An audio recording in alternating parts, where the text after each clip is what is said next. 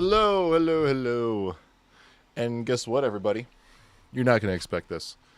Nope, you're not going to expect this. I've completely reorganized my bookshelf and the posters on the wall. All that was done within the last 24 hours. So the posters, those ones are actually made of wood, believe it or not. Those ones are made of wood. And those Star Wars ones.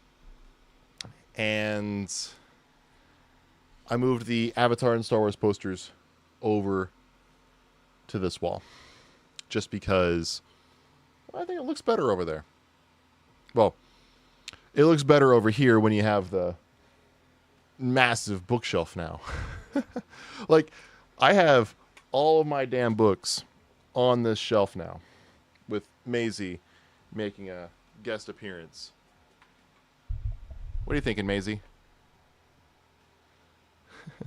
Sophie's down here somewhere.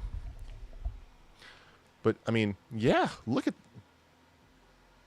big ass bookshelf now. I can actually hold all my books on my bookshelf, or nearly all my books. I have some of them down here, but they're not as exciting as the ones that are over here. But yeah, I mean, just look at that. It's my room feels so much nicer. How's it going, Nick? You like the new room layout? I upgraded some stuff. I actually was able to clean my room.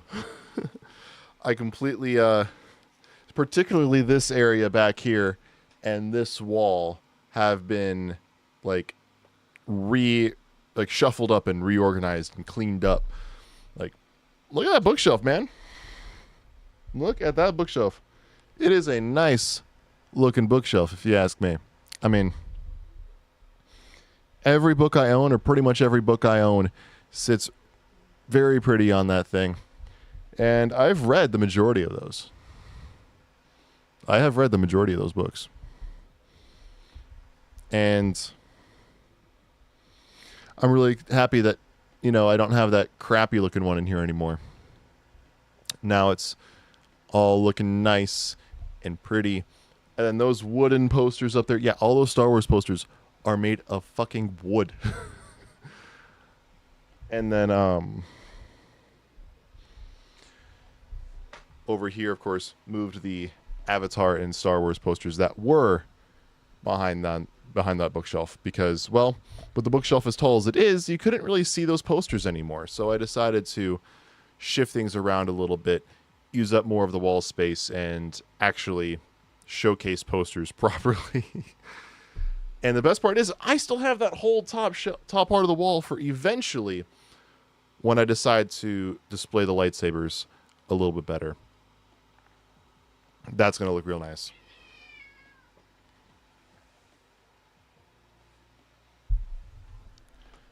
Are you two okay?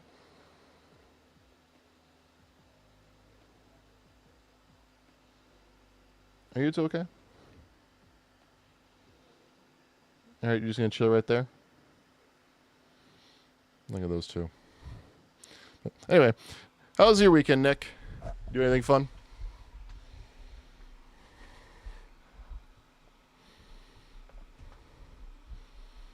Oh, have you started playing Marvel Rivals yet?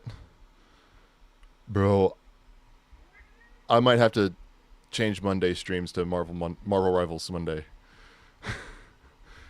Not yet. I'm still we got to focus on Until Dawn. But dude, I might have to do that. It's been dominating a lot of what free time I can find these last few days. Marvel Rivals is so fucking fun. Like, I was never a big Overwatch fan. I could never quite get into Overwatch. But good God, is Marvel Rivals fun. Like, God, it's so much fun.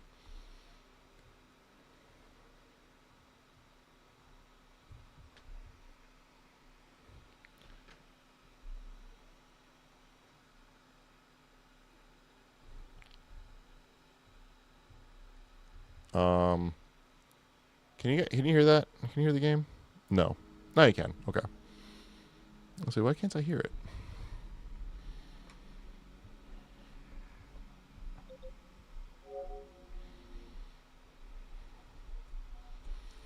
I cannot wait because we're supposed to be at the end of this run.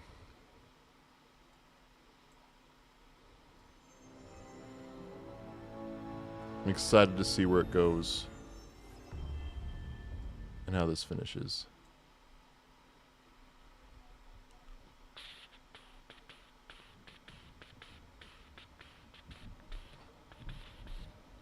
We got through chapter... Yeah, we went through chapter 8. We're on chapter 9 now. But, yeah, Marvel Rivals. Oh my god, Marvel Rivals is so much fun.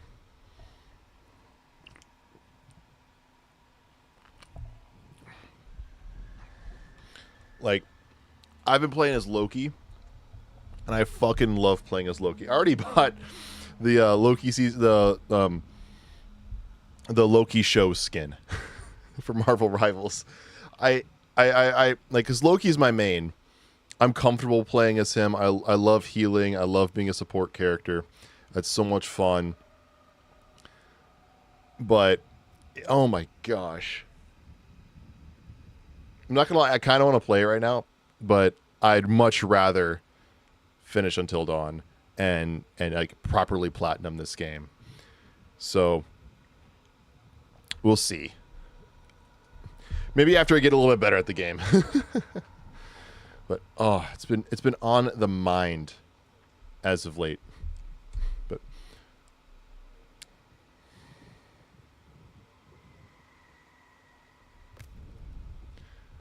what does that mean? This is the same memory. But we can't get all the collectibles.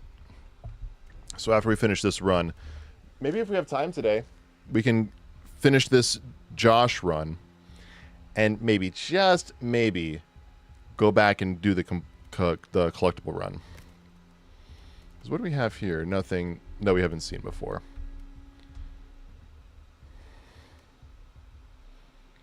Okay. So, why don't we go ahead, goat head, and get started with Chapter 9. Because Chapter 9 is going to be starting off with a little bit of a grind, because it's the second Mike in the Sanatorium bit.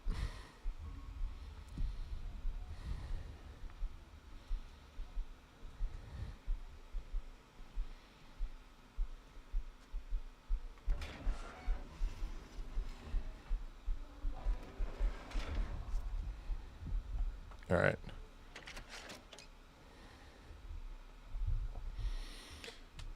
But yeah. Nick, have you started playing Marvel Rivals yet? I feel like you have.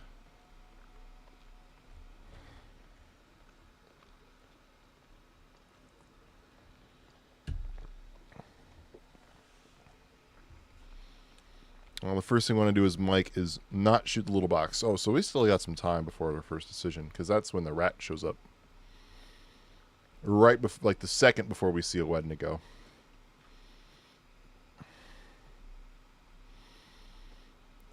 Do do do do do do do do do do do do do do do do. Here, what I'm also gonna do. You haven't played Marvel Rivals yet? If you get a chance, it's completely free. And even all the pay to play, like there's no pay to play or any pay to win or anything like that. It's all pay for cosmetics, like how Fortnite used to be. But yeah, Hulk or a lizard, Hulk dude. At the end of the day, it's whoever you fucking want. But it's if it's proper Hulk, yeah. But yeah, dude, it's completely free. And if you've ever played a second of Overwatch, it's the most similar game to it. And it's, oh my gosh, it's so much fun. I can never get into Overwatch. I've tried playing it. My brother's fucking ranked at Overwatch, or at least he used to be. And I tried playing it with him. I couldn't get into it. I kept trying. I mostly played Junkrat. That might be the reason why. I might have enjoyed it more if I played like Mercy or something. But it was. I so wish I could have gotten into it, but now with Marvel Rivals, it's like, oh, I actually like know all these characters. Like I've loved these characters since I was a little kid, and like I know what everyone generally does. I've played enough Overwatch to know the different roles and how to play a game like that. And you just put shit together. And oh my god, is it fun. Hey Connor, have you played Marvel Rivals yet? I'm going to be asking that question a lot tonight, by the way. Oh my gosh, I'm having so much fun playing through that.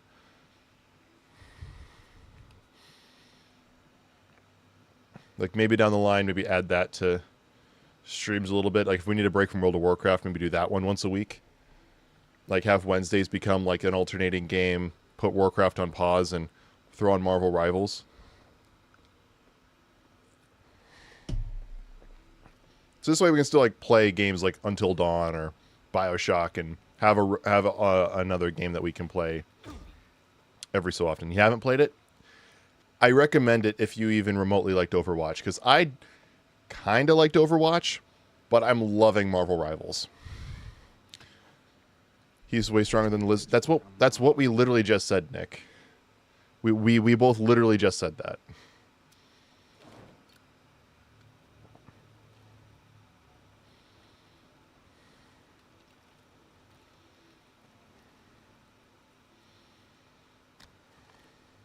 So, good enough. Yeah, even if you kind of liked Overwatch, if you ever even played Overwatch, download it, play a game or two, see if you like it. I've been playing it a lot.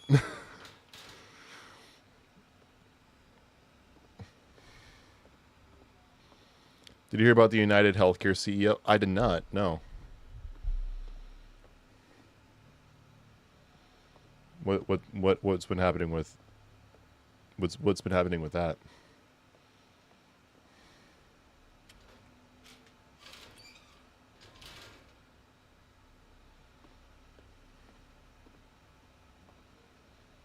Wait, this is nothing. This is all collectibles. And since we sacrificed collectibles earlier, I'm not going to waste time trying to get those. We're definitely going to finish this run for the special ending. And then possibly, if there's time, definitely start and try to finish the collectibles run, starting from chapter 7. And depending on time, try to finish that one too, but I that's going to be 5 total chapters. It might be a really long stream. As long as we're efficient with time, I think we could pull it off, getting both runs done today, but we'll see. Hey. No guarantees. Hoping I'd run into you again. But definitely going to try to finish this special ending run. All right, pal. Come on with me.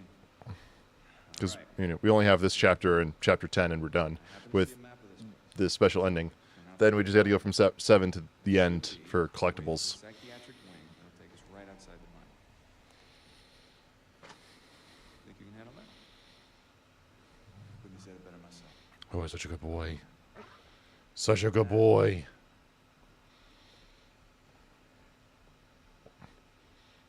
The good boy.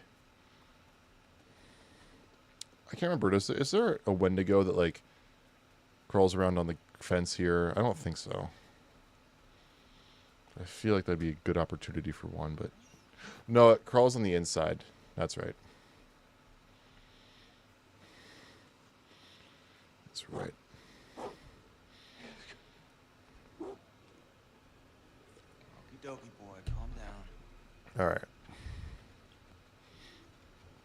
The first thing it tells us not to do is, or to do or not to do, is to not shoot the little box and do nothing. Like you, Wolfie. That's the first decision. All right, what's my favorite fast food kids meal? Fast food kids meal. None of them, because they never filled me up. He was shot outside a hotel in Manhattan Wednesday morning. Killer was using a ghost gun, assumed 3D printed. Jesus Christ. See that? Spock or Darkseid? Whoever you want. All right, Wolfie.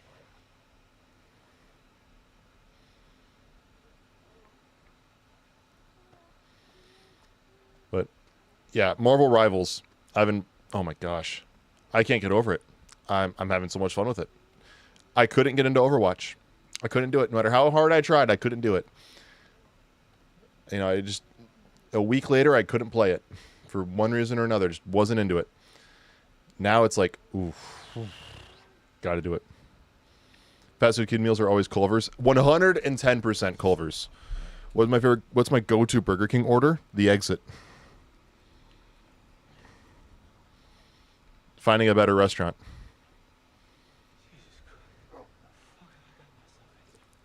If I'm forced to go to Burger King, I don't know. It's the basic fucking Whopper. That's really it.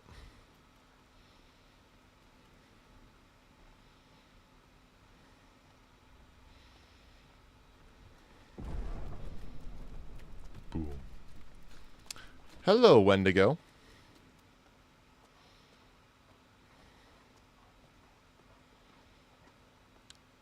Nick, I told you, it's whoever you want. Stan Lee said it himself. So between Sabak and Darkseid, it's whoever the fuck you want it to be.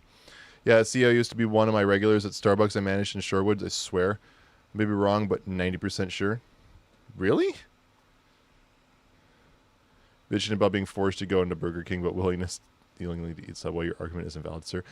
I've eaten so much fucking Subway. I'm so numb to that. And what's wrong with Subway? You built the fucking sandwich. If you have a problem with it, get skill issue.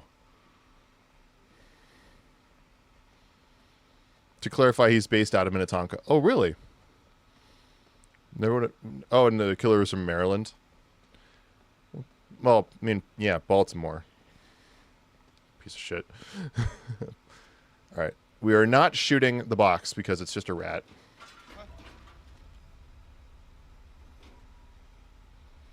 And then shoot the Wendigo, though. Quote. That's literally what it says. Shoot the Wendigo, doe. Hi, Wendigo. Bye. I know GMs of Subway, so many rats and mold. I haven't gotten sick. You know how much Subway I've eaten back when I was in basketball? Now, is Subway the best sandwich restaurant? Fuck no. I wouldn't even say it's top 3. It is the 3 best in any particular order. Well, I'd say the best is Jersey Mike's. But in close second/third, I'm going to go Firehouse. Firehouse Subs is amazing. If I had to go another one, definitely not fucking Quiznos. God, fucking hate Quiznos. Jimmy John's is fine. You're getting a solid sandwich. You're never going to turn it down. You're paying for speed and convenience. Quality of sandwich, it's never going to be bad. It's just definitely not going to be good. The Jersey Mike's best sandwich shop. Firehouse is up there as well. I'm blanking on other sandwich shops. Completely blanking. Oh, this one doesn't exist anymore, so I'm going to give it an honorable mention. Witch Witch. I fucking loved Witch Witch. It's gone. I miss it dearly. Then we want to go left. And then QTE as soon as you have the machete. Oh, shit. Ah! My guide! There we go.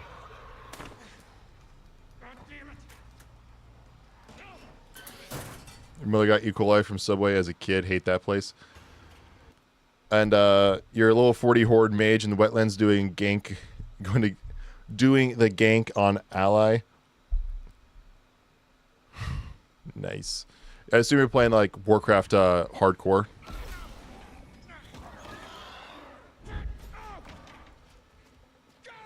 Oh, that's right. I have the QTEs automatic. And I have the don't moves automatic as well. Shoot the Wendigos whenever possible in the cells section. Mike has infinite ammo. And shoot the barrel when there's 2. Continue on. Am I the only person who's never gotten sick eating Subway? Goddamn Miss Witch. Oh my, yes. Oh, classic PvP server. Okay. Yeah, Witch was fucking goated. They had this like barbecue pineapple sandwich. Oh my god. Good soup. If anybody remembers that Adam Driver meme.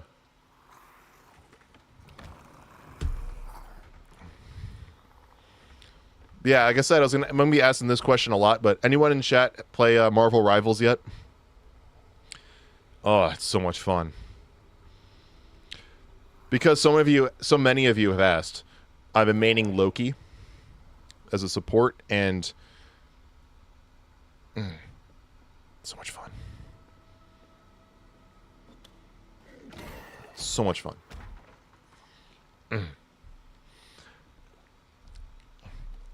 I just like that they wouldn't blink and at an eye. Name's right in the back. I wrote John Cena once. I was in high school and I was just like, because that was right when like the John Cena memes were like getting really popular again. So I wrote it down and the dude went out for it. Like, it got to the end of the line and dude just belts out, and his name is John Cena. Oh my gosh, it was awesome.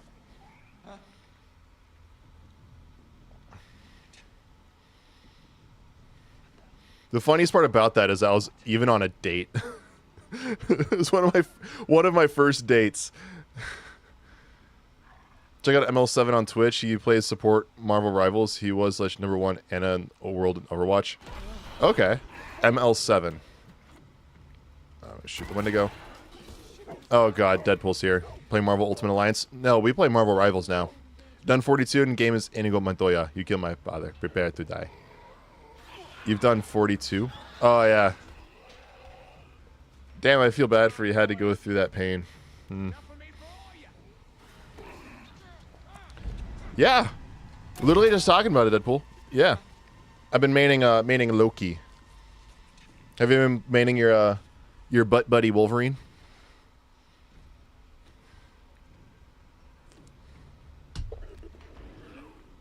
I feel like you've been playing Wolverine.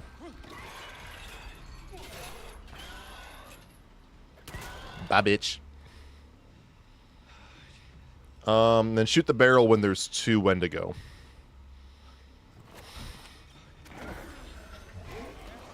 This game is so much more relaxing when I have auto succeeds QTEs and don't moves on. Hi, Mira. Also, Marvel Snap, same dev as OG Hearthstone. Ben Brode left Blizzard and went to make Marvel Snap. I have Marvel Snap. I've never played Marvel Snap, but I've heard nothing but good things about it.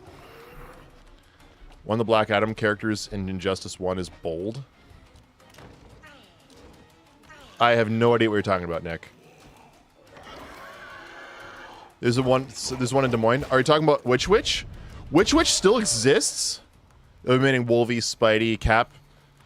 Okay. I mean, it kind of fits for you. You have much respect for Captain America, Wolverine, and Spidey, of course. Man, just add me already. Not right now, buddy. Oh, yeah, Deadpool. Yeah, we need Deadpool in the game. 100%. There's a Witch in Iowa. The only good part of Iowa right now.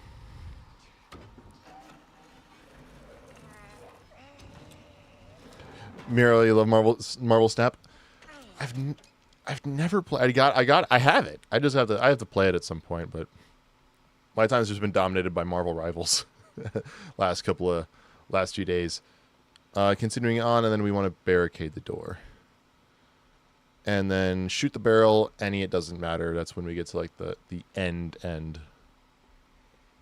of this section. And then we take over as Ashley, and that's when we're like going down go down like past the manhole cover. Oh, excuse me. Or we're going down into the mines. Depending on how efficient we are with this run, we very well could finish this and the collectible run today. Possibly. We'll see. Almost every game I played had Doctor Doom and the main big in it. Marvel Ultimate Alliance, Marvel Rivals, Fortnite, Lego Marvel. Because Doom is like one of, if not the best, Marvel villain ever. Thanos just dominated like the MCU. Marvel Snap's a great game. Also, if I like Marvel Snap, recommend card game CCG Ascension. A friend, Brian Kibler, helped make that game. Recommend it 100%. Card game Ascension. I feel like I've heard of Ascension. Run, bitch! Run, bitch! Run! Barricade. That's what we want to do.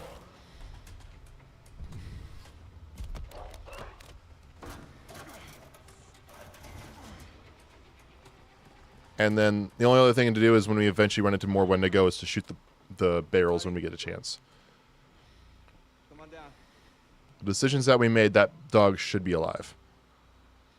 How do you feel about RDJ as Doctor Doom?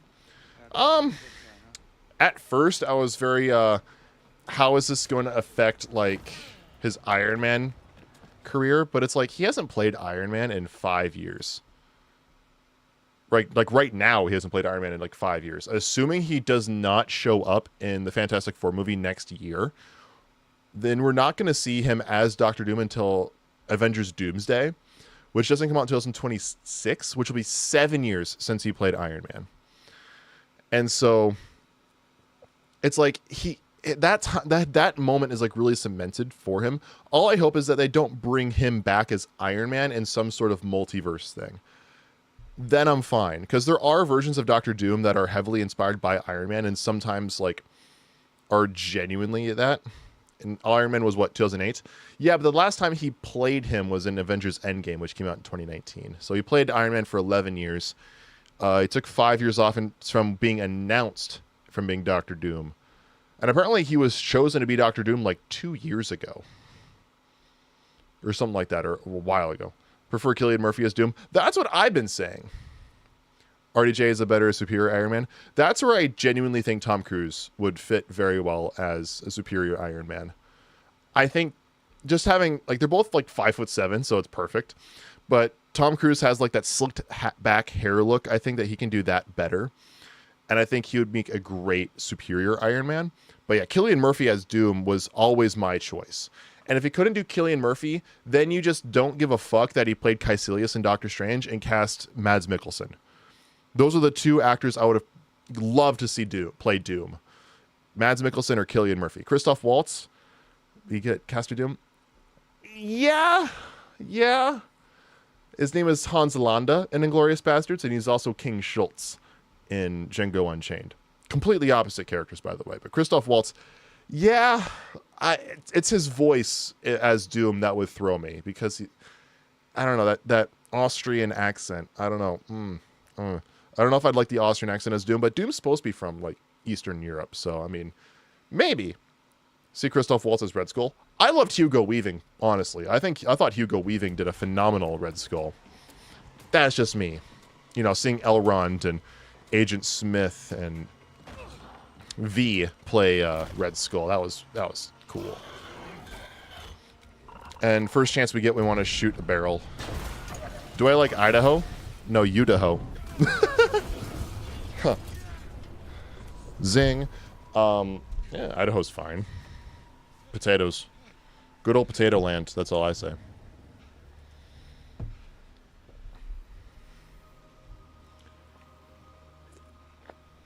I don't know. I don't know if... Because, let's see here. Captain America 1 came out in 2011. God, it was stupid. Happy birthday for the month. Thank you. Hey, Jessica's alive. I'm going to mess with my settings here. Doom can speak English fluently, so I guess RDJ would have this European-British accent for Doom. I mean, that's if they're going like this specific Doom. There's a lot of... yeah,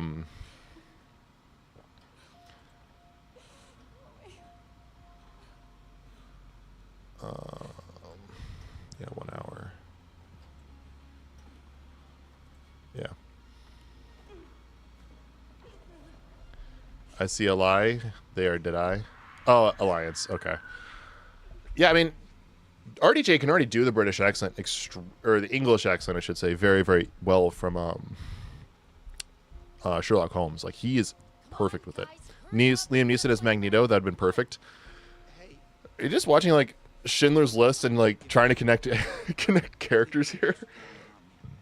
Liam Neeson would be fun as Magneto, but here's another thing: Magneto and with Magneto and Charles Xavier is supposed to be like originally from the 40s. That's like the characters were supposed to be like like teenagers 80 years ago, because Magneto is supposed to be from the Holocaust, right? So that means in 2020 or the 2020s, Magneto would be like 95. Unless there's some time travel bullshit, it's not gonna be super believable. For lack of a better word. And so I actually heard a great concept like a couple years ago. I'm sure we've all heard it, where they changed the origin for Charles Xavier and Magneto. Instead of it being around the Holocaust, have it be with civil rights. And then you cast either one of these two actors as the roles. It's like Denzel Washington and Giancarlo Esposito, who I know is casted as, I forget who. I don't think it was announced officially for Captain America: Brave New World. So that I don't know if I don't think that's gonna stick with Esposito. But I know that Denzel was in talks to play either Xavier or Magneto, and they were going to make it about civil rights rather than the Holocaust. Because if you make it about the Holocaust, Magneto would be pushing 100 years old. If you make it about civil rights, and let's say they're 15 in like 1968 or something like 1965, not 68. If they had civil rights, like say they're 15 in 62, they're born in 47. And right now they would be 73 or no, 77 right now. Yeah, they'd be 77 right now. Still really old, but at least believable. Half believable. You want to reassure. And I would actually be down for that change. And then, that recasting of,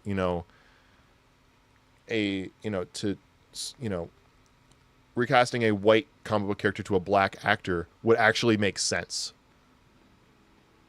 That's just my thoughts. Like that recasting would make so much sense, just because it would be about civil rights instead of the Holocaust. I don't know. What are you guys' thoughts? What do you think about that? I personally think it would be a very, I shouldn't say logical. Well, it would be logical, but everything about that to me makes sense when you think about it. Just because, anyway, I'm rambling right now, but I don't think we're going to see Magneto and Xavier in the MCU for some time. Another Blackwash. I love Esposito. I think he'd be great as Charles, but no, I'd rather see Ralph Fiennes as Charles. I don't know if I'd want to see Voldemort play Charles Xavier. I don't know. I don't know if I'd want to see Voldemort play him. All I'm going to say is if they do the Holocaust route and keep the characters 100% comic accurate, then they're going to have to come up with some reason why the characters are like literally 100 years old. Hey, what about this? I mean, should we try it? Well, it's not likely that Or they have to set the movie to be taking place in like the 90s and the 2000s, like the original X-Men movies did. And explain like where the X-Men have been for the entire MCU. Or you don't give a fuck about the X-Men yet, and you do it after they soft reboot the MCU, and to bring back, a lot of those older characters like Iron Man and Captain America and Black Widow as different actors in different versions. Maybe then you do a superior Iron Man, or, another version of Captain America that coincides with Anthony Mackie's Captain America. My thoughts. All I know is I wouldn't mind the civil rights version of Xavier and Magneto, personally. Tweak the civil rights and have mutants involved in it, mutant rights. Fun fact, Deadpool. you say it in Deadpool 2. It's a metaphor for racism that was made during civil rights in real life. The X-Men wouldn't exist without the civil rights movement in the 60s because it was supposed to be a metaphor for civil rights. So, yeah. Yeah, X-Men needs to be recast. Hey, we should close. Yeah, considering there is no cast for them right now. I mean, what if something's following us? It should rank all 50 states on this channel, even though you haven't been to all 50. Catch up, please. How many have I been to? Yeah. I've lived in Minnesota and Missouri. I've sadly been to Iowa and North Dakota and South Dakota and Nebraska, Kansas, Wisconsin, Michigan, Illinois. If you count states I've driven through, then there's like Tennessee, Kentucky, Georgia, Florida, Texas, New York, New Jersey, Pennsylvania, Massachusetts, Washington State, Washington, D.C., not a state technically, but it is its own specific area, in which case I've also been to Virginia. I think it was Virginia. California, Arkansas,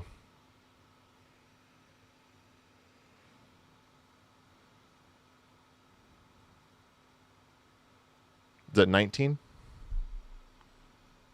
Is that what the count's at? Is 19?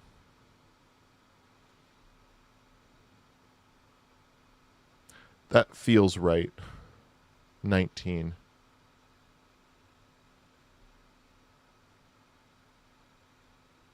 Is there another state?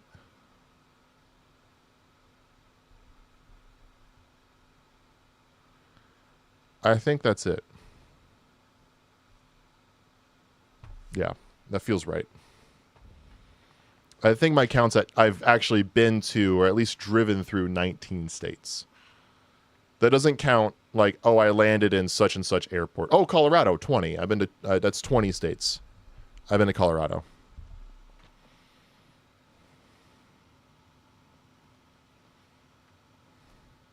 Love Tennessee. Talk about it all the time. Tennessee's nice. It's the only 10 I see. It's horrible.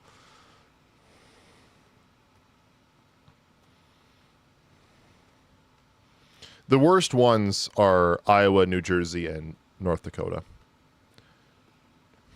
Those are probably the worst states I've been to.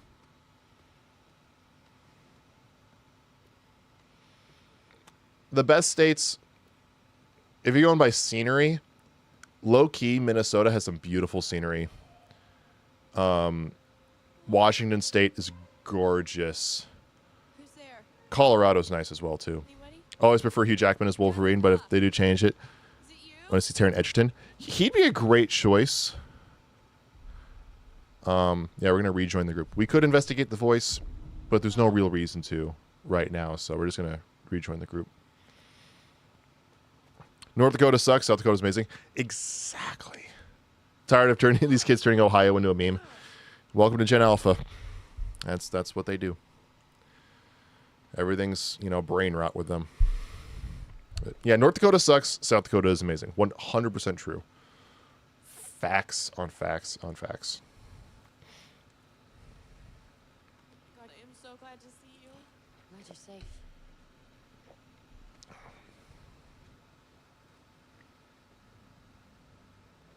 Look. Look there. Wow, great. Ladder's toast. We're never gonna make it up there. In a way, this Skibidi Toilet toy already. Do it. Believe it. It's like a rock wall. I'm gonna keep going. If it can sell, Back to the lodge. it'll be made. Mike. Good South luck. Dakota's so pretty, it looks like Windows background. It does. South Dakota, especially in the Badlands. Oh my god. South Dakota is just beautiful. South Dakota's got to be like one of the most underrated states in the entire country.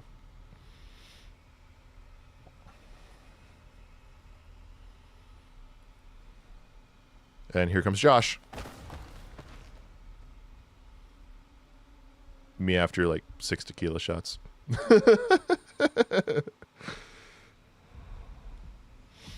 All right, now we're playing as Sam. It says leap, leap, whack-a-mole, Wendigo, head twice. And that's it for chapter 9? Jesus, we're flying. We're not even an hour into the stream. That counts the starting soon screen. Chris Evans is being cast as Adventures Doomsday. I don't know how I feel about that. I don't know what...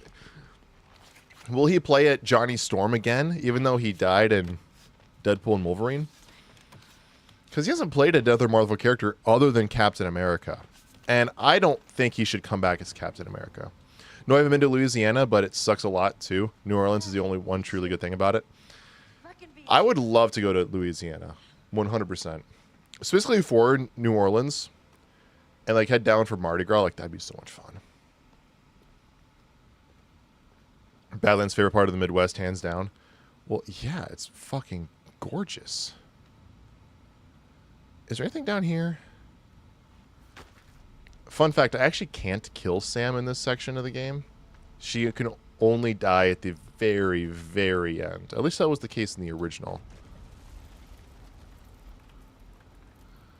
I think I'm going the wrong way.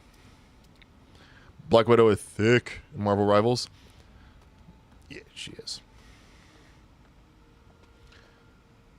Can I go up, please? Oh. Oh, you can climb that massive wall, Sam. But you can't jump back up this section. That is some bullshit. Yeah, I've been maining Loki, to be perfectly honest. I actually, today, bought the Loki TV show cosmetic. Can't kill her, but you can make her miserable. Yep. I think everyone's miserable, Froust. Let's be perfectly honest here. I don't think I've ever been back here. Oh. There's a totem, but we'll leave it just because, you know, we're not getting all the collectibles for right now.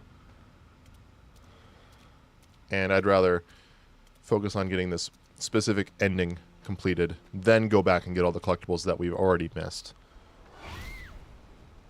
Oh, that's a spirit of a Wendigo. That's cool. You still playing this ugly? Hayden Panettiere is ugly. Get your eyes checked, dude. Yeah, that's right. Come on, girl, you could do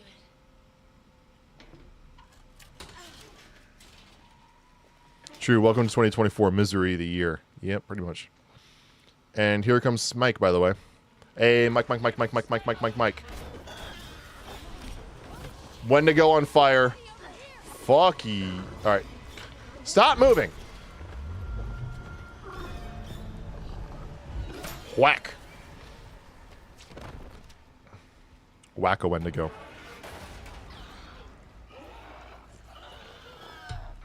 And that's going to do it for chapter 9. Define all right. Alive, for a start. Yeah, that life's good. What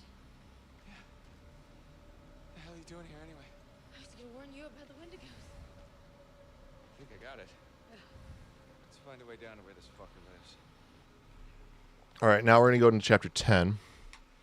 We're going to start with, like, Josh freaking the fuck out. And the only thing we do with Josh is technically a QTE, but since we have the auto succeed on, we're just gonna. Right now, it's just a movie. They meant the girl, Hayden Panettiere, the actress, Sam, the character. Still, get your eyes checked, dude. Sessions are of any help to you now. Just won't listen to me and things seems pretty fucked up. Dr. Hill, I wonder if that's a technical term. So I'm gonna leave you now, Josh. It's time you learn. There's more to be afraid of that can be dreamt up by the unhinged imagination of a self-indulgent, spoiled little brat. You had so many people who cared about you, who were willing to help. But at every turn you choose. Every turn. Oh, he says that. Turn.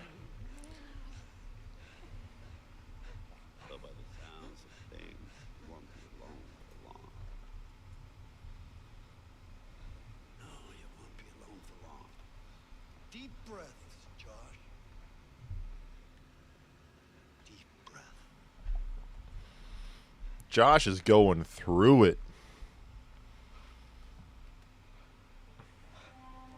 Jacques, frère Jacques, dormez-vous, dormez-vous. Ding dang dong, ding dang dong. Get away! Get away from me! Me when I want them to get away from me. Best Batman actors to go: Michael Keaton. Best Batman actor. If you're counting only live action, which means that you do not count Kevin Conroy, all around, personally, I loved Ben Affleck, but you can't go wrong with Michael Keaton. Bale is overrated as fuck. Not bad. He's good at Batman. Overrated as fuck. He is carried by his own movies. Okay. I trust you. He's carried by Nolan and Liam Neeson and Heath Ledger. Like, he's carried by all of them. Bale is... he's good. He's just in the best movies. So I have a similar opinion with Tobey Maguire as Spider-Man. He's great. He has the best movies. Andrew Garfield was better at being Spider-Man. And Peter Parker, in my personal opinion. The writing for Peter Parker was a little goofy with him just because he was, you know, the cool skateboarding, you know, kid rather than the dorky nerd. Like, if you give the Peter Parker writing to Andrew Garfield, it's perfect. The Raimi, Tobey Maguire. Yeah. But Pattinson's great. I want to see more than one movie with Pattinson. But he is great. And I cannot wait for the second movie. I love that version of Batman.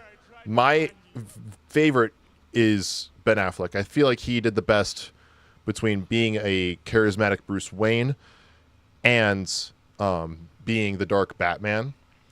And he also has some of my favorite lines in the this is in the theatrical cut of Justice League. The theatrical cut of Justice League, the shit version, has one of my favorite lines where he's talking to Alfred about reviving Clark Kent, and he just says he's more human than I am. It's like, oh my god. This just made Jigsaw from The Punisher just look like Two-Face. Jigsaw from The Punisher. Jigsaw look just like Two-Face? I'm trying to think what you're talking about. Like, when you say Jigsaw, I think of, you know, Saw. I want to play a game. Like, I think of the horror movie. Or are you talking like... no, it's Scarface when you're talking about the ventriloquist. Andrew Garfield is the best Spider-Man, in my opinion. Don't care if Peter Parker is supposed to look like dork, but Andrew is supposed to be a cool Peter, in your opinion. I really loved The Amazing Spider-Man 1. Hot take. The Amazing Spider-Man 1 is better than Raimi's Spider-Man 1. The Lizard Amazing Spider-Man movie is better than the Green Goblin Tobey Maguire movie. Hot take. Amazing Spider-Man 1 is better than Raimi's Spider-Man 1. Billy Russo. Maybe someone who worked in the You're I have no opinion because I don't. Are you talking about like from the Punisher movie or Punisher show? I've seen neither. I watched Daredevil. I watched all of Daredevil. I watched the first seasons of Jessica Jones, Iron Fist, and Luke Cage, as well as the first season of Defenders. I don't think I ever got around to watching the Punisher show. I've heard great things though. Sorry about that. Now we're Sam. feel really terrible all of a sudden. For added measure, find Beth's grave and watch Find Hannah's journal. There's no other way through. Oh, back. Beth's grave.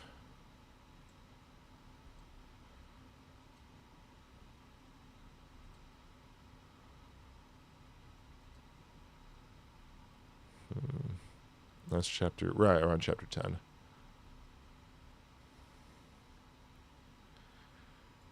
With Micah, Sam, shortly after you control, you're supposed to jump into the water, but before you do that, turn left and move forward. Amazing Spider-Man 1 is underrated. The only thing I don't like about it is a lizard's plan to turn everyone into lizards, which is kind of stupid. Isn't it kind of comic accurate, though? Figurine looks more like Two-Face, but the actor... Nah. Oh, yeah, supposed to go this way. Okay. Mike. Is that what I think it is? Looks like a grave.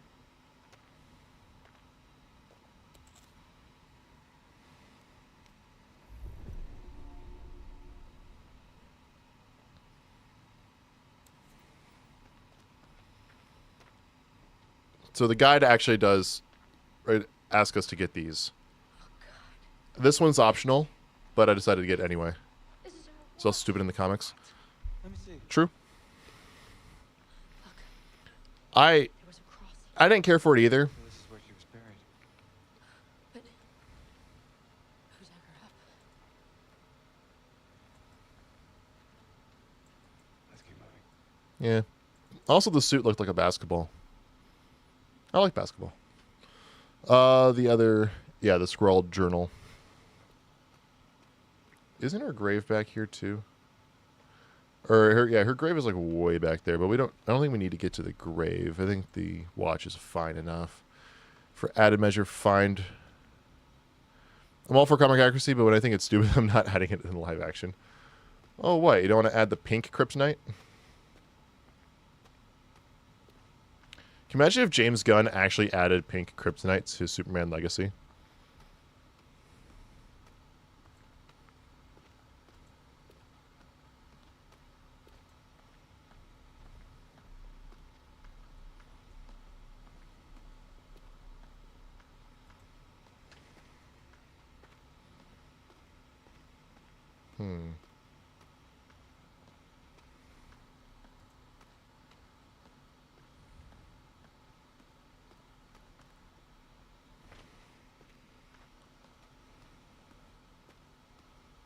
Alright, there's nothing back here.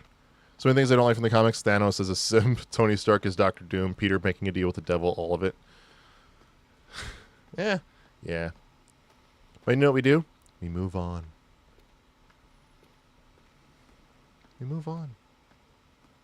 Stupid shit happens in the comics. Green Lantern's weakness for years was not the color yellow, which is already dumb. His weakness was fucking wood. Wood! Fine. DC's coins, because boy, yeah, exactly. Green Lantern's weakness was fucking wood. Rod, it's okay. Sure? I'm not dead yet. Famous last words. It's freezing. I can't feel my fingers. And then we're gonna go and get Mike. Move your ass. And you're gonna get to Beth's grave, which is over here with the journal. Wait a minute, I thought you reached the deepest part. Is he following us? Yeah. No. Thank you.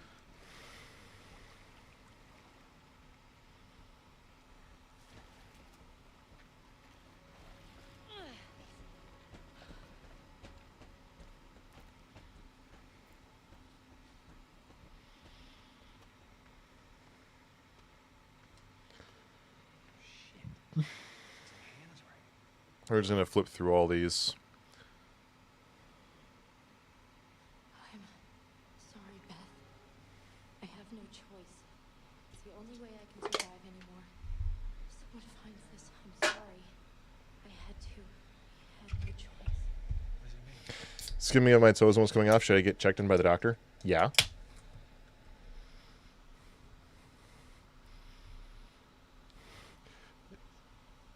Yeah. I would, yeah, I'd go to the doctor. The skin on your toe is almost coming off. Yeah, go to the doctor. Hannah dug up Beth. It was Hannah.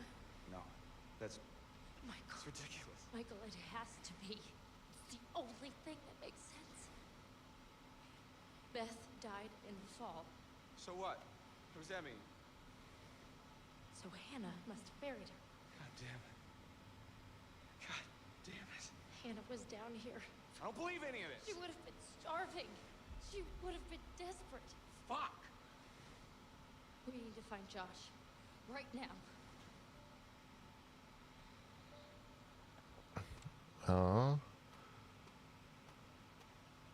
And her grave, is her grave back here?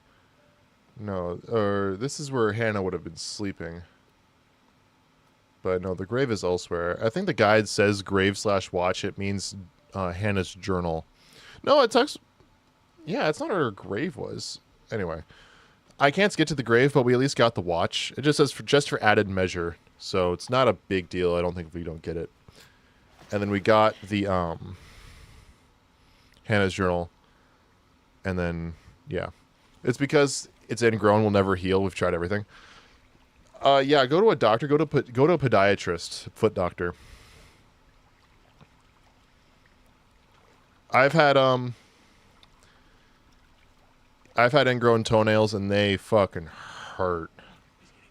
So I myself went and get it taken care of. Basically, what this doctor did was basically just, for lack of a much better word, rummaged around and after numbing up my toe, and he like cut that part out, and there was a solid like chunk of nail that was growing in my foot. It hurt to walk.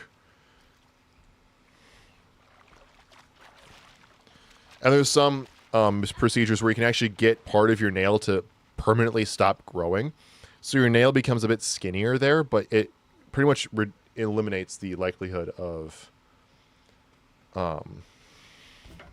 ingrown nails in the future of that toe.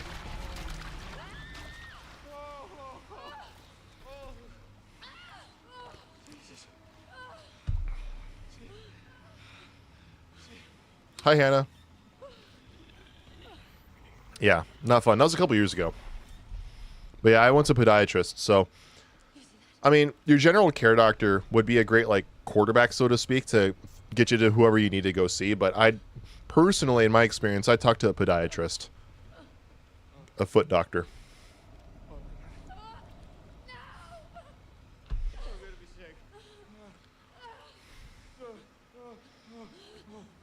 Wait. I think I saw something. Have you seen Speed with Keanu Reeves? It's a classic, yes. Of course we have. Pop quiz, hot shot. Dennis Hopper is the villain. Jeff Daniels. Jeff Daniels either plays the dumbest character in a movie, or he's like a super serious, super smart. Okay. I trust you. All right, so now there's a section as Josh, though it's just Hannah and Josh recognizing each other. What's the matter with me? He's tripping or something. Josh! Mike. Josh! Hey, man. Man, Josh is going crazy. Crazy? I was crazy once. They locked me in a room. A rubber room. A rubber room with rats. And the rats made me crazy. Crazy? I was crazy once. They locked me in a room. A month? A rubber room. A rubber room with rats. The rats made me crazy. Crazy? I was crazy once. They locked me in a room. A rubber room. A rubber room with rats. The rats made me crazy. Yeah.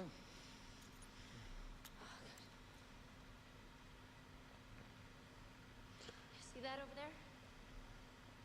That means there's a direct way out. Come on. There's no way Josh is gonna make it up there. Okay. If you help me up, I can go back to tell the others we're okay. Yeah, good. You bring Josh back the way we came, and we'll all meet at the lodge. Be careful. Hey, Crazy? Yeah, I was crazy once. Alright, let's go, you fucked up son of a bitch.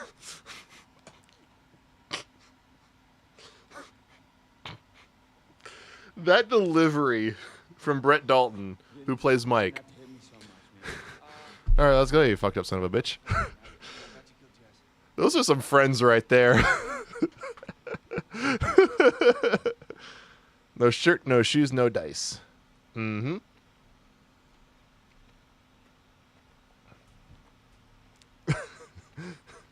All right, let's go, you fucked up son of a bitch. Fuck. Fucking hell, that was funny.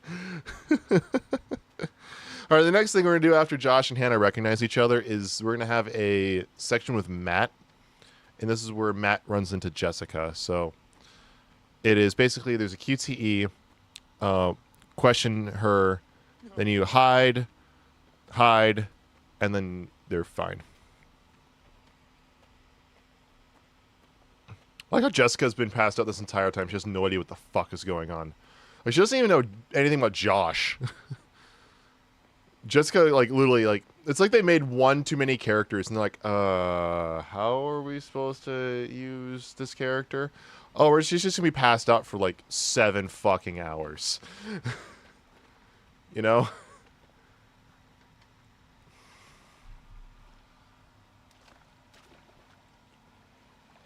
The first playthrough I ever did, I genuinely forgot Jessica was a character. You play as Jessica like twice. You almost play as Josh more than Jessica. Alright, so here Matt's about to get... Mike's about to be pulled underneath the water, and then Josh is going to recognize Hannah, and Hannah's going to recognize Josh. Here goes Mike. And then here comes Hannah. Now. Now. Oh, I gotta walk. Now. No, you're not real. No, you're not.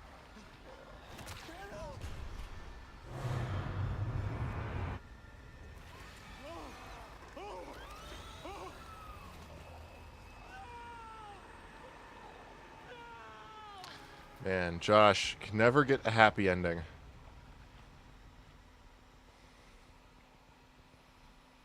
Alright. So now we're going to be Matt.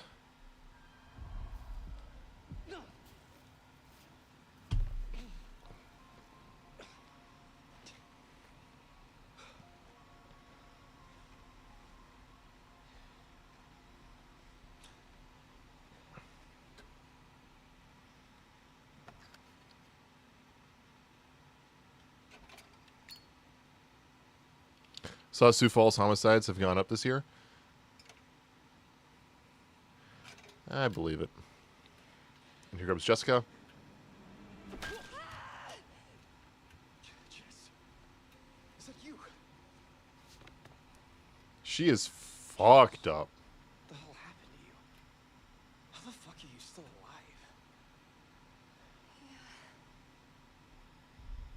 alive? It says question her. How did you end up down here? Mike and I were messing around, and then it was. What?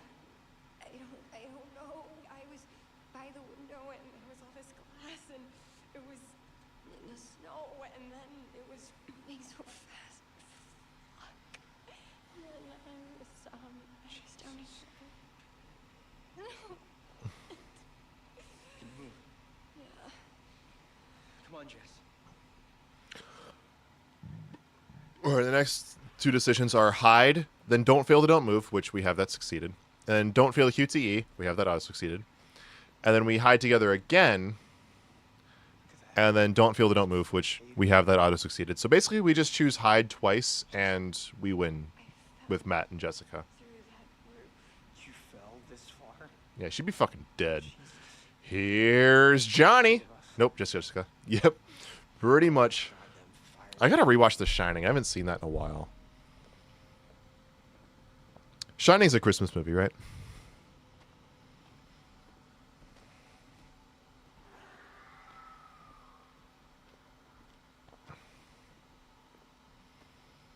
I'm excited to see what this ending's gonna be. Because I know a little bit about the ending we're about to get, but I've purposefully kept my knowledge to a minimum. Just enough so it's like, okay, we have this guide up. I know it has something to do with this thing that wasn't in the original.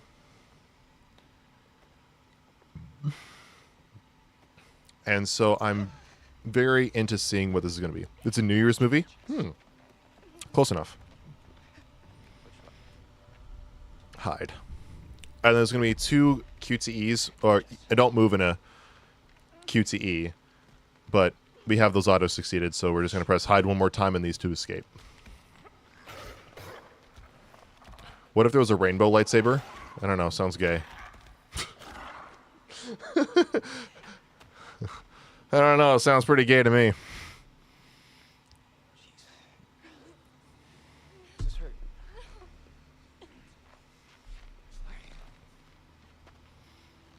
All right. I don't know. Maybe that Jedi is fruity. We gotta do this. Get out of here. Come on. Come on. Come on, come on.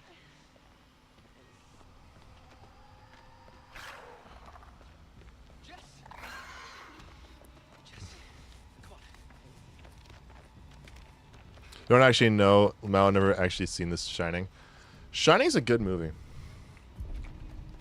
It's fucked up, but it's fun. Fun. It's a good movie.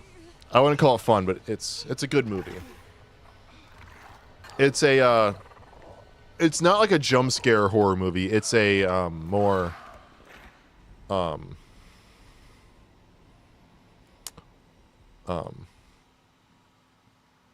what's the word? Fucked up. Or is Quiet Lambs mean Silence of the Lambs? I just realized I didn't even have my fucking side light on this entire time. I'm gonna put that on. There we go. Silence of the Lambs is also really good. I prefer Silence of the Lambs to The Shining, personally. I've only seen both those movies once apiece. Watched Silence of the Lambs a lot earlier before I watched The Shining. But,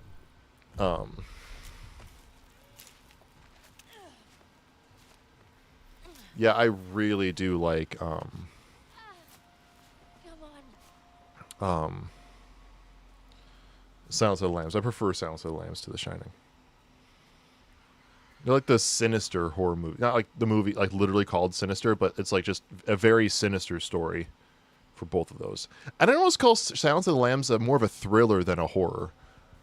Like, I feel like a lot of people would call Silence of the Lambs horror, but I wouldn't put it under horror. It would be a very light horror. It's much more of a psychological thriller.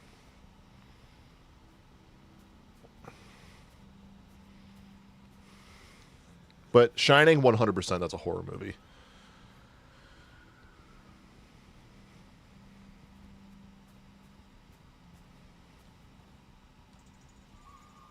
Like, I'd almost put Silence of the Lambs to be more similar to Todd Phillips' first Joker movie.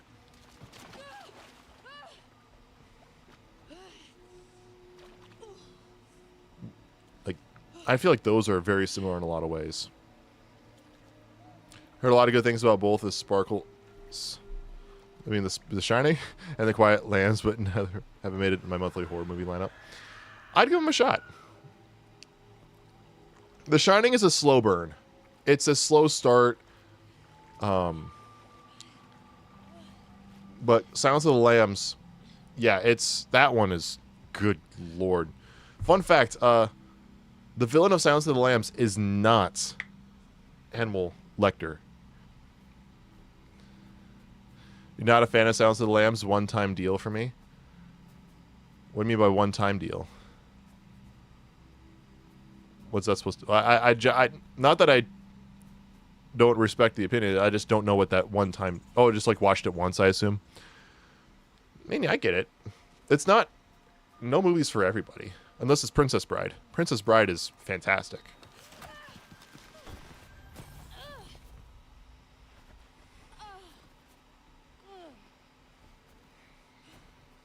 Inconceivable!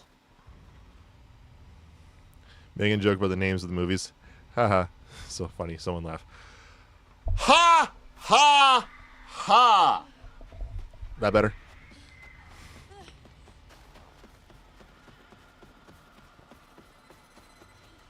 Run, bitch! Run! Her eye. Oh, that's her headlamp. I was gonna say her eyes are glowing. It says that we should lock the door, and basically it's just a bunch of succeed the don't moves, which we're gonna be able to do.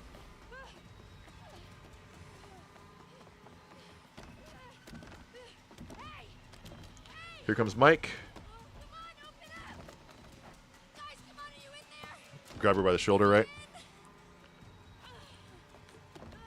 Sam. Yep, seen it once and never again. Fair enough. I've only seen it once. It'll look worse if we stay But here. I would watch it again. It's good. My opinion.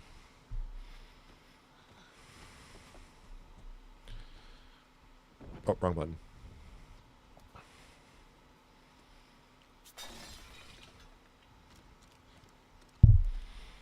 You have any idea what's going to do your heating bill?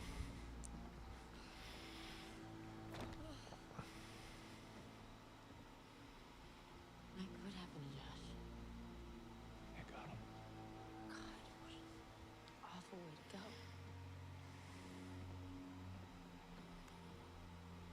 Not good. What do you think we should do? We should check the basement. Might be someone left down there. All right. We're almost done with this run. And we're not even an hour and a half into the stream. An hour and a half in, and we'll be done with the first part of this run. I think we might have time to get close to and possibly finish the collectible run as well, because we only have to pick that up from chapter 7. That's when Sam runs into Mike as Josh is revealed to be the psycho. Maybe. We'll see. We will see. I will do my best to make sure we can finish that collectible run, but I'm not going to guarantee we will tonight. It says that we should try to lock the door. They'll fix the heating problem at the end of the game, don't worry. Yeah, right.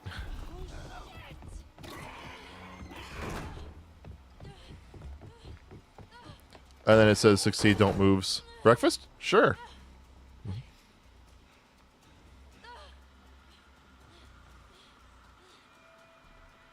Here comes Sam. So we locked the door, which does absolutely fucking nothing. I have auto don't moves on. So we don't have to worry about that. I can relax and just make sure I make the right decisions. See?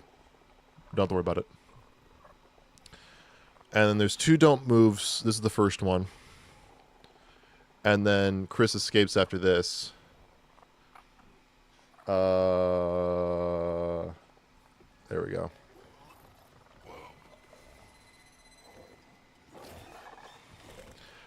I don't know why this remake looks super dark on streams.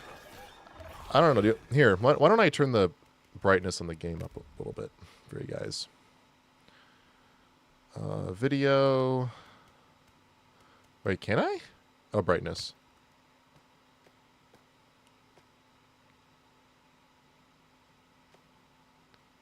Here, that should be...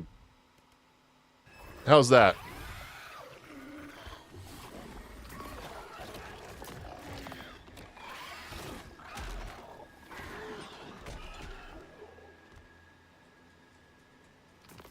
I feel like that's like a proper nighttime look. Using those like blues and grays instead of black.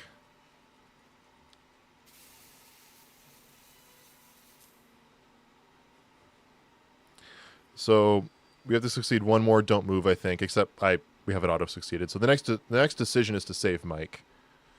Much better? Sounds awesome. Next decision we have to do is, when it pops up, is that we save Mike. And then Emily escapes. Then we hide again. Ashley escapes. Hide again. Mike escapes. And then Sam escapes. So this is the second don't move, but I have the auto succeed on because I don't want to fucking deal with it. I'd rather just enjoy the story because we're going for a specific ending kind of thing. So, yeah.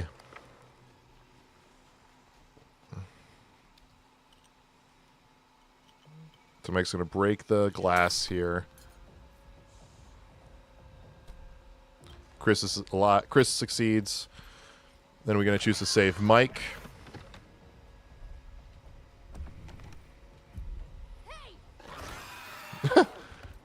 Bitch! Speaking of bitch, Emily escapes. And then it's succeed this don't move, which we don't have to worry about it. And then we hide. And then Ashley escapes. Then we hide one more time and we win. So it's hide and hide.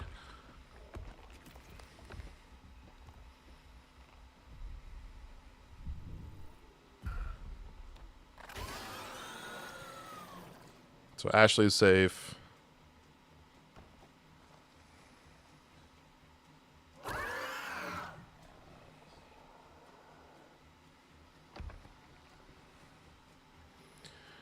And then this is the don't move. We hide right immediately after this is the decision to hide again. Then Mike gets out. One of the miners. Hide again. And that's it. We did it. Now it's just a matter of watching. Because now Mike escapes. Then, well, there would be a don't move, but since I have that auto, we just have to wait. Hannah, babe, I think a facial might help. Hannah. Hannah. Is that Hannah? I think that, yeah, that might be Hannah. Yeah, I see the tattoo. That's Hannah. That's her best friend. That's fucked. Sam had nothing to do with that prank. She actually tried to stop it. Imagine Sam dangling the PS5 controller in Hannah's face while you have the dope moves as she succeeds. Auto succeeds. It was just sitting in my lap.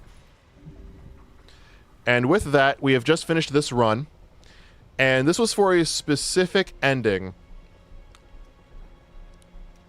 I don't want to read what it is. I want to experience it on the screen. So we'll see what we end up getting. I think it's supposed to be in like the post credits. Or like mid or post credits. I don't know if it's in the mid credits or in the post credits. I'm guessing mid credits. So we'll see.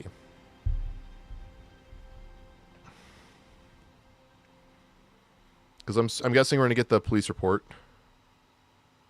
of all the characters. Which means we saved everybody. No. Yep, so they fall. New ending? Yeah! This is apparently new to the remaster. So, yeah, we get the police reports. The old man, I don't know how to describe him. You said you thought he was stalking you at first. Did anyone else in your group? Yeah, so we went for Monster. We went for a specific ending over the last couple of streams. We're also trying to get all the collectibles, which we got every collectible through chapter 6. So, the plan is after we watch this ending, I'm going to take a quick break, bathroom break, get something to drink, and then we're going to pick up from chapter 7, continue getting all the collectibles so that way we can get every collectible achievement. I heard her. It was not Jessica. He held it right up to my face. Right here, right in front of my nose, and he could have shot me. He almost shot me, the prick. I mean, you go out with a guy for however long, and you think you know him, but man, this one really takes the cake. I was right there, and I could have done something. I tried to do something. It wasn't good enough. I wonder what Emily's gonna say here. And Jessica, poor Jessica, has no idea what the fuck is going on. Carried and taken and... What did you see? I don't know. I don't know. He's out of his fucking mind. He wanted to hurt us. Okay? And I thought he was the one who attacked Jess. I thought we were close. After his sister's disappeared, he'd come and talk to me. He said I was the only one who understood him. I thought we had a connection. If you need someone to talk to, I'm fine. sometimes after a traumatic experience, I said I'm fine. Where's Matt? Is he okay? Are they done looking at him? I'm just a little worried because, I'm his girlfriend. Did he tell you that? I mean, I probably wasn't the first person there for a couple minutes, but he knows how devoted I am to him. She's actually not a bitch in this one. He knows, right? Funny, she's not as much of a bitch when you're actually kind of, being nice to her. One of my favorite endings is Jessica being in the sole survivor and having to live with the guilt of her prank leading to everyone's death while being completely clueless. Help me. Monster, do you need help? Like,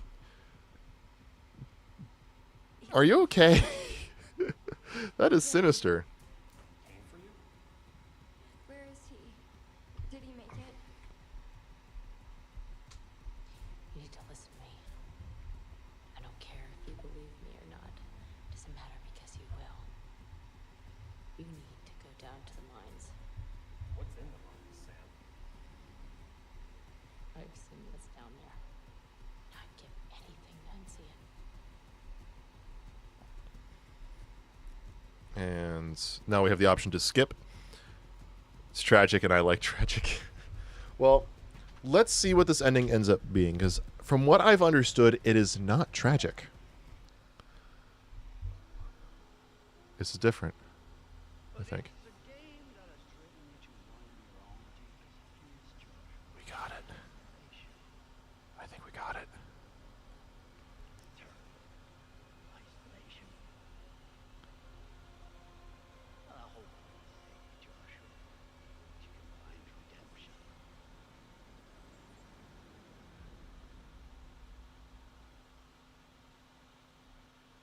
Josh lives.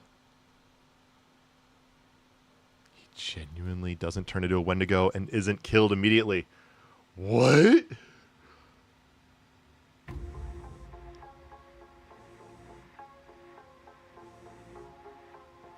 And here's Sam.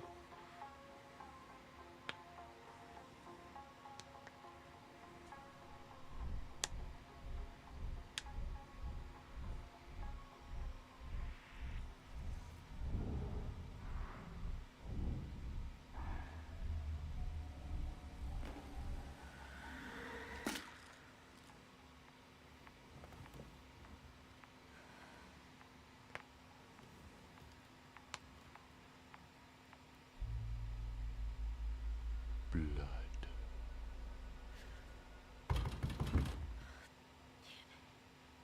I'm up! I'm up!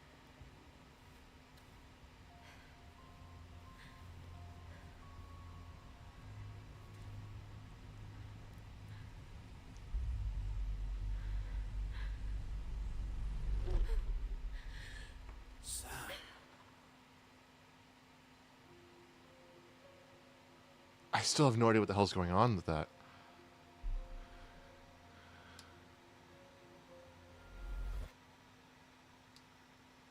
Because that wasn't Josh talking. I didn't recognize that voice from anybody. Other than maybe Dr. Hill. But she wouldn't know Dr. Hill, would she? Maybe? I don't know. I think last time we established that Monster has a brat kink. I think we did figure that out.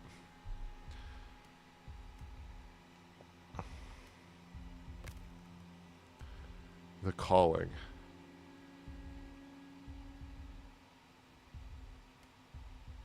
All right, let's check this out. This is the new piece of bonus content we didn't have earlier. We've had everything else. This is the only new thing. I'll turn the volume up for the stream.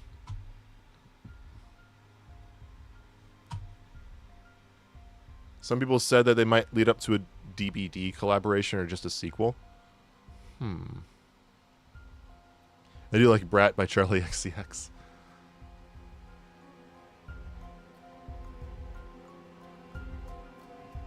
Alright, I upped the volume for the game on the stream.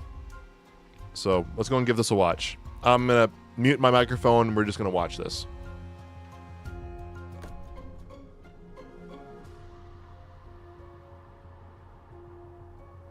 They haven't told me much. I'm on a need-to-know basis. I like it that way, so that I experience it for myself. I have to. I'm gonna have to see it. I have to. Just hit play. Okay.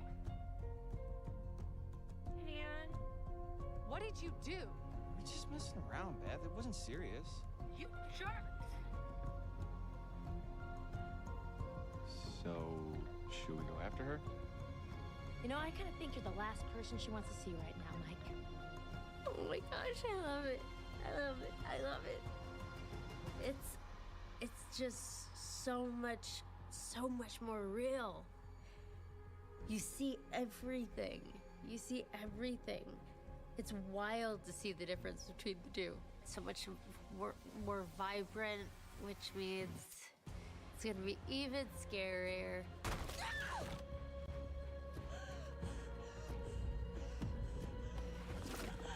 What is that? Damn it! I definitely would draw parallels between myself and Sam. I feel like I try to bring parts of myself into every character, no matter what it is. It's not real if you're not bringing parts of yourself that are just innate. I think I would make the same decisions, some of the same decisions as Sam does. This is so fun. It was fun to come back. It was exciting to come back, exciting to revisit things. You have I think a different understanding of the character. She has to deal with this trauma, the people that she's lost, the friends she's lost, and things like that don't go away. They stay with you.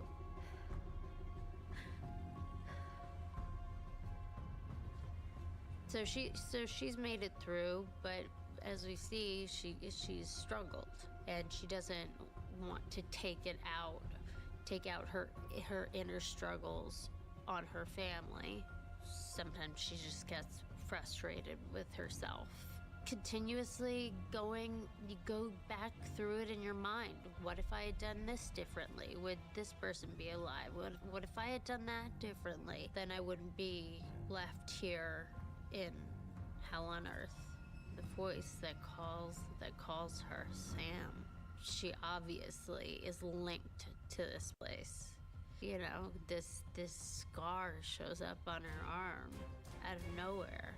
You don't just find something like that on your arm and not go looking for the answer.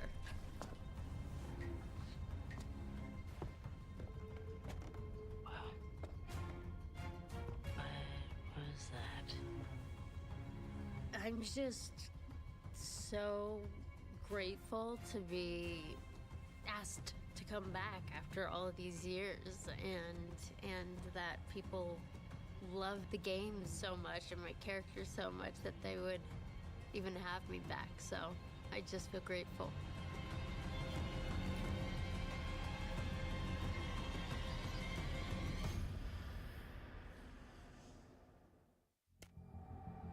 I thought that'd give more answers. Seriously deserve outfit packs where you can change their fits. You can do that in the quarry, but you can't do that in Until Dawn. Yeah. You see Jessica Hibbs not covered at all. Exactly. Like that is just hilarious. Low rise skinnies in a crop top and snowstorm. Yeah. Yeah. Yeah. That's about it. Jessica is having a brat winter. Yeah.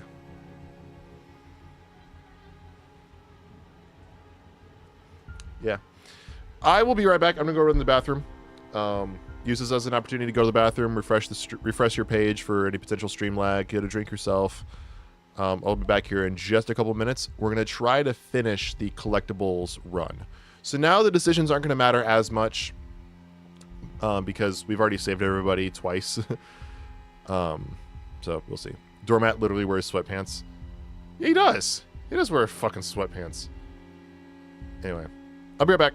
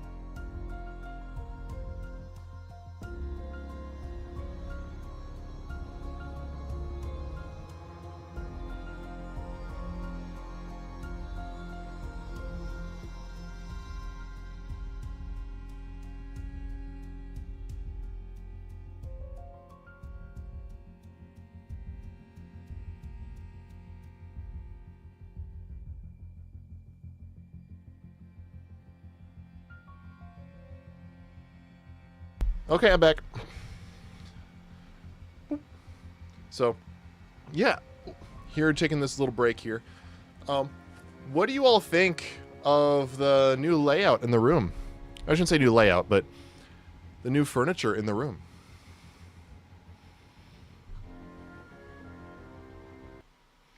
What do you guys think? I upgraded the bookshelf, so now I actually have like all of my books properly displayed. And Connor's quoting Tommy Boy. I got my wood Star Wars posters up. None of you have ever seen these. I've had these for like 4 years, but I haven't actually put them up until literally today. And then if you want to know where the other posters went, yeah, those are right up there. So, yeah. Hello, Guam. Yeah. Like the new furniture? Yeah, the only new piece of furniture I have is the bookshelf, which is a massive upgrade over the POS I had earlier. The bookshelf I had earlier was like duct taped. Like it was bad. Now, I actually have a bookshelf that's big enough to hold all of my books. Realistically, like all my books. The only thing is for the top shelf, the sides are a little bit low. I think they should be a little bit taller. I have to use some of my old bookends to actually properly keep those books standing up straight and keep them from falling off. Slaying with the Star Wars really brings the nerd room full circle. Yeah, I got the big Star Wars poster over here with the Avatar poster. That's the same ones that were on that wall to begin with. But with the new bookshelf, you know, it was going to really cover up the posters. I'm like, I don't want to cover up the posters. Like, even just for me or anybody else being in the room, it's like, it takes a lot out of the posters when you can't see the bottom quarter of the poster. So I moved those over here, and I forgot that I had these, and they were just sitting in my closet because I like didn't know where to put them yet, and I didn't want to put them up anywhere I didn't know where I wanted them to. I wanted to make sure I knew where I wanted to put them. I didn't want to just put them on the wall temporarily somewhere else. Like I wanted them to actually like go up at a good place. And when I got this bookshelf, I was doing measurements. I'm like, I could put those right there, and yeah. Now we got those Star Wars posters. So, of course, the original trilogy and then Mando. And so, over the last, like, 3 weeks, 2-3 weeks, oh, actually probably about 2 weeks, this room has, like, completely, like, metamorphosized. It's, like, since Thanksgiving, this room has, like, gone through a complete update. The next thing I want to do is I want to get all 7 of my lightsaber hilts, and I want to put them above the Star Wars posters.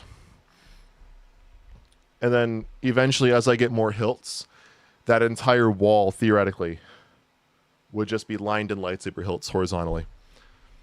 Say hello to my little friend. Now we're going Scarface. Finally watched your DCEU remake at work, and it was amazing. Really liked the version of Aquaman, Titans, Black Adam. Awesome, very creative. Thank you. Thank you very much. That is a lot of work that went into that. Phase 5 on the way. I am writing Phase 5 right now while kind of also working on the rest of the second saga. And yeah. I was going to say they're hung up super high on the wall. I guess that's high level for Titan family. Yeah, they're higher up on the wall, but I mean,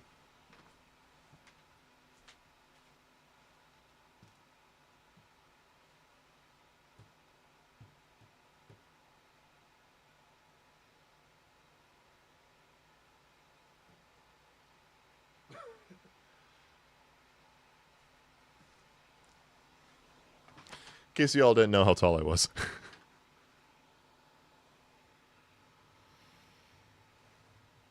Yeah. That camera angle really just makes me look even more tall.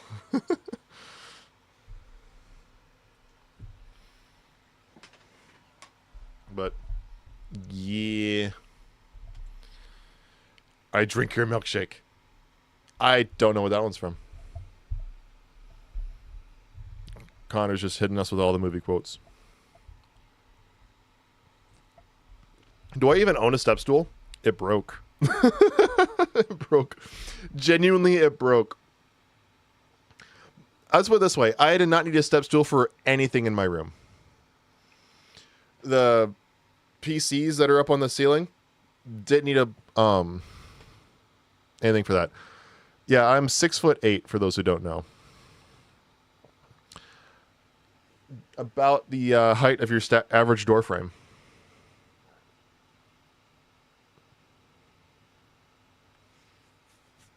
So, yeah.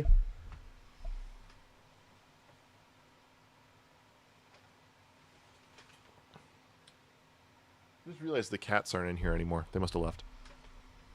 There Will Be Blood. Oh, okay. I don't think I've ever seen There Will Be Blood. I've heard nothing but good things. I think we should start the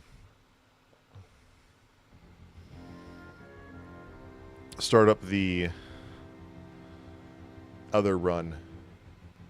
Oh, wrong button. There we go. And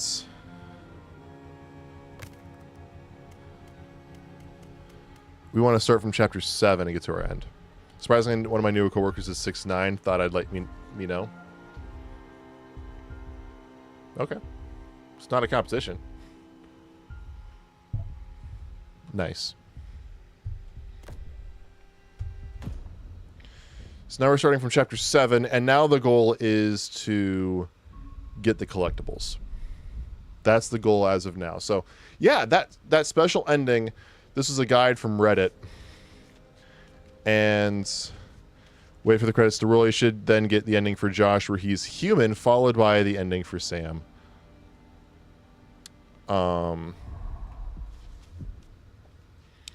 And it says, yeah, this is an ending where Josh's best ending and everyone lives. So, yeah. Now we are doing all the collectibles. So I started at the point where we actually had to pivot into leaving collectibles behind. It's like if I press R1 right now. We should have... Yeah, see, we have all the collectibles up to this point. Right in here.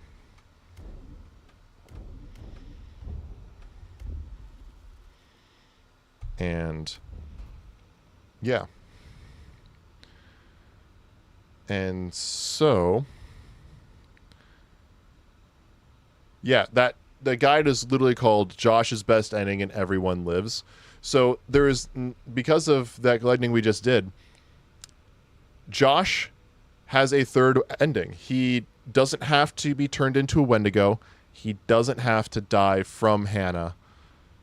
And he actually is a human, alive and healthy for the most part at the end of the game. Meaning everyone genuinely lives. Now, we don't know what happens to Josh. Maybe this is where the movie comes in. Maybe the movie is like after the game and it's like its own thing in the Until Dawn lore, you know? Maybe that's the thing. I don't know. We'll see. I hope to bring back all the original actors. Anyone excited for Christmas break? I am. Keep Watch Burn, Santa Claus. That's the Tim Allen Santa Claus. Shining, Mighty Morphin Power Rangers, the movie. I loved that shit when I was a kid. Keep Santa Claus. I'd watch The Shining, but I'd honestly burn the movie. Burn the Power Rangers.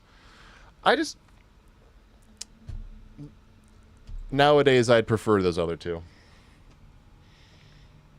Alright, so the first clue. Mystery Man clue. Death Machine plans. As soon as you control Sam, turn right to find these plans on the wall.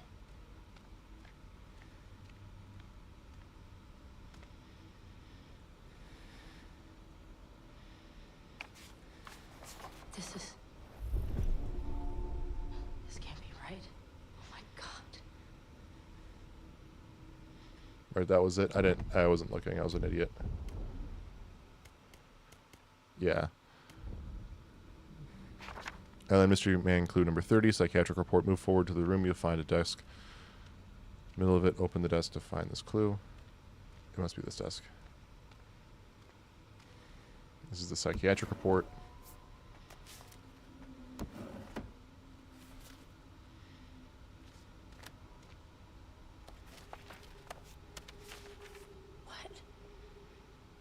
Josh Washington. Eventually starts working with Dr. Alan Hill. But he's been going to therapy for fucking years. Like, well before his sister's death.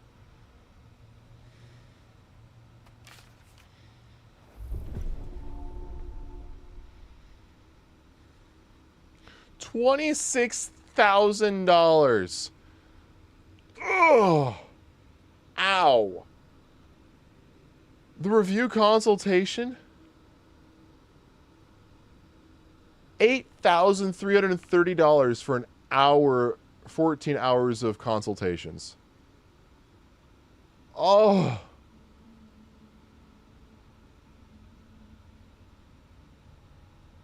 Oh.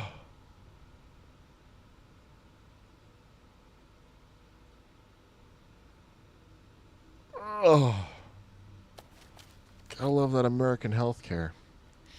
Love Christmas double pay and Christmas Eve and Day. Brings the whole season together. Are you working on both Christmas Eve and Christmas Day?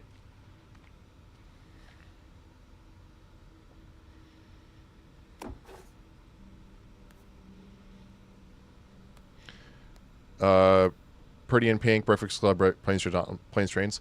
Keep Planes, Trains, watch Breakfast Club, and burn Pretty in Pink. I will not elaborate. Then after those, the next clue is the Remembrance Board. Other side of the shelf of the phone. Right here.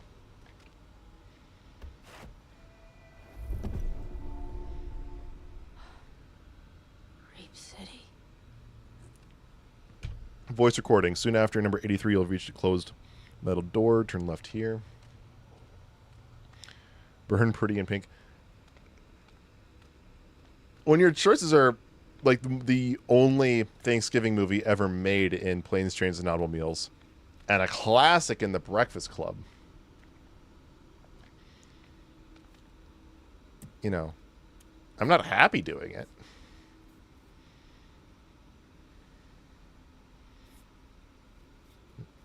Have you seen, Amira, have you ever seen Planes, Trains, and Automobiles and Breakfast Club? I'm doing it now. I got nowhere to go, so the years have somewhere. Doing it now while I've got nowhere to go, so the years I have somewhere to go and can ask it for it off. Oh, fair enough. I mean, if it's just another day at this point, yeah, might as well.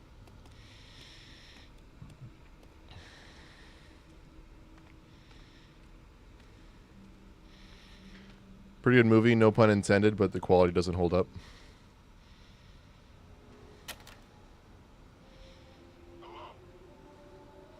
Haven't seen it yet. We'll add it to the list. It's a Thanksgiving movie. So, I mean, it can be watched at any time of year. It's a really funny movie.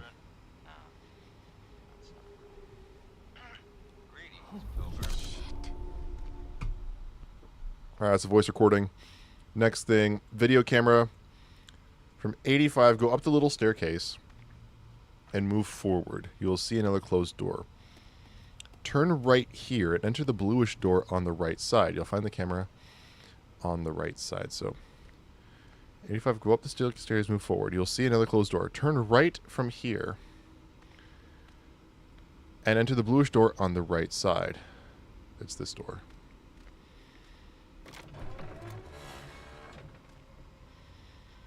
And there's a camera somewhere.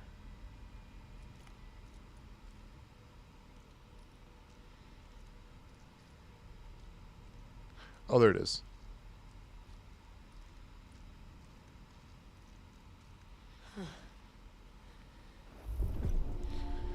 Next clue is Dummy and Sam's clothes right next to it. This will unlock you opened their eyes if you found all the Mystery Man clues.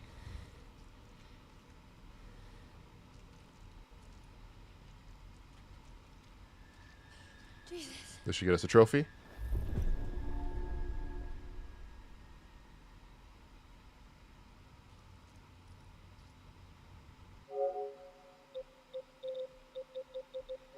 Oh, wrong button.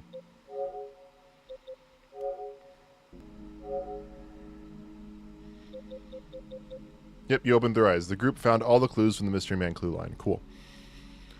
So we did get the trophy. Also, let me turn the trophies, like turning on the trophies. Because, like, I'm not getting the pop-ups. I keep pressing the wrong button.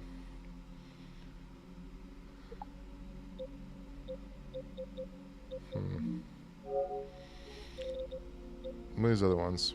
Oh, 52. Oh, we have to saw Mike's arms off, Mike's fingers off. We eventually we'll do that on the Kill Everybody run. I actually hesitated to let Chris inside the time. Okay, so yeah, we'll do that as well for the Kill Everybody. We only won't survive until dawn. Oh my gosh, we'll have to do special runs. Ashley or Chris opened the trap door, so we have to kill Ashley there. We can kill Ashley there. Chris.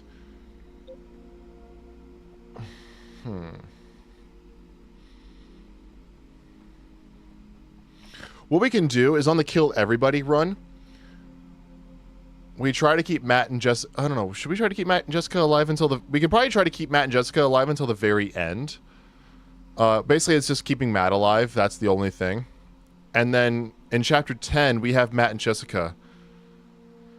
And then we save them. And then we kill everybody else immediately.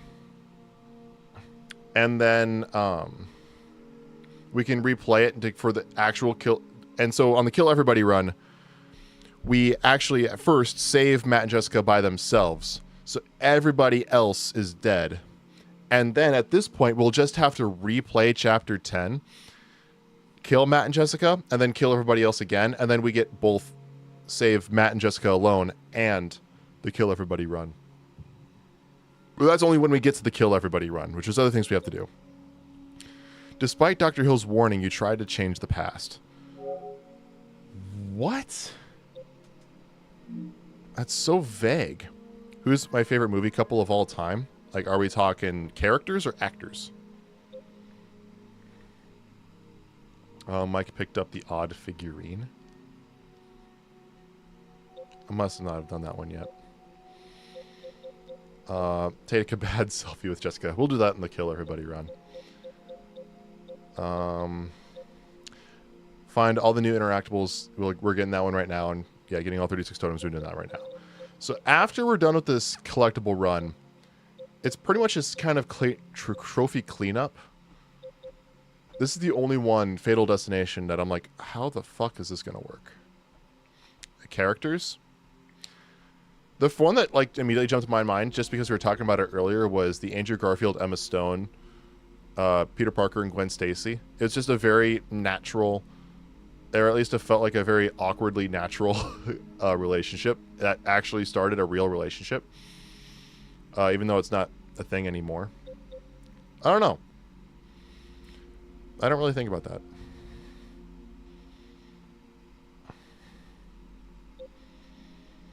But the rest of these, most of these we can get most, if not all of the rest of these after the collectible run is the Kill Everybody run. So, yeah. Next is the miner's photo. After we meet Mike, we'll be playing as Sam. There will be a cutscene after this and this. You'll play as Emily. You'll be in the mines. Okay, so the next collectible is as Emily in the mines. Oh my, thank God you found me. Actually, this run, we should be able to actually do the save just Matt and Jessica. We might be able to do the just save Matt and Jessica on this run. What's the last collectibles that we would need to pick up? Hunger Totem as Sam. Climb a wall, either fall left or right. It doesn't matter. You'll reach a water section. Jump into the water and pass it. Climb out of the water and then immediately turn left. Totems on the ground in a small dead-end area. So we have that section with Sam, but we'll always have that. You'll play as Matt, Jessica, or both, depending on the previous character choices. Follow the path until you reach the intersection. You're supposed to go right. Go left. Okay, so we'll have that section with Matt. Shortly after 122, you'll find Josh. Which will move around. Find a totem inside the dead end area. I think we'll be able to actually get the kill everyone except for Matt and Jessica on this very run, while still getting all the collectibles.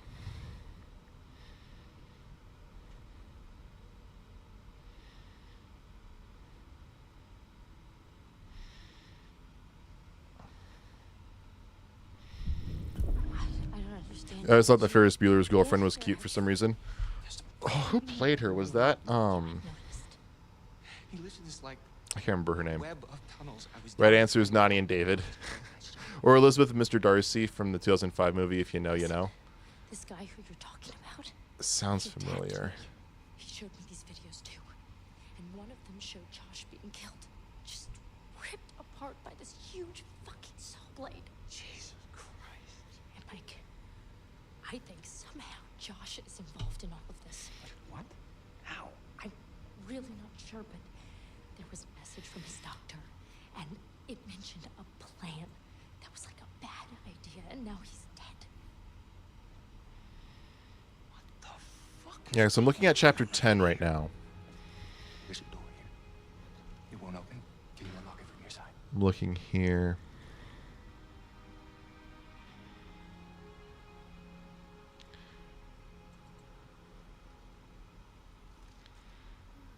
Fortune totem number 2. As soon as this is the totem that's over by the trap door.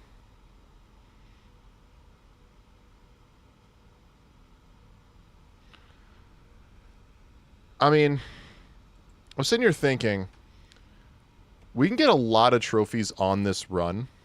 Like this just partial run. We could actually get the save everybody bit. We won't be able to kill Chris. Like the Ashley not letting Chris in, that's a specific trophy. We'll have to do that on the genuine kill everybody run. But damn it, I turned left. We'd have to actually do like the actual kill everybody run for that. But on this partial, we should be able to get just to save Matt and Jessica. I'm looking at all the trophies at the end of the game. Nice to see you too. She's talking about Nani and David from Lilo and Stitch. Yeah, I know she's talking about Nani and David from Lilo and Stitch. What are you doing? There is that second part of the message. I don't know if you read it, Connor, where it's talking about Elizabeth and Mr. Darcy. Pride and Prejudice. See? Do you mind? Connor, there was more to her message. Oh. Yeah, I've never seen Pride and Prejudice.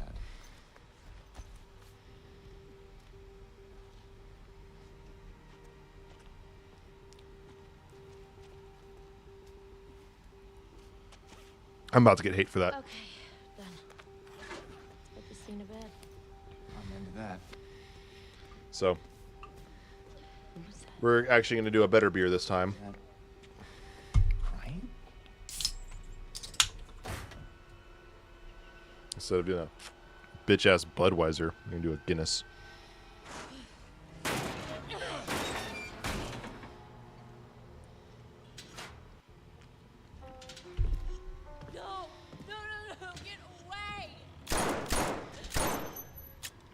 The hand squeeze, Kevin.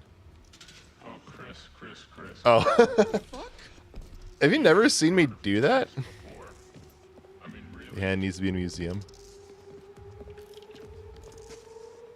Am I missing something? Am I missing something?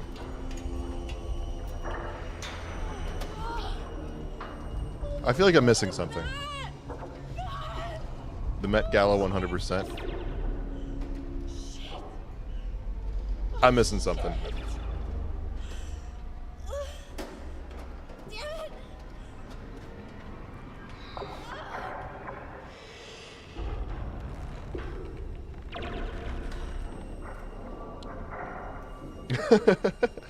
Holy crap, I forgot how pretty Mira was. I didn't.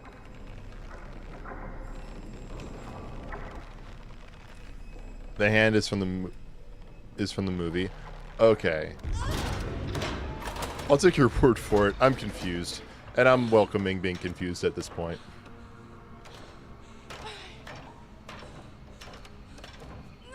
I thought you were talking about like me squeezing the beer can.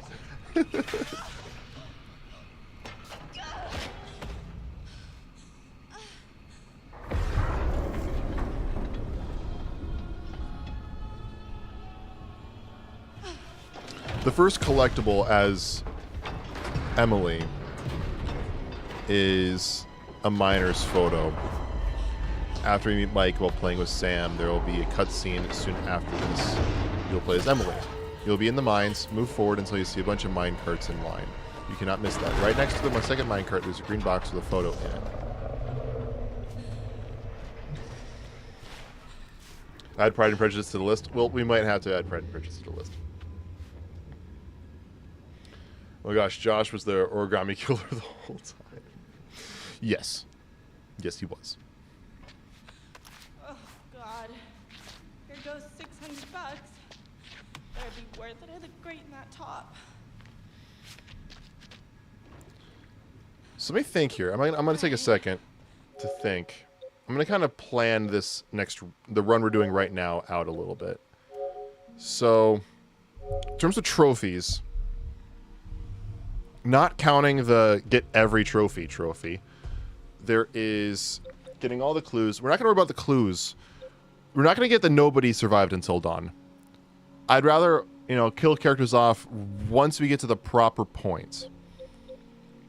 The group found all the clues from the 1952 clue line. Don't have to worry about that. We can't do this one. We can't do this one. So these two will have to be saved for the true kill everybody run. Matt and Jessica were the only ones to survive until dawn. We should be able to do this while getting the rest of the collectibles because when it comes to the ending of the game,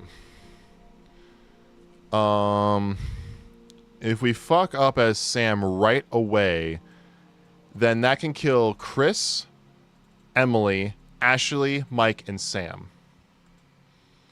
Chris, Emily, Ashley, Mike, and Sam. As long as we fuck up the very first don't move, or one of the first two don't moves, right in the cabin, that can kill Chris, Emily, Ashley, Mike, and Sam.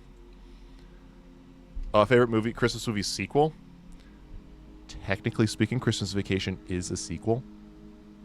But I'm guessing you don't like that answer. So, Die Hard 2. I don't fucking know. Elf doesn't have a sequel. Grinch Stole Christmas doesn't have a sequel. Santa Claus does have a sequel, but the sequels suck.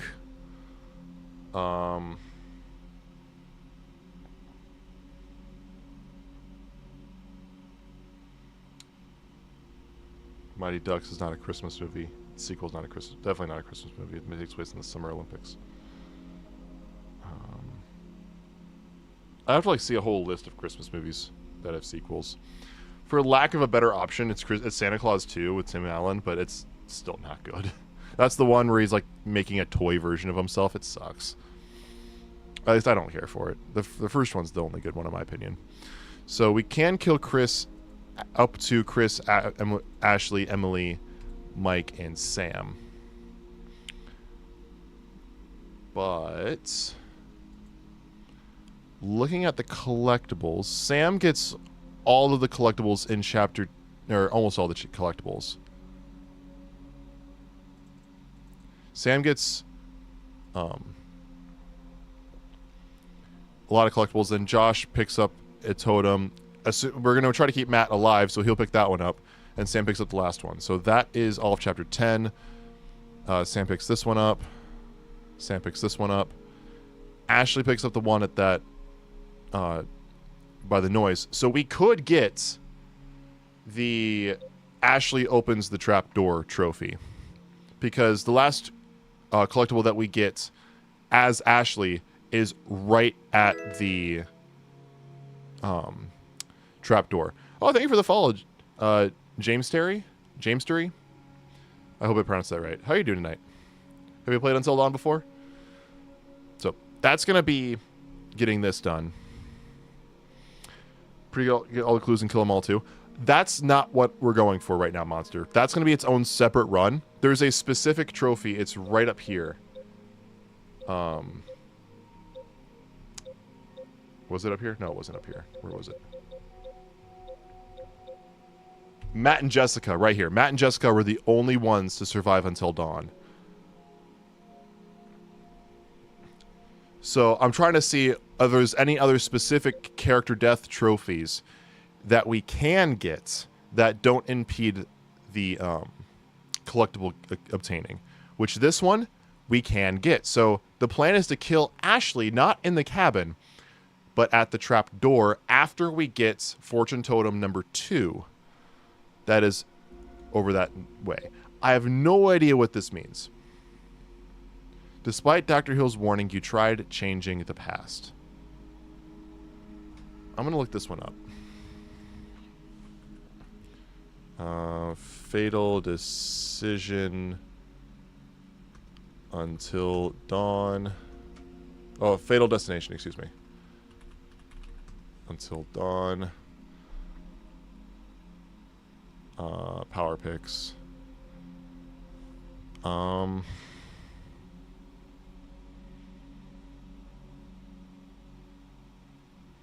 you want to see a bad Christmas movie, watch Jack Frost from '98. I think you've talked about that one before.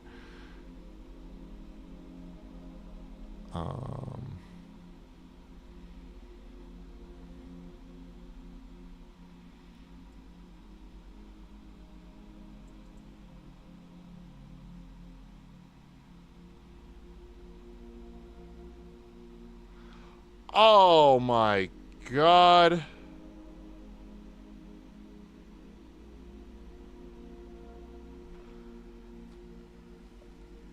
Ugh. Yeah. Yeah. Quotes. For this, remember what you chose. Remember what you choose during the prologue when you're with Dr. Hill. After you played through the game once, go to chapter select, replay the prologue. Now just choose the opposite and the trophy will pop up after the prologue.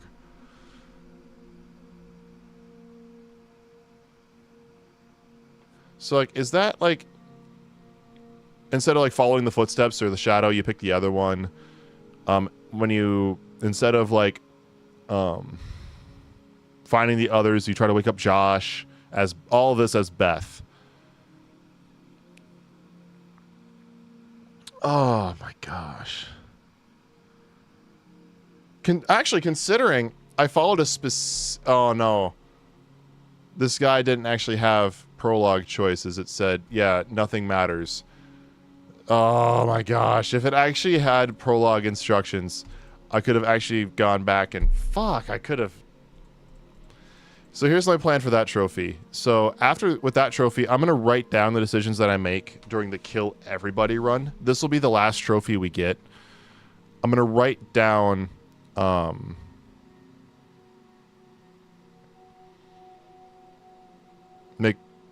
just make one change from the OG and it'll do it. I thought I have to do, it says go to chapter select, replay the prologue, because other than that I should have it then, because I've made different decisions. Haven't I? Because I would have sworn I've made different decisions. Like I would have followed the shadow one time or the footsteps another time or followed this noise. I think I have to make every decision different. Because then it would just be too easy to stumble upon it on a second playthrough.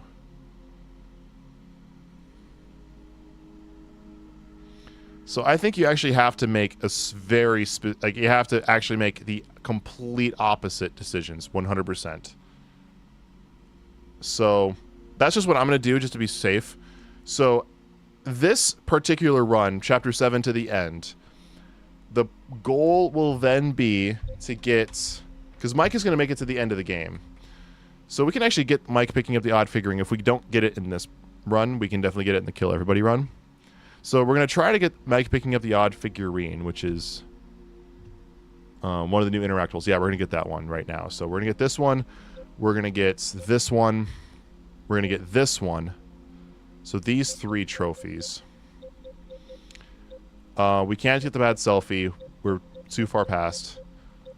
We can get, yeah, so we're going to get these 2 trophies. We're going to get Mike picking up the odd figurine.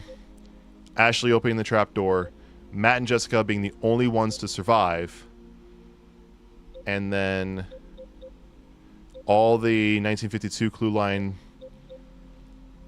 and all the Twins clue line. And so then all we'll have to do for the last playthrough is kill everybody while also sawing off Mike's fingers with a broken machete. That's in Chapter 5. And then Ashley hesitating to, and not letting Chris inside, which means that all we have to do is just choose to shoot Ashley when we're sitting at the table. Then she won't let him in. And also take that bad selfie with Jessica. And then we can get the kill everybody run. Then, on the kill everybody run, I will write down every decision that I make in the prologue. I'll write that down like on a post-it note. And then, once we're done with the kill everybody run, the very last thing we'll do is we'll start up on the prologue again and make the complete opposite choices to get Fatal Destination, which will then get us the Symphony of Horror trophies. That's the plan. So, best way to climb a ladder is one rung at a time. All we're going to worry about for this playthrough is getting all the collectibles, killing Ashley after getting that totem with the trap door. Mike will naturally pick up the odd figurine with us just getting all the collectibles. And then we kill everybody else in the cabin at the very end by fucking up the last don't move. Well, fucking up the first don't move on purpose. Then this run is done. We have all the collectibles, and we save just Matt and Jessica. Good. Make sure when you do the prologue, you choose it from chapter select and not start a new save file. Yes, that would be the plan. That's the bull, you get the horn. Is that Dodgeball? I mean, that's said in probably about like 50 different movies. Alright, so that is going to be the general plan. General plan.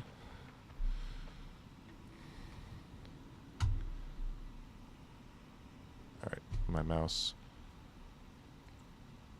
We good? Alright, I think that's going to be good. So let's go ahead and get the next collectible, which is number 88's 1952's clue number 15, the miner's photo. After you meet Mike, move forward until you see a bunch of mine carts in a line. You cannot miss that. Right next to the second mine cart, there's a green box with a photo in it. Oh, it's from the Breakfast Club? That specific one you were thinking of? Like, I was thinking Dodgeball.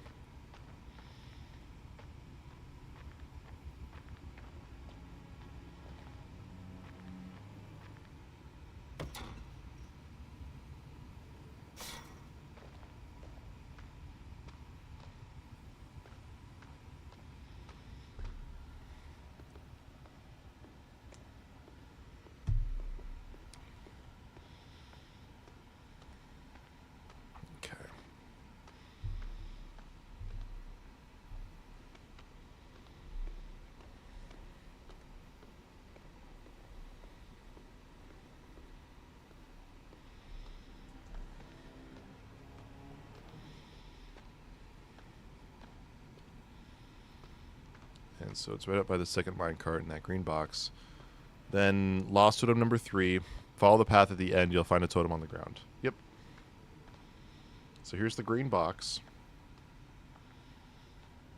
Oh, I just realized the game is probably a lot louder because I never turned it back down. There we go.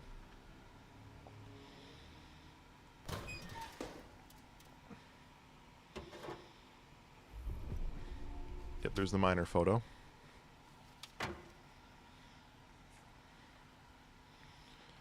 That one's good.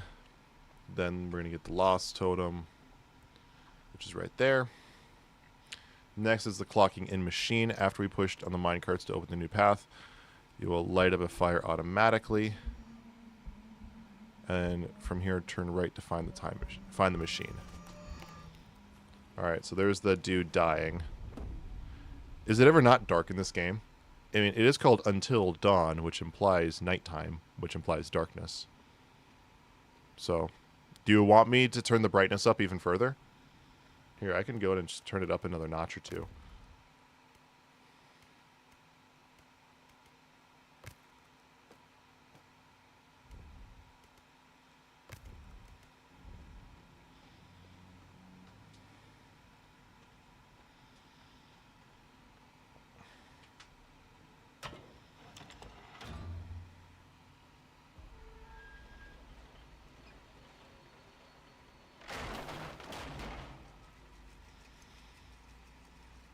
There. That look better?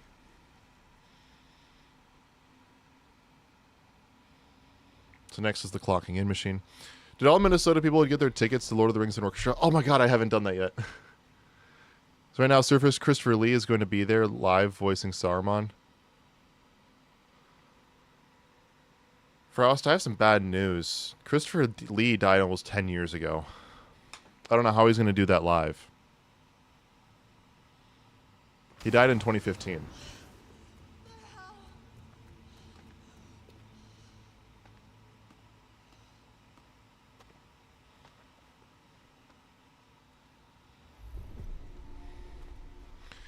I'll have to get the tickets. Sir Christopher Lee? No. He dead. Christopher Lee's dead. Here. Christopher Lee, born May 27th, 1922 in Belgravia, London. Died June 7th, 2015 at 93 years old. Yeah, he died in 2015. He's been dead for almost 10 years. He'd be 102 if he was still alive.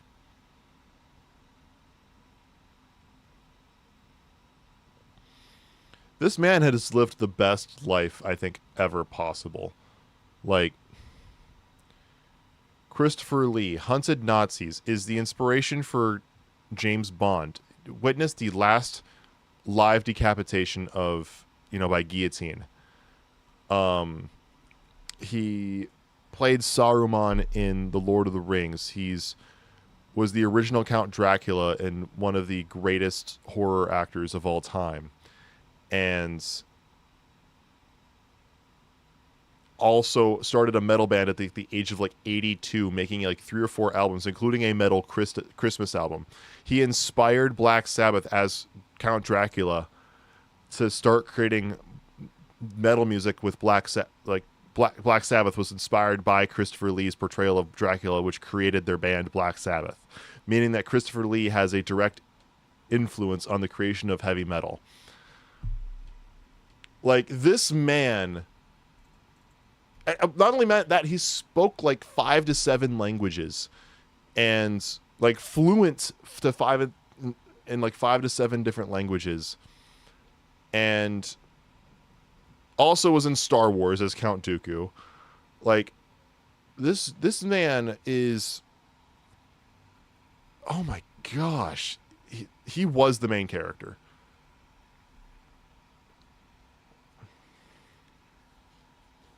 Used to wear a ring on a chain in middle school and Legolas hair, so yes, inner child, love Lord of the Rings.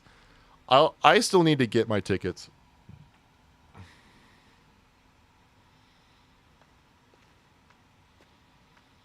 I don't think I'm gonna get those front row like what you got, but I'll see if I can try to get tickets.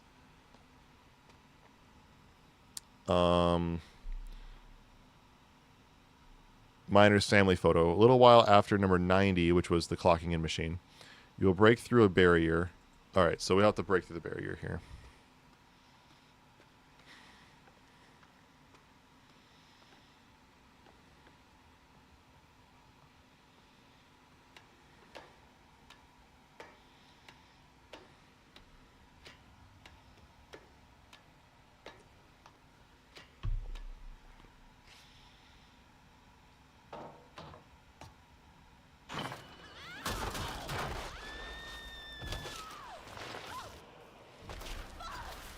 Literally, the website quotes with film, orchestra, choirs, star guests, and Sir Christopher Lee's dark voice as Saruman. It's probably just a recording. It doesn't say he'll be there live. It just says they'll use his voice. So that's gonna be a it's gonna be recording.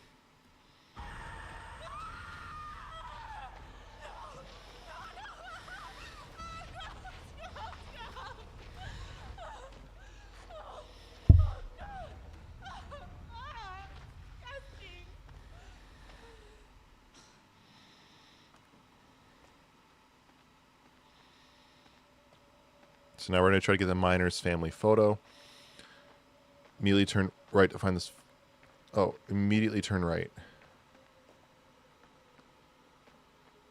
Do we break through a barrier? It must be like the very first chance we get to turn right, not like we immediately like turn right and it's there. It's like the first right turn we get.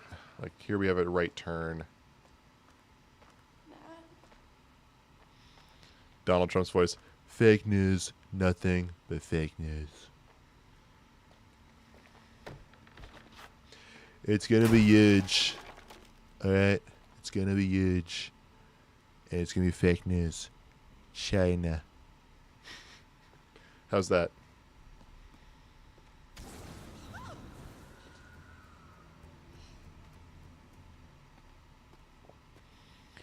Excuse me. Excuse me. It's gonna be fake news. Fake news for everything. I'm no Shane Gillis, but solid. Hurry home safely, Daddy. I don't think he got home. Did she just pocket the photo? Climb a wall. Do this. Follow the path after. You'll reach an intersection. This is a death totem that we're going for next. So, wait, there's something on the floor here. Weird. It's just a thing. It's just a helmet.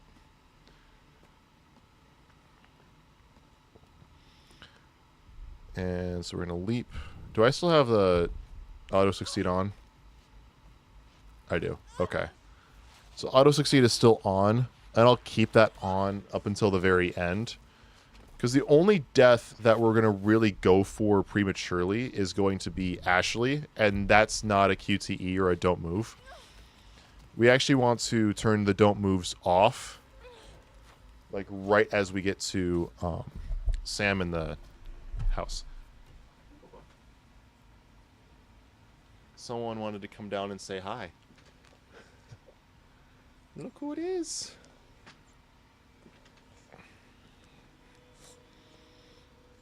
Hi, buddy. Did you want to say hi? He came down here all by himself. Hello?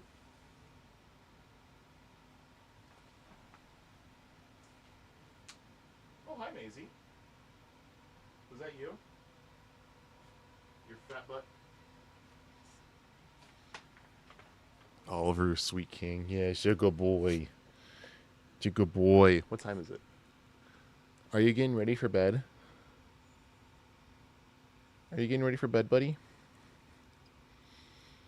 You're not ready for bed yet, or are you ready for bed? The little boy. See Jamie Foxx's impression of Trump? Oh, I've seen it. Jamie Foxx is incredible at impersonations. And Shane Gillis on the Kill Tony Hurt as Trump. Tears cried. Yes, his Trump. Shane Gillis has the best Trump, but Jamie Foxx is also really good at it. What is it? Hi, buddy. Yeah. It's a good boy. You good boy? He's sleepy. All right, we're 2.5 hours into the stream. Let's see if we can. Let's see if we can't actually finish this. I don't know if we will. I don't think we will. We'll give it a hell of a shot. Yeah, he came down here. Here, go. There he goes.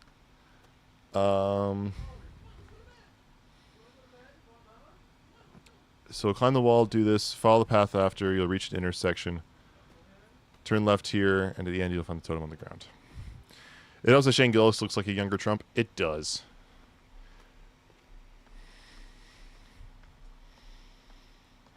Like he sat in front of that mirror forever trying to get that impression down. You know, let's see here. Reach an intersection, turn left at the end, we'll find the death totem, number 5.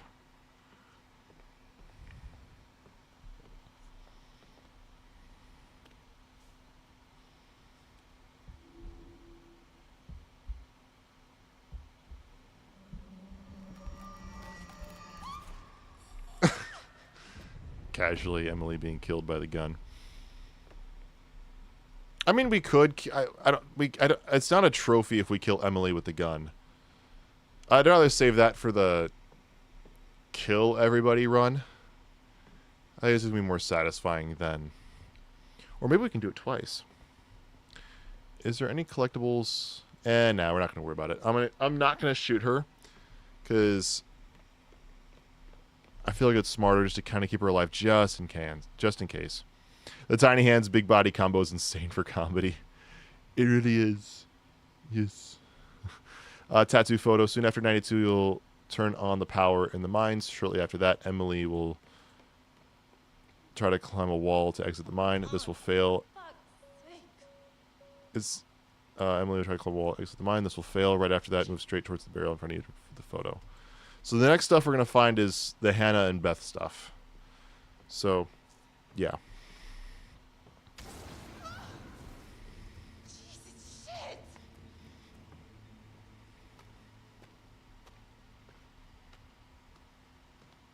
So there's all that fire, right?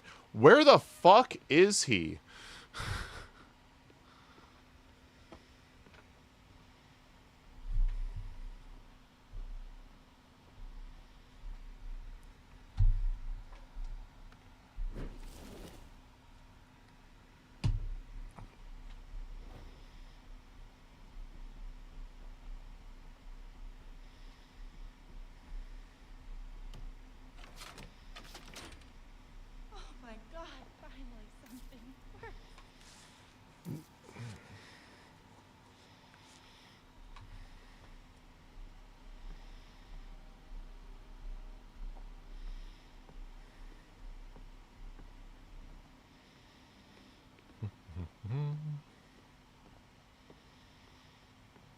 Wait a minute. So now that I'm thinking about this, like Emily finds.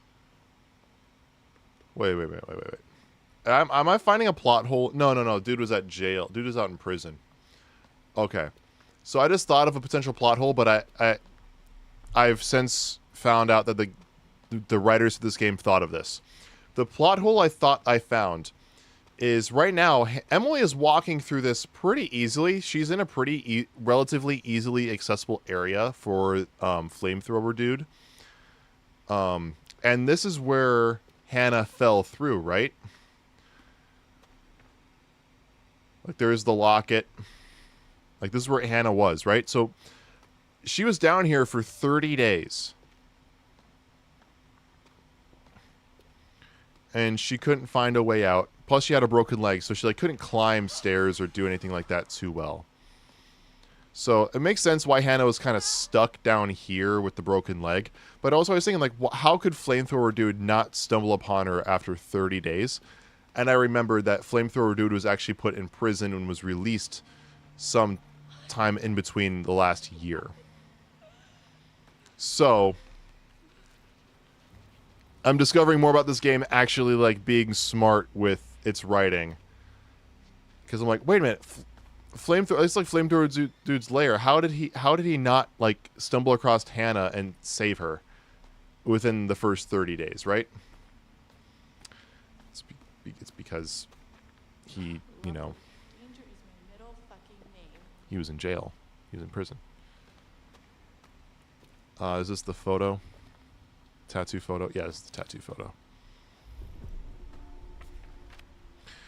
Then Hannah's glasses. Turn around straightforward to find the glasses on the ground, which they are right there.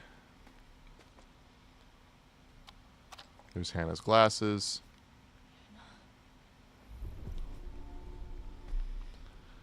Marks on the rock from 94 go around the corner to find some metal plates. Move them away to find the clue. These metal plates? No, this is around the corner. These ones. If you look at the counted, it's like 30 and then shit goes crazy. Knowing that she turned into a Wendigo. If you counts... If he counts, there are 36 groups of 5, so 30, and then it starts going crazy because she turns into a Wendigo. Like, this is the kind of details I love. In the journal, she says on day 30, she officially started cannibalizing.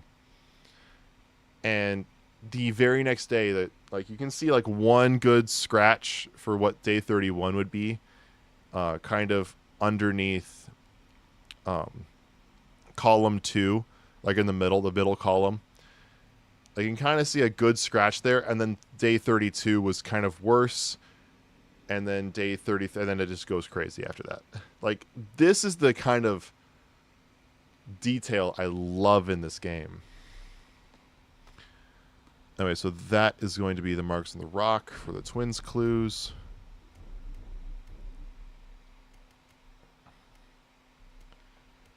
Right. And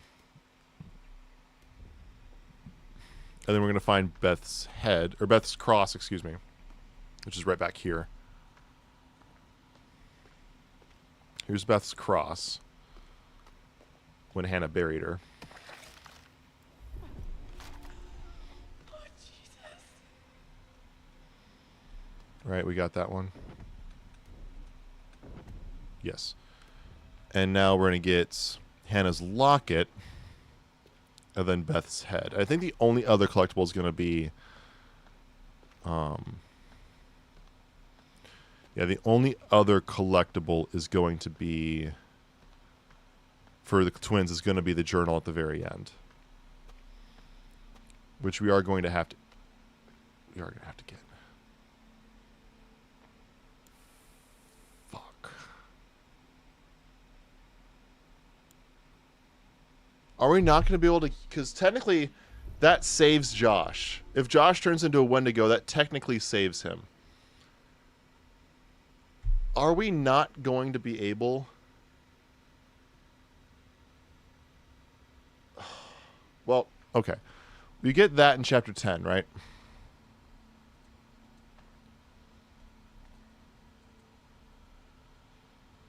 Right, it's Chapter 10.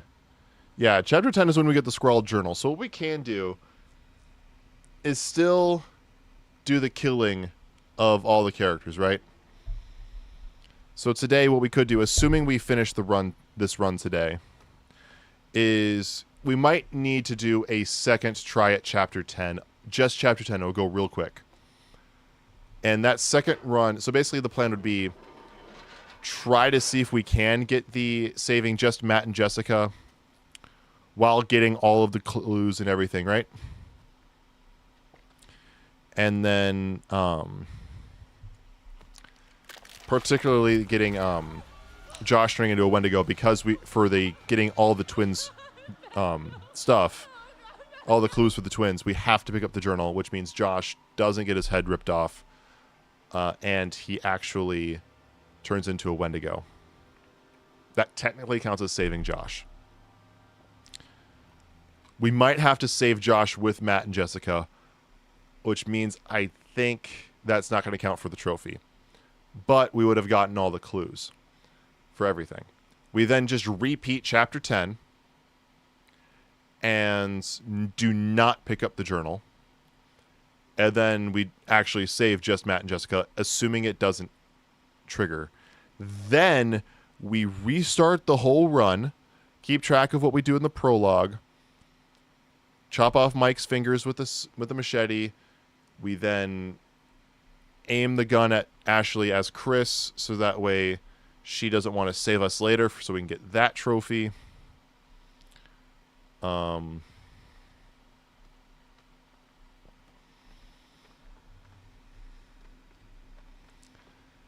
And then, yeah. from that point on, we'll be able to handle the rest of the game. So we will see. We might go a little bit late with this stream. We'll see. Ain't no party like a Diddy party. Not anymore. Thank God. But I hope this all makes sense of what I'm rambling about when it comes to getting these trophies.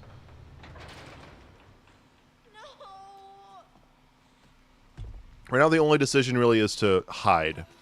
Because if we don't hide, we can't get all the collectibles.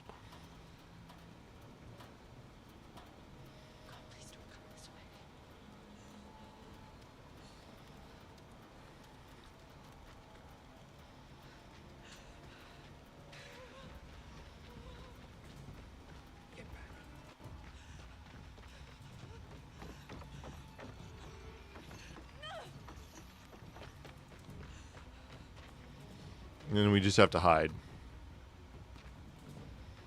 What's the most shocking moment of the year for me? It might be, the first thing that kind of came to mind was Trump getting shot in the ear. Like, whether you're a Trump supporter or not, just any sort of assassination attempt is insane. So I think that was just shocking to hear about. Like, that's something I feel like that's going to be in history textbooks for the future, is the attempted assassination of Donald Trump. But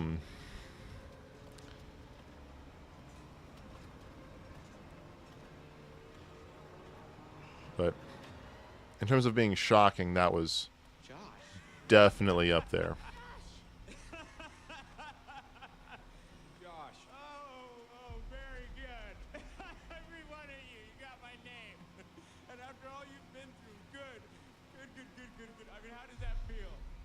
Alright, the next clue we're going to pick up is as Emily again, but in Chapter 8.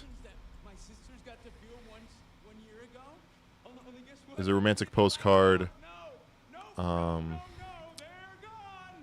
Fortune Totem 4, Danger Totem 6. And then, and after that, it is just the clues as Ashley when she reads the journal. Can I skip these? No. I was gonna say if I was able to skip these, we'd easily be able to get the story done, but eh.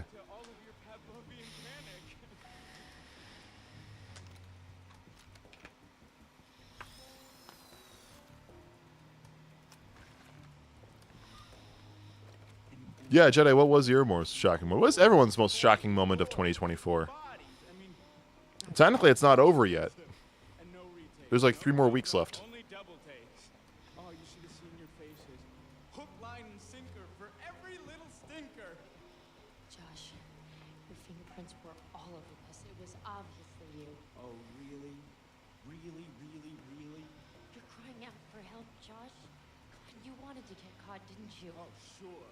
I'm totally just crying out for help. Help me. Wanted to get caught. He revealed himself. Come on. Do I think the Jake Paul versus Mike Tyson fight was staged? Didn't watch it. So I don't have an opinion on it because I didn't watch it. But I'd believe it. All I know is that Jake Paul loses in either, like, he would have lost if he won, he would have lost if he lost. So what I'm saying by that I mean, like, he either beats up an old man or he loses to an old man. You know, it's like Jake Paul would. It's a lose-lose for Jake Paul.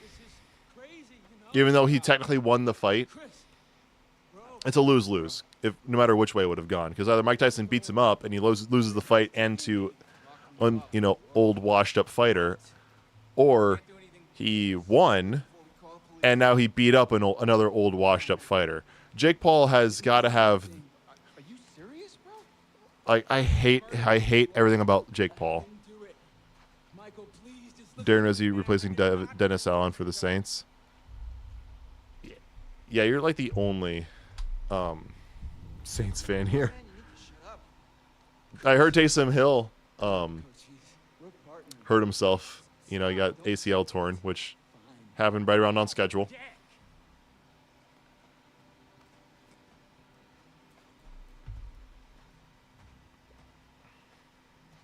You only see what you want to see. You're lying. You are dude. It's not my fault. You suckers can't take a joke. Oh, wait.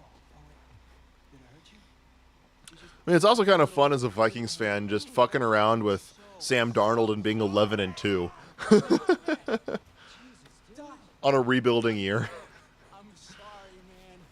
I can't tell you how sorry I am that something happened to Jessica, but I swear to you, I have no idea what happened to her.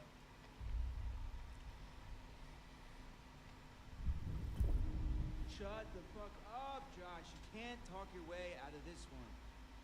Can't we all just get along? Can't we all just get along? Damn it! Not dicking around. No. This is not how it's supposed to go down. You're just a bunch of bullies. I like how Josh seemingly willingly allowed himself to get tied up. When you're a Saints fan, you're always a Saints fan regardless if they suck or not. Like when you cheat in 2009. I generally like the Saints. And then the Minneapolis Miracle comes up.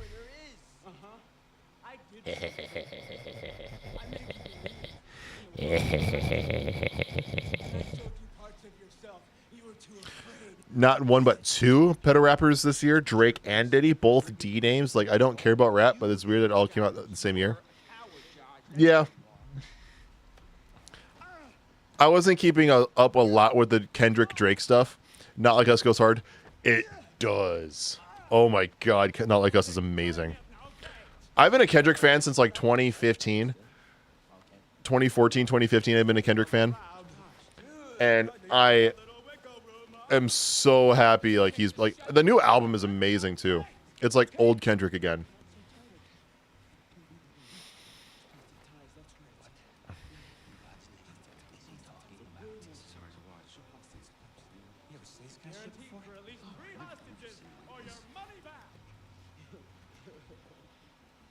Hey, Mike.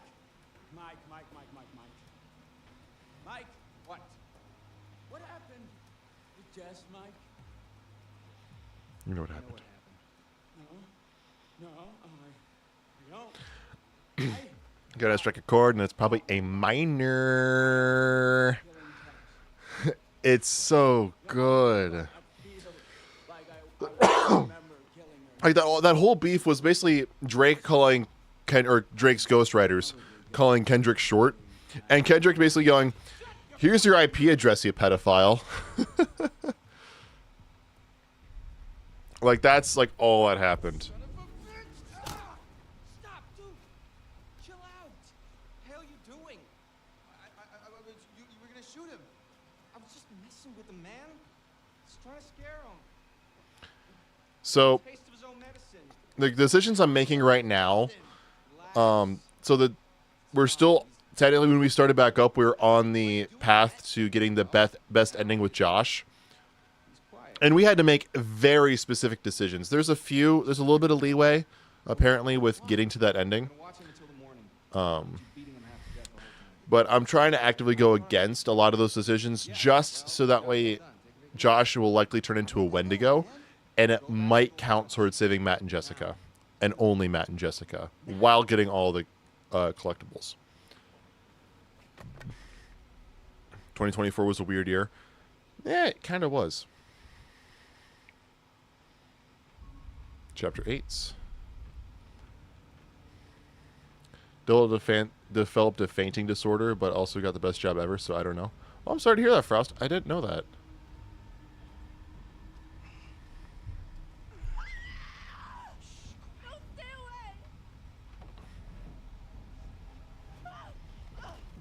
Use these to get the hell out of here. Now.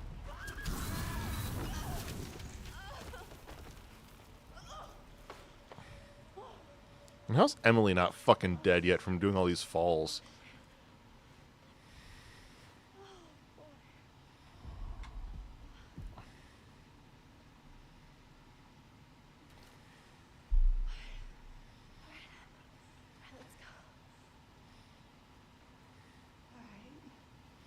Hook, line, and sinker for every little stinker. Beginning of the, just move forward and you'll see it opening on the right side. Not that opening. This opening. Here's the romantic postcard, clue number 17. And then right after this one, we will jump down a ledge. Turn here. And walk to the end. Literally a week after I got back from Ireland, like 3 days after my mom was at your work. Really? Wow.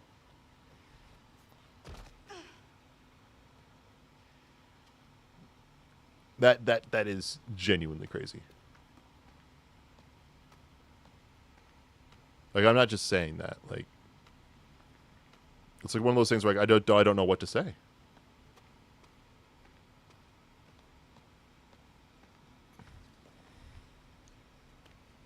This is Fortune Totem number 4.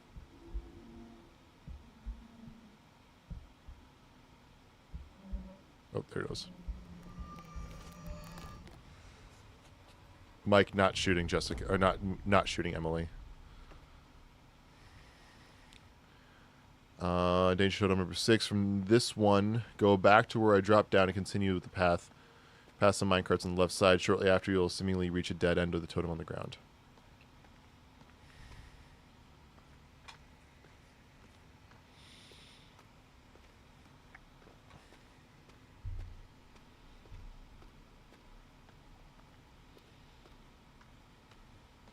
Seemingly reach a dead end. And then after this, the only other clues are the ones that Ashley reads about. Keep in mind, Trump was almost assassinated 3 times. Yeah. That's also crazy, the fact that he was attempted to be assassinated multiple times.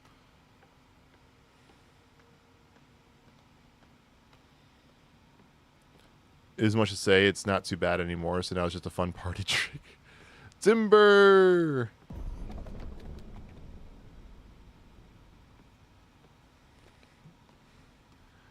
Alright, it's right over here. There's the Danger Totem number 6.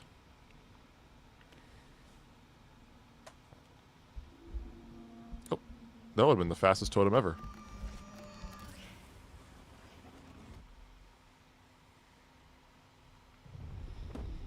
And now the rest of the chapter is just Ashley reading from the notebook. So. Okay, this is gonna be the way. I like how she, like, has to, like, slide through, like, being super skinny. And then and then suddenly she immediately has, like, room for, like, her entire body. And she can run through this area, like, perfectly. You know? It's funny. Emily, we've been trying to reach you about your car's extended warranty. And go left. I don't think it really matters, but we're just going to go left.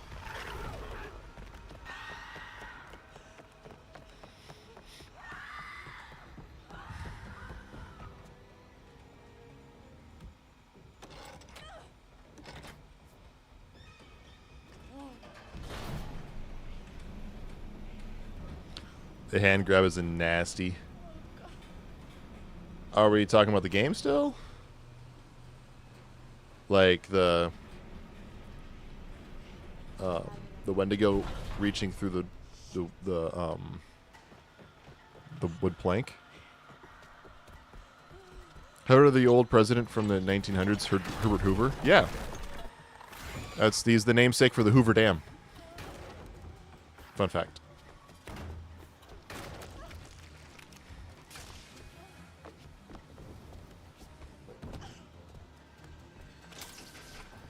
I thought one of the cats just came in here. Game the Wendigo. Oh, okay. Or the Wendigo.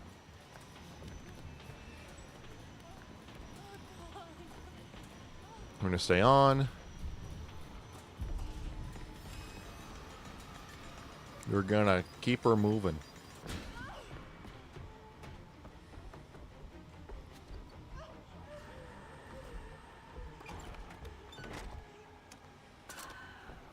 Crack.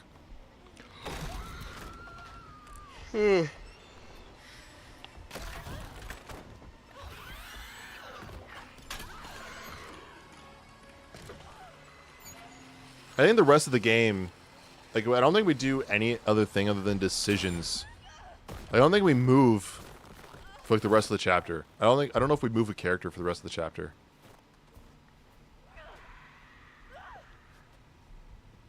Oh no, we move as Chris. That's that whole section with Chris. My inability to spell is not a laughing matter. Sure it is. What was my least favorite year during my lifetime? 2020. That was a pretty shitty year. Yeah, 2020. I had worked some shit jobs. Welcome back, Nick. Yeah, 2020. I worked some shit jobs. There was the coronavirus. My mental health was pretty through the drain from 2019, the end of 2019, going into 2020. My mental health was, the beginning of the year it was garbage. Basically, to sum up 2020, like, the beginning of the year, my mental health was atrocious because I was worked to the bone. In college, and then coronavirus hit, so that sucked. And then having to do online school, that was not fun. And then doing a couple of shit jobs. And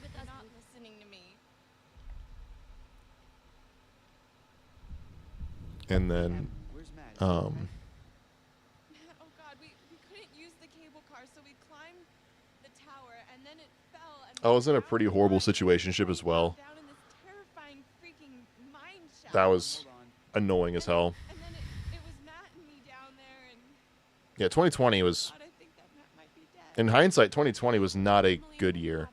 Though the one shining bit from 2020 was, There was Beth's head. Wait, what? Beth's head. I found. well, that's when I started actually doing like live streaming and such. Yes, I'm serious. So that was fun, Fell down there. and I really love doing the live streaming on Twitch. The worst part is I don't think that But he had died, like, from the fall, not right away. Wait, what do you mean? so yeah, I don't know. I feel 2020 was your worst. Not kidding. I'm sorry to hear that, Connor. when we were all up here looking for her. I hope 2025 is a lot better. Listen, in the tower there was a radio, and I got through to someone, but then that was right when the tower collapsed. You made it. God, Mike. Barely. What about Matt? We're trying to figure that out. Yeah, and then there was this monster that was chasing her. 2020 and 2021 were both awful. Emily? My fucking god.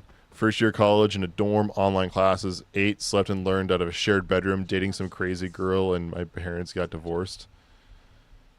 Sorry. That is I don't know. a really bad 2-year stretch. Okay, you're back. Good.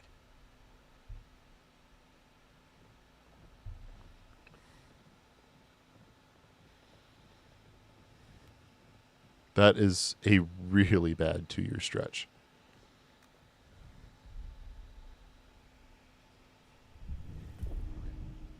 Open the door. Ready? Ready?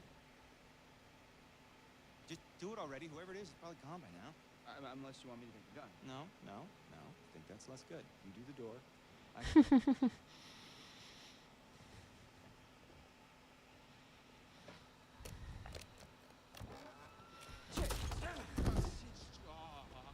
Hold on there.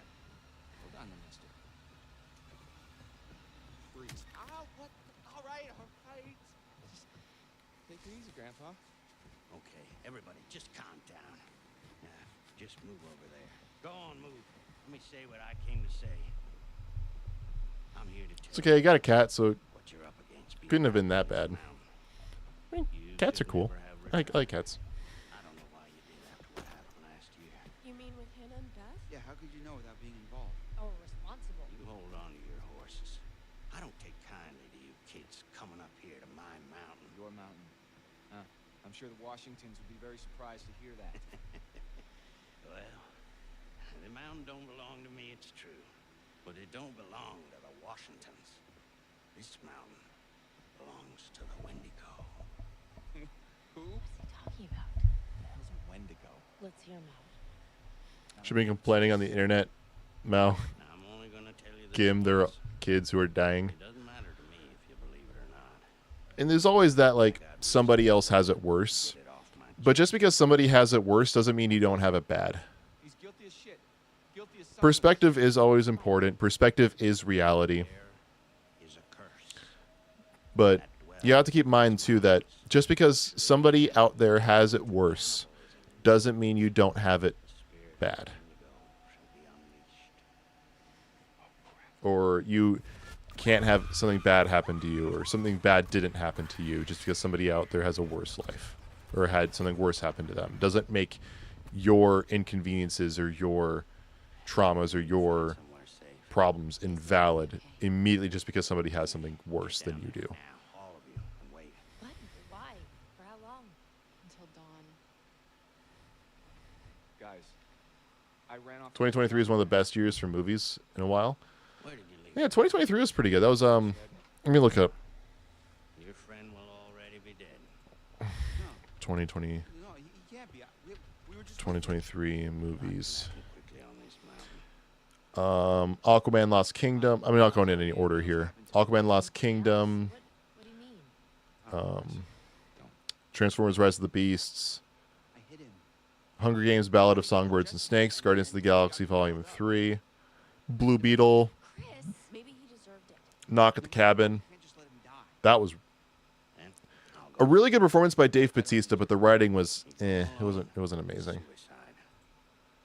suicide. The rest of you, get down to the basement.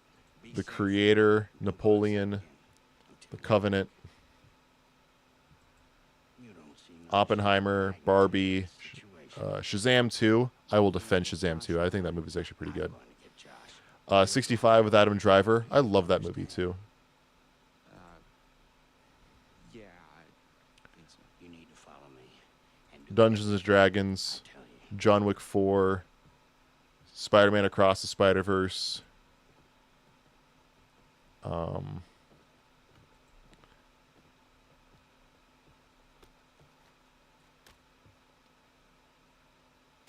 This is the end. You point towards the thing you want to kill. I know how to use a shotgun, man. No, you don't.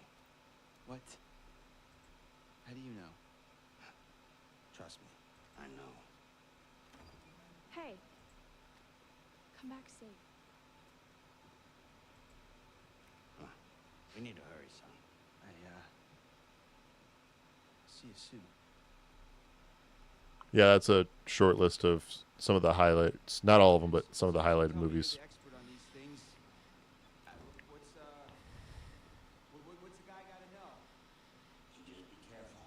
So there's no collectibles to get as Chris in this section, so we're just going to push the story.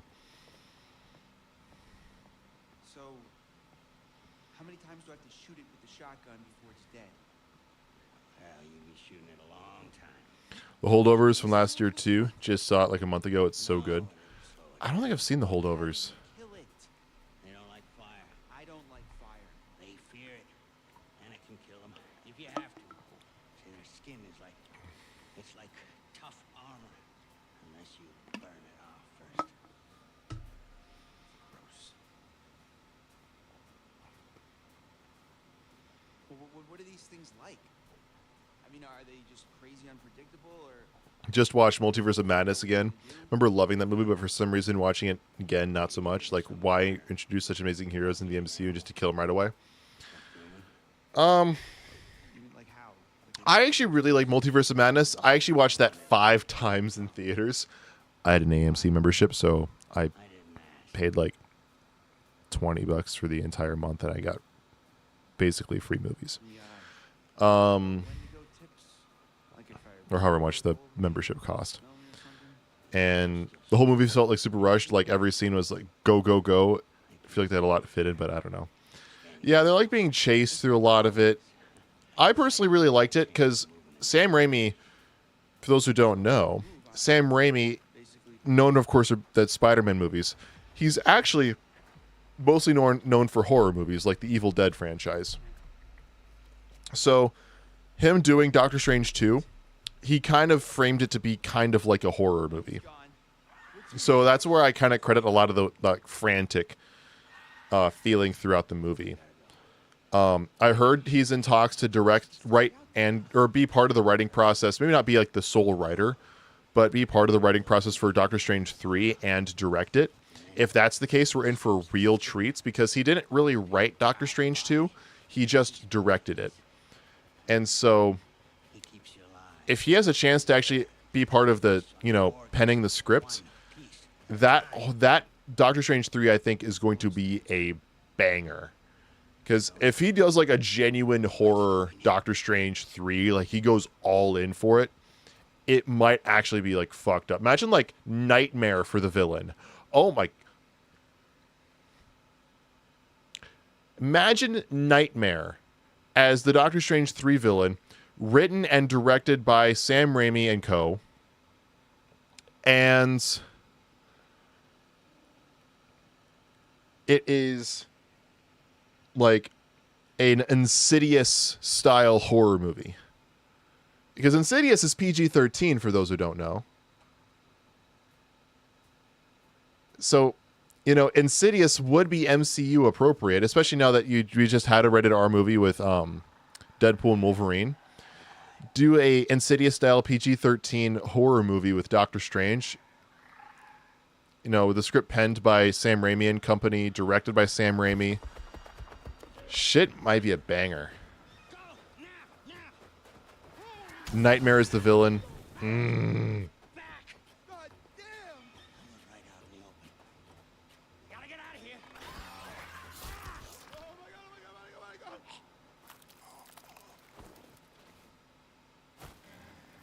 Like, that shit would be good. Didn't like it from the start. Horror just felt weird in a Doctor Strange movie. I mean, understandable.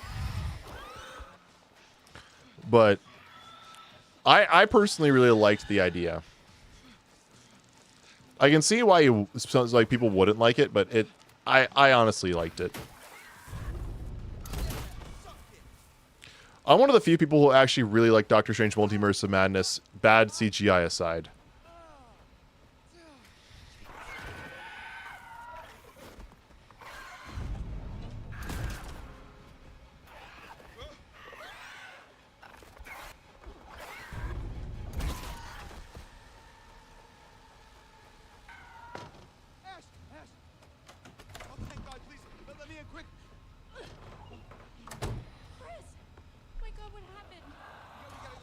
All right.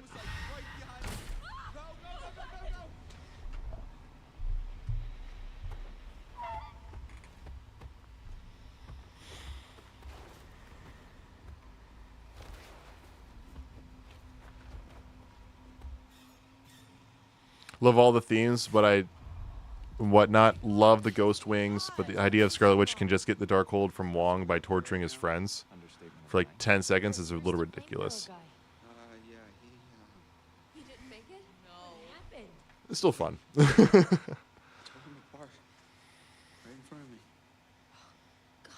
I did love the idea of the Scarlet Witch being the villain, even if her motivation is kind of goofy. All this for a child you just met. All these for children you never had.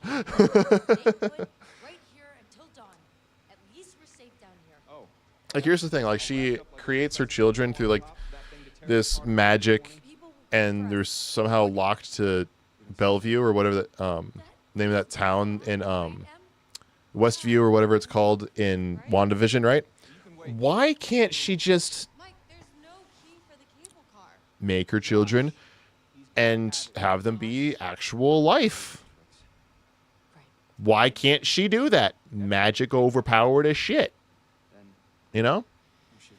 I don't get why she can't just make her kids, but also have her kids exist in life normally.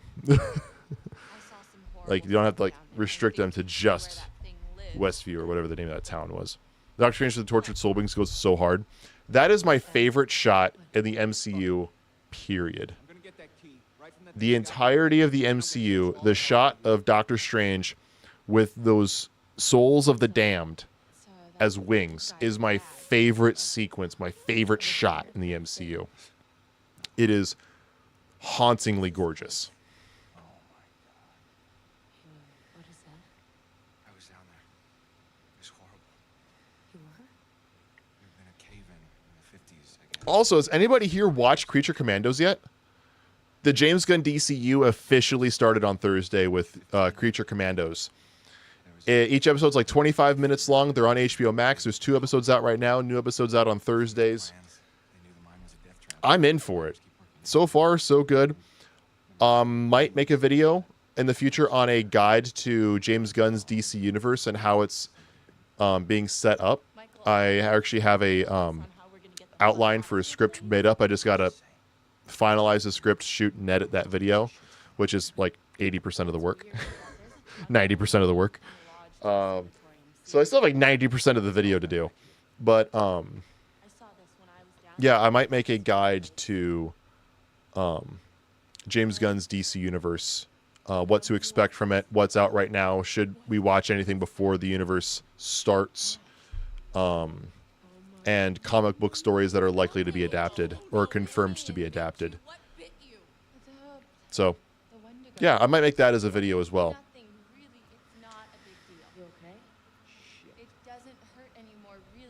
So I think we could shoot Ashley here. It wouldn't give us a trophy. But I'd rather keep her alive just in case we need her later. We can always kill her in the cabin later. Oh, that's ridiculous. He said it was from eating each other. Remember, he said that. Is that how it works? Yes, it happens if it bit you. You're gonna I gotta go to the bathroom again. I'm just gonna let the game play. I'll be right back in just a couple minutes. Oh my god, oh my god! You can't be down here with us. What? Mike? You gotta go. Are you kidding me? You're putting us all in danger. Like hell I Emily, am. you can't stay here. Mike, just cool your head, okay? We don't know if it works like that. Maybe it's just a bite. I've seen what these fuckers can do, and I don't want to see it again. What is this? Guys, what are you doing? Door's right here. I am letting you do this voluntarily. Oh no, you're just making yourself feel better about sending me to my death since you know there's a Wendigo out there ready to rip me to pieces like it did with... Okay, oh my god, will you just go? Go, get out of here! Whoa, okay. Go, go, go. Mike, calm down. You're gonna shoot me? Mike, me? This is the safe room, Em. Please, It is not safe as long as you're in it. Not for us. don't do this! I'm really sorry.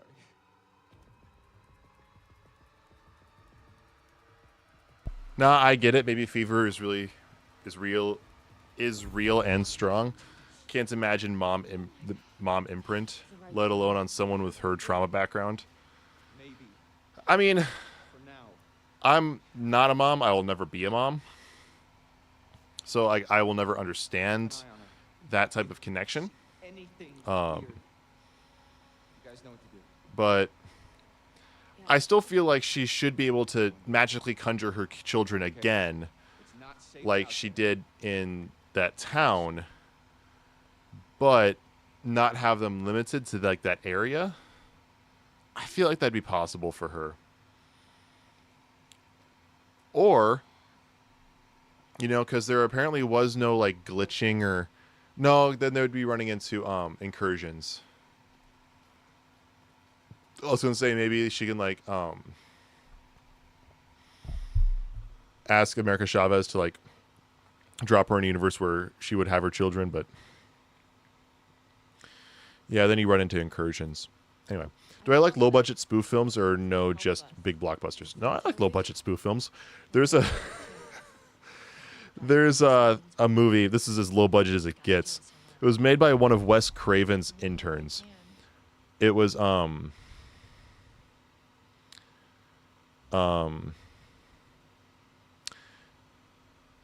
basically it's called Thanksgiving, and it's an evil killer turkey.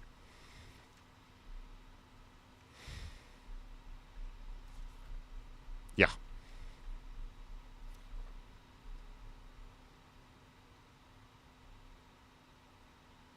Yeah.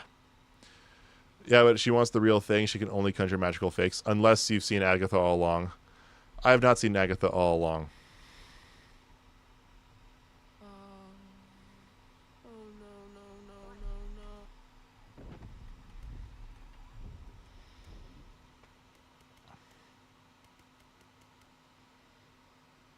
So that should...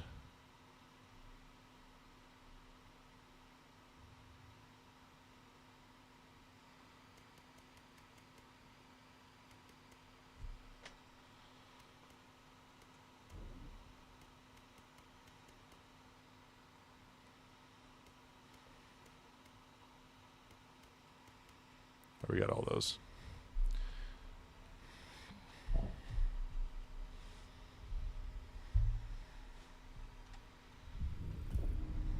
It says that the bites, if it bites you, it's not infectious. Did I know there's a Kevin Hart parody of Die Hard called Die Hard? I think I have heard of that. There's also Kevin Hart was also in a spoof movie called Superhero Movie with Drake Bell, which is basically a spoof of 2002's Spider-Man. That's also fantastic. Agatha All Along is surprisingly good for Marvel TV shows. I'll have to try to give it a watch. I still have to watch The Penguin. That's also another thing I have to watch. Very spooky, and oh my god, the actors are also so good. Understand the palm of my hand, bitch. I'm sorry. I'm so sorry. Shit. We've got to get to Mike. Like now.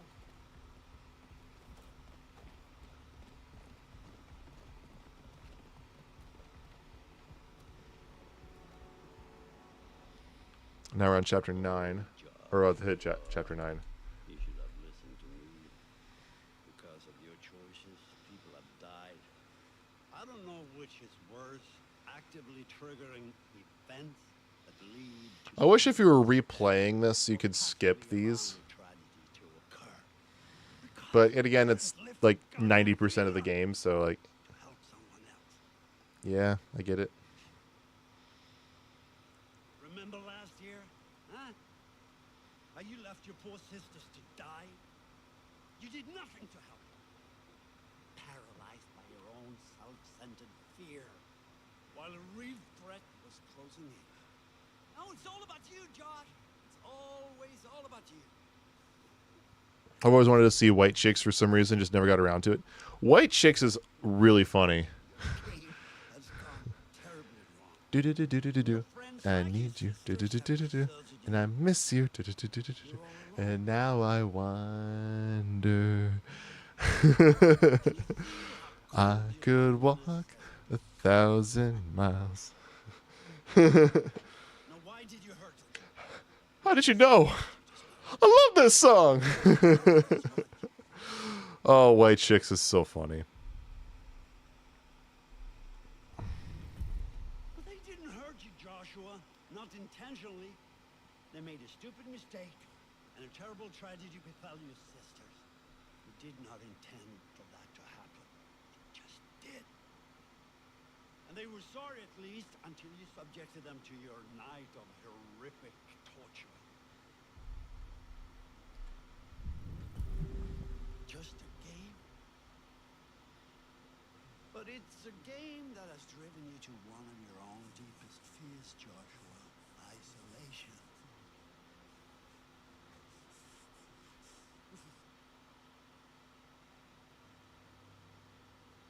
And now we're in chapter 9. The first thing we're going to get is as Mike, the lost totem. At the beginning of chapter 9, you'll be in the sanatorium as Mike. Close the door at the beginning and follow the path until you reach the chapel. Same chapel where you found number 58 in chapter 5. You will enter the chapel on the left side, turn right and pass the table where you found number 58. Turn right and enter the storage room to find the totem on the ground. That's a lot of turning. So we're going to go up into the chapel.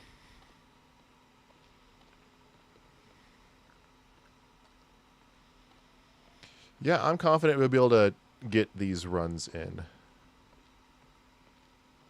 Just because, yeah, we're only not even 3.5 hours into the stream, technically speaking. And this took less than an hour from this point to the end. Doesn't Terry Crews make a cameo in it or something? I wouldn't call it a cameo because he wasn't really that big at the time. It was what really really launched him. So he did White Chicks. He was in Training Day with Denzel. What ended up happening with that?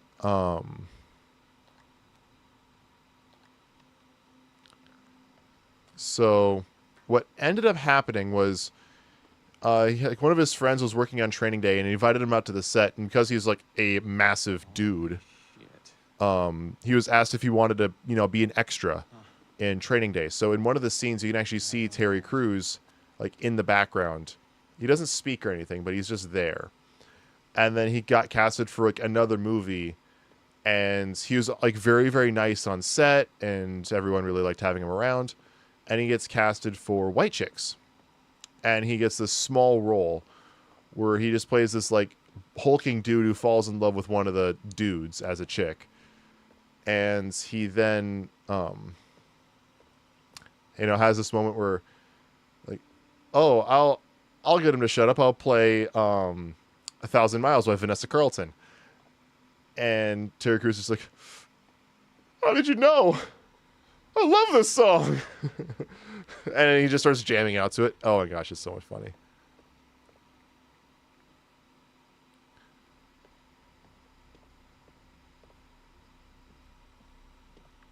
So it's not a cameo. It's before he was really famous.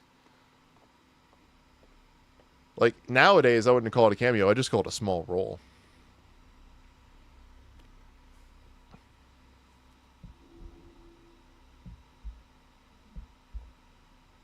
But no role of his will ever beat Captain Terry, not Captain, Terry Jeffords in Brooklyn Nine-Nine. Nothing will ever beat that. Terry loves yogurt. Brooklyn Nine-Nine is in my top 5 all-time favorite TV shows.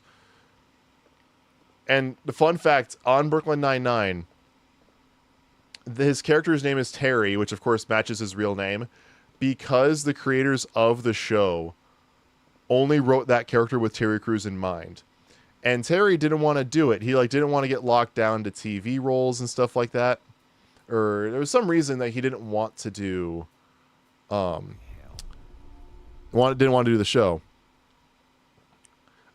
And the writers just rewrote the name of the character to be Terry because it was supposed to, because they're like, now if you say no, somebody else is walking around with your name.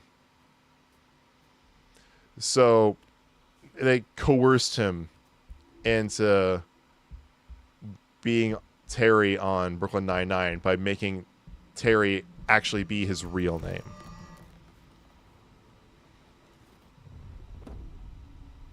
So, fun fact.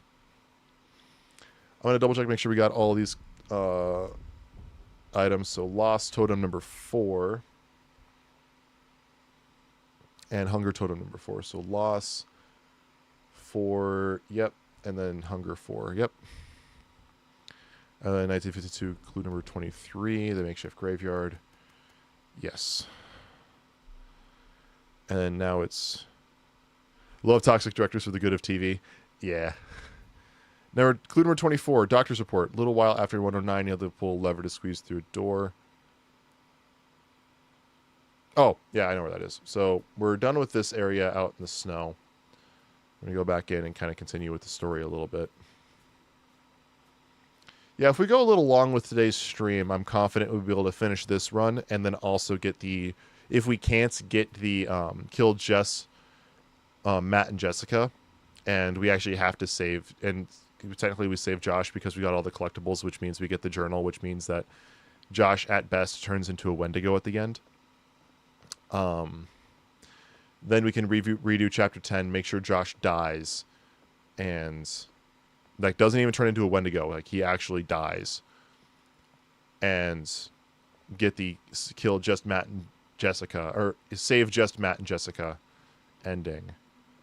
And then the next time we stream this, we can officially start and possibly finish. I don't know if we'll be able to do the whole run in one stream. That'd be a long stream. The Kill Everybody run. Is that a spoof parody or like an actual show? If we're talking about Brooklyn Nine-Nine, that is a genuine show. Brooklyn Nine-Nine is a real show. Like, it's genuine. It's not a spoof. And it's hilarious. It's Jake. It's about these characters' name. Andy Samberg is the lead, but it also has a Melissa Fumero, who was also in that Netflix show Blockbuster, which was actually kind of funny. Also had Stephanie Beatrice, who played Rosa, who is so unlike her real self. Joe Latrugio, I don't know how to say his last name. He plays a guy named Charles, and he is just one of the funniest characters. And then, of course, it had Terry Crews, who plays like the sergeant, the second in command. And then the lead was played by the late what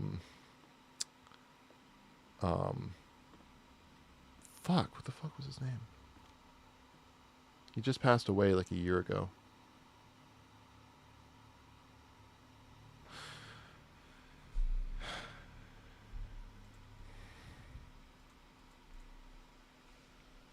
Captain Holt, played by Andre Braugher, who passed away December 11th, 2023, almost 2 days ago. 2 days from now, a year from 2 days now. A year ago on Wednesday. A year ago Wednesday, he died.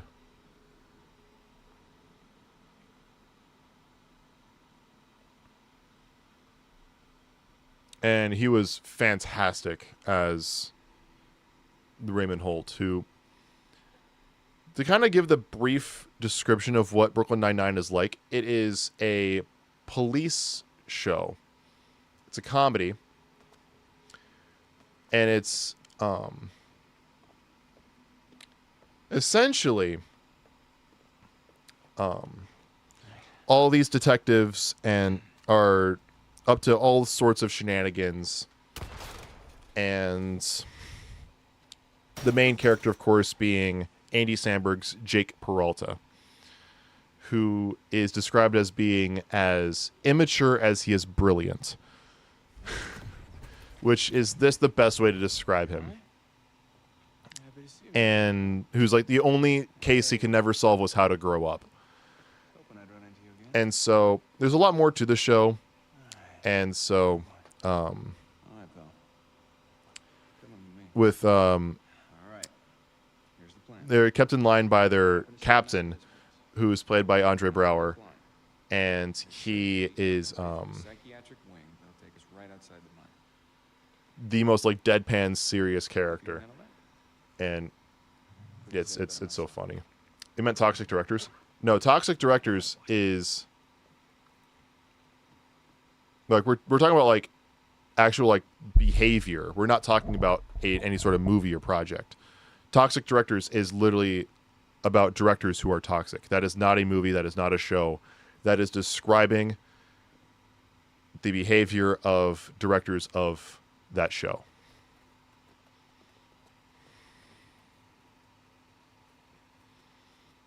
That is just a descriptor.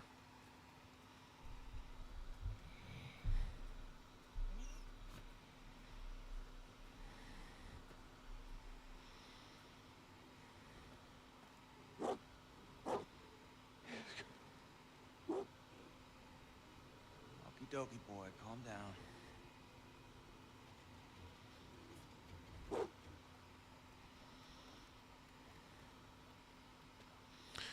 All right. Wish I could move You have to like pull this lever to squeeze through the door. Right after that, go downstairs, turn left into the room, find the doctor's report on the table.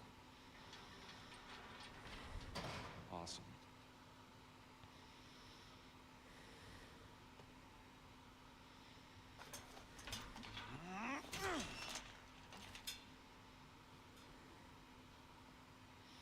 Yeah.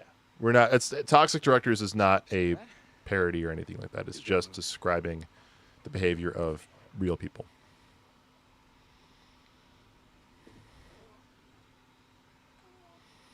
So we go down the stairs and then turn to left immediately. It's on, go into the room and you'll find the doctor's report on the table. Okay, so down the stairs, turn left, into the room, on the table, doctor's report.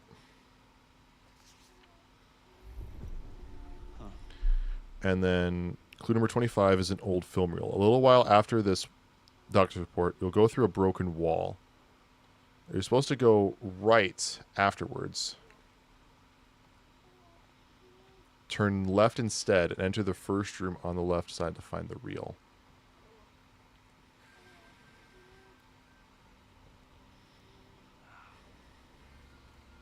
Son of a bitch.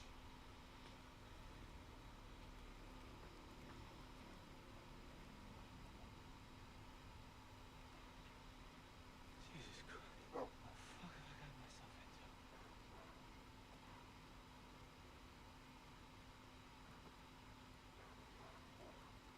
You're back finally. Welcome back, Wham. So go through a broken wall. You're supposed to go right afterwards. Instead, turn left and enter the first room on the left side. You making dinner? What you making? What is on the menu? So there's the broken wall. So the game wants us to turn right, but the guide tells us to turn left.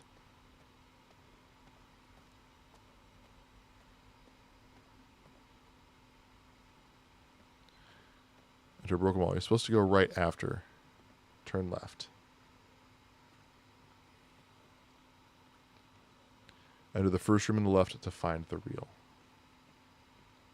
There it is.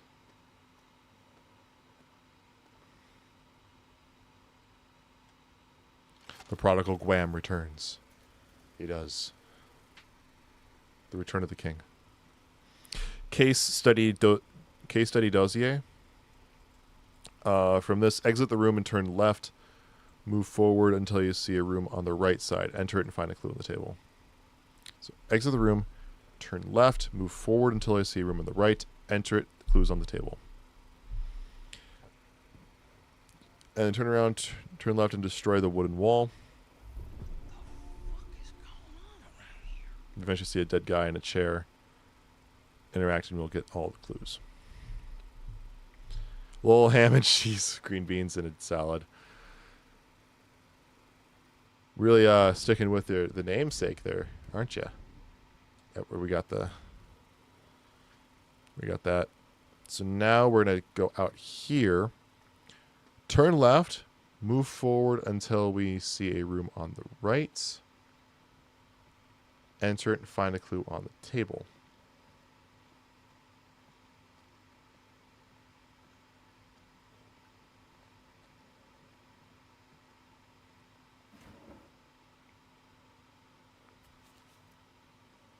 This should be the dossier.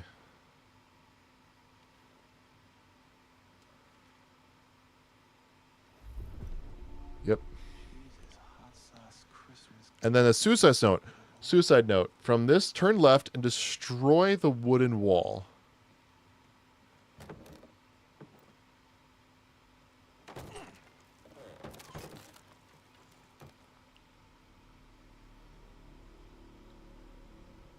All right. Move forward and you'll see a dead guy in a chair. Interact with it and get the note.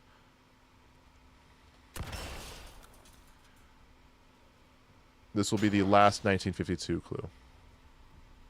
Holy shit. Who is this guy?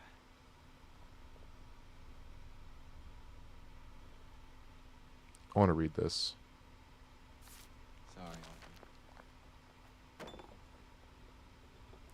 to whom it may concern. They are dying outside. I hear them screaming and crying. This hell is my only legacy. God's punishments for my mistake. God's punishment for my mistakes. No escaping my fate. Death awaits me now. Jefferson Bragg. You got tons of ham left over for from Thanksgiving? Nice. Oh, I don't like this camera angle. So from that, we should have gotten the achievements, the Fateful Descents.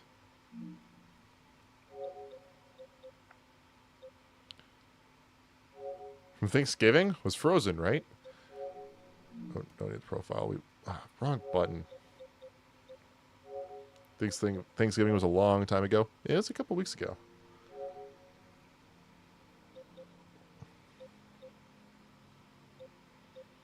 Yep, we got the Fateful Descent. Nice. Next collectible is Death Totem number 3. After a long sequence where we escape some Wendigos, you walk up some stairs. Shortly after that, you can choose to take a left or right door. Take the left door first to find a totem on the ground in the corner. So this is after Wendigos. We walk up some stairs. Okay, so let's just kind of keep moving the game forward a little bit. If memory serves, Mike can't die in this. In this entire section, he can't die. I think Mike can only die in the cabin at the very end. Same with Sam. They're the only character, like, they have to make it to chapter 10. Everybody else can die before then. Jessica, maybe.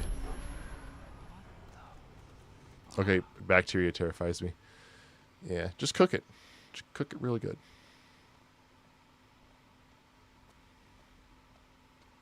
Not in a germaphobe way, it just grows on things way. I mean, it's understandable. I think everyone is kind of, you know, a germaphobe in that regard. Alright, so the next is after we see a couple of Wendigo. I'm going to go up some stairs. It says after a long sequence where we escape some Wendigo.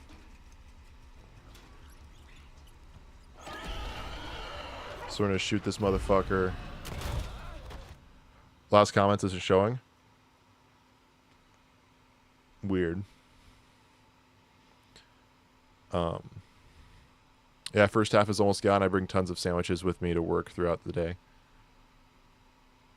Well, I hope that you're hope everything's good.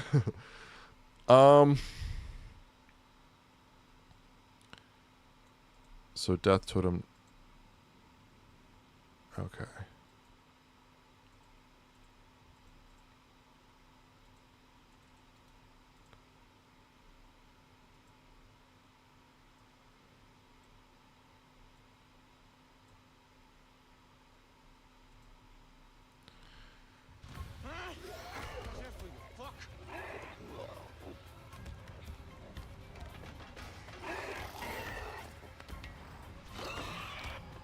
Try typing it again. Wait.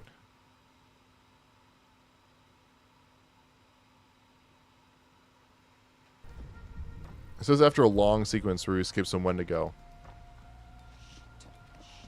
I don't think that was a very long sequence because we had a choice to take the left door. And if this is the left door that we're talking about, then that's not a very long sequence. Because I know right here we can pick up walking again.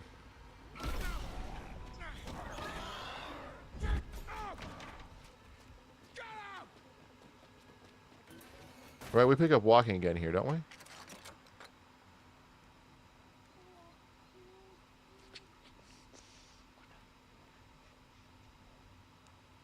Nope. Leftovers start growing scary dangerous bacteria that can't be cooked away after average of 5 days. Really dangerous for old people. Oh, didn't know that. That's why you're the nurse.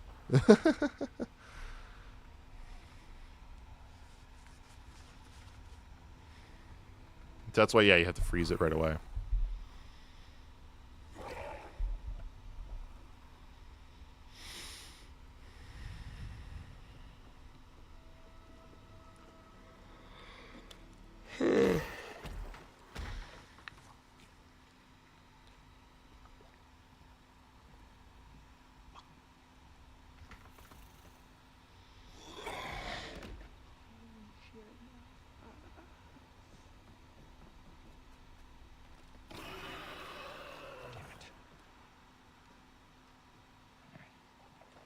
Freaks you out?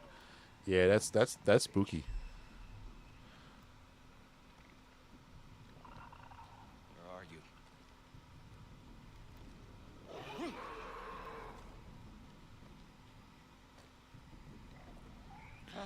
There's this whole Wendigo sequence.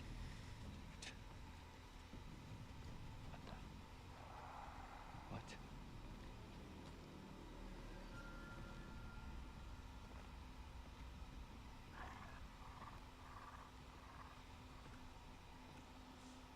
Arm.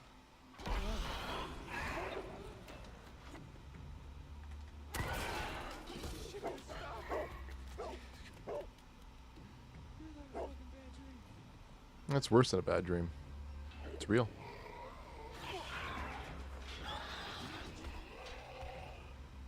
Over the time, boys. Enough of me for all ya.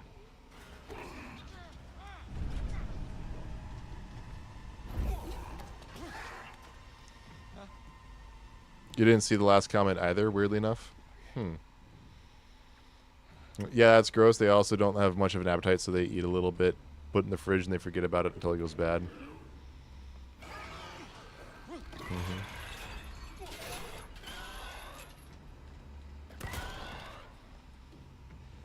Yeah, sounds about right. Yeah, like 10% of my comments never show up. Really? Are you all noticing this issue?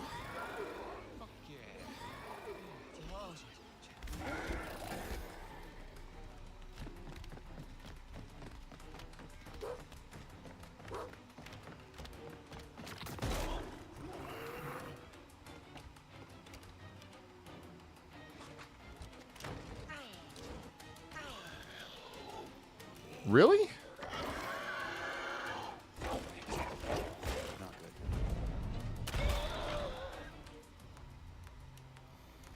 Never had happened to you yet? Okay.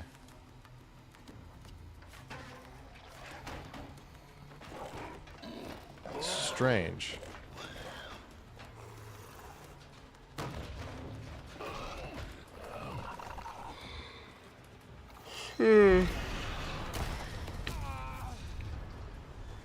Oh shit. Oh shit.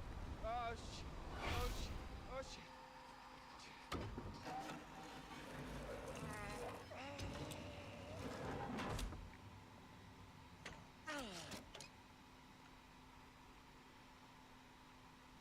All right. We walk up some stairs, which I think is right here. Yep, there's some stairs. You can choose to take a left or a right door. Take the left door to find the totem on the ground in the corner.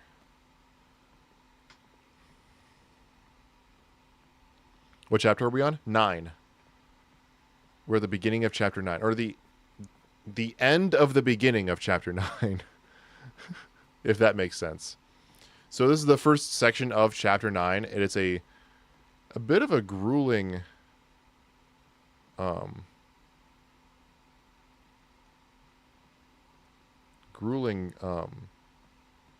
section.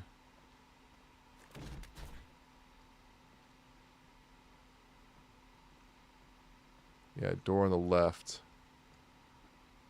Around the corner, and there's the totem. So this is death totem number 3.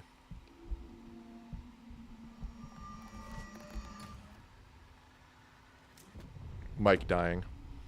You love my dementia delusion guys, though. They're my favorite patients. Don't tell the rest. Oof.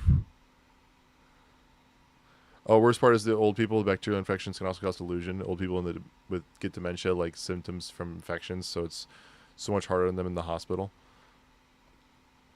Oof. Leave the room, go into through the right door. Just go through the room and leave it through the broken wall. Turn left here and move forward.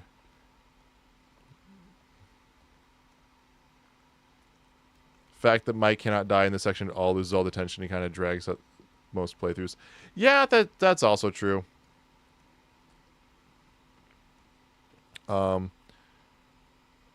Move forward now. Enter the first room on the right side. Find the interactable on the table. There. This will unlock It's a Shining if you found all 10 new collectibles and Patient Cemetery. So, what have we here? Kraven the Hunter was pulled from theaters, apparently. Yeah.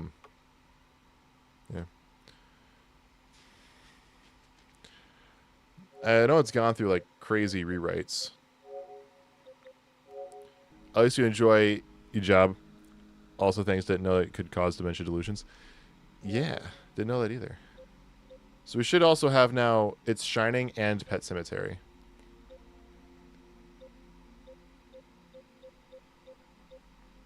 There's Pet Cemetery.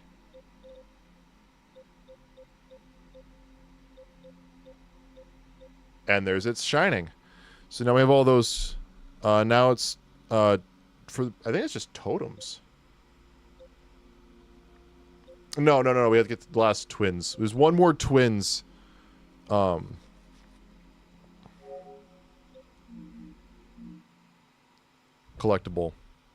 And the rest are totems. And yeah, so totems 1, 2, 3, 4, 5, 6, 7, 8 totems left. We have all the Mystery Man clues. We have all the 1952 clues. And the only twins clue we're missing is the journal at the very end.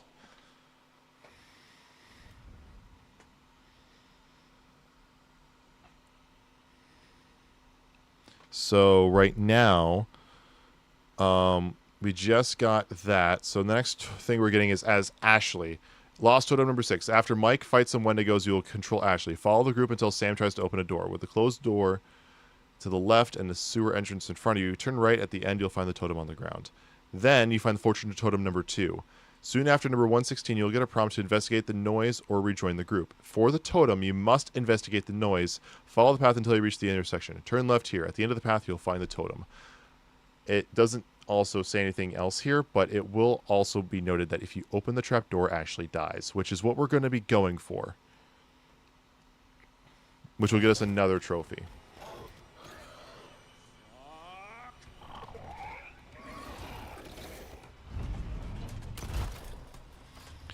Okay, good. I kind of ramble about things. I'm glad I'm not. It's not annoying. No, it's not annoying. It's actually like really interesting. I'm gonna barricade so that we can keep the pupper alive. There's no achievement for killing the dog. There's only an achievement for keeping it alive. So this means nothing if we save the dog. Come on down. I shouldn't say it means nothing, but it doesn't affect our goals one way or another. So might as well keep the dog alive. I'll catch you on the flip side, huh? The dog lives. And now let's just kind of blow shit up.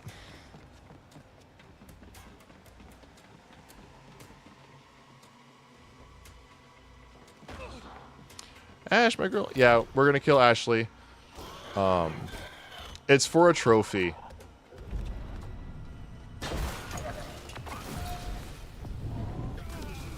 I like how he suddenly can open the door. You know? He couldn't open the door to save his life earlier, but now he can suddenly open the door right when he needs it. Like, really?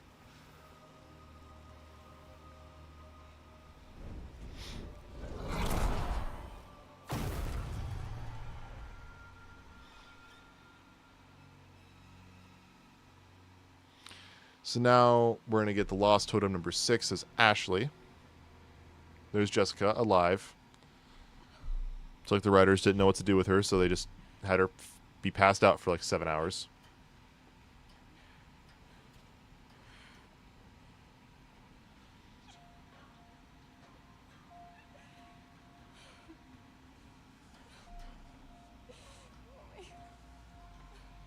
Conveniently, there's a coat for her.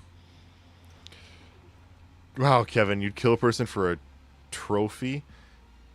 You all heard that? Yeah. I'd kill her for a Klondike bar. Couldn't open the door because it was pushed. He was pulling. Gotcha. Apple bottom jeans, boots with the fur. The whole club was looking at her. Yeah. I just heard somebody took that song and they paired it with Little Drummer Boy. Apple bottom jeans, boots with the fur. No, Chris, we're not leaving you. We're sticking together. The whole club was looking at her. She turned around and gave that big booty a slap. I'm kind of getting the words a little bit, the syllables wrong, but yeah, it's hilarious. And they have like Little John come in and like do his ad libs. Oh, it was so funny. All right. Also number 6. After Mike fights the Wendigos, follow the group until Sam tries to open a door. With the closed door to the left and the sewer entrance in front of you, turn right. At the end, you'll find the totem on the ground.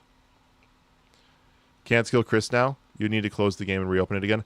Monster, we're not killing everybody. The goal is to just save Matt and Jessica. And yes, we can kill Matt. And here's how we can. At the very end, when we're Sam, first things first, we jump up the wall. We grab the... We grab the overhang. And then you don't fail 2 QTEs on the way back. You then have the choice between locking the door or running to join your friends. You then have 2 don't moves in a row. And then Chris escapes. So if you fail the first don't move, Chris will die.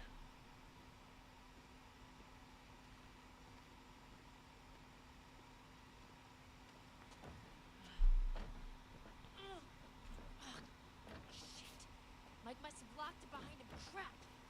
There's got to be another way in.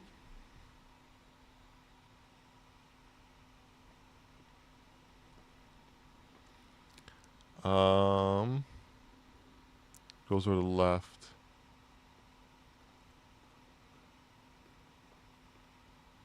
You turn right.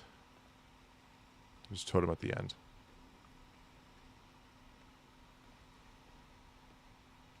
Nope. Once Chris lives past chapter 9, he cannot die. We'll see. Yeah, if that's the case, then we'll have to do that ending later. In which case, then I'm wrong. And it's not going to mean much, because we'll just get it all figured out.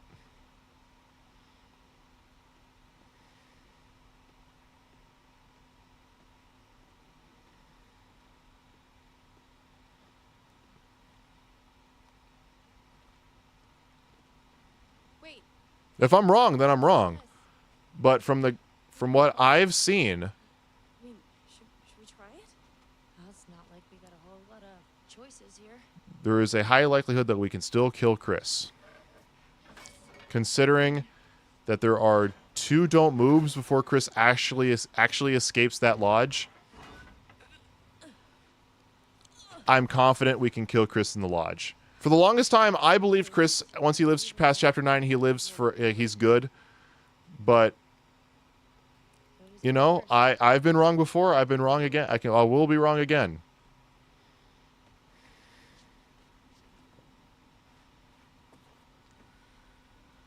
It's not so bad. You think this is the tunnel I mean, we don't really play as Chris anymore.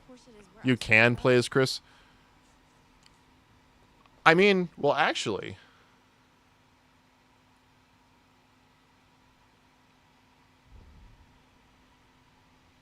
the trapdoor could kill Chris. Chris, I know you're hurt, but you gotta move it, all right? I'm trying, Ash.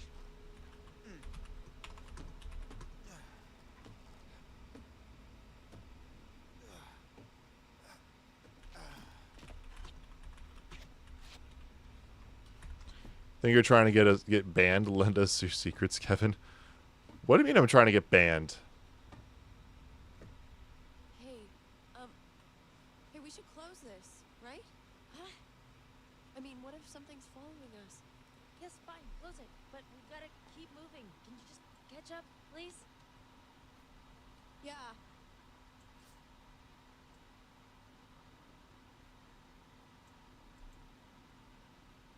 Okay, so as long as you left Chris behind before the trapdoor is seen, and Ashley got to open the trapdoor, Chris will die no matter what. So that's how you can kill Chris with the trapdoor. I don't think we can right now. Also, how the fuck does Ashley casually move a manhole? Manhole cover?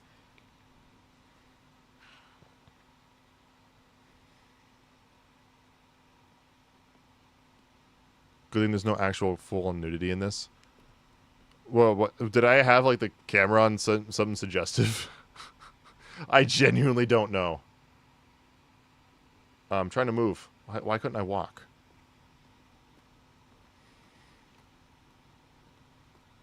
Jedi out here saying goofy stuff.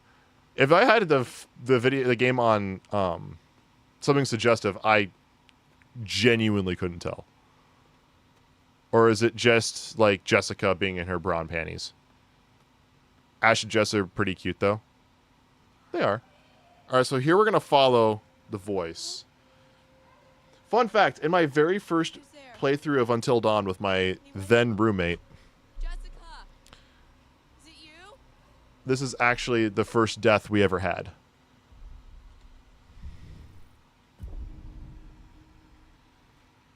This is fucking crazy. Jessica. Ugh! Jessica, is that you?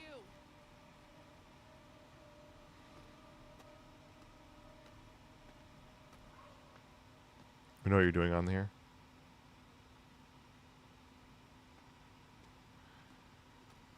Guys, calm down.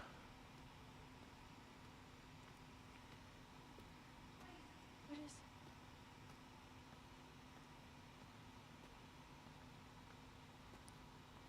Twinning with Markiplier. Oh, God. What are we talking about twinning with Markiplier? I know he did a run of this game as well. Are we talking about like did he have this death as well? Because Markiplier just did a playthrough. Like, he didn't do a platinum run. Like, I know, like, I watched a lot of Markiplier's run. I don't think I ever finished it. And he played the original as well. He didn't do the remake. At least not to my knowledge.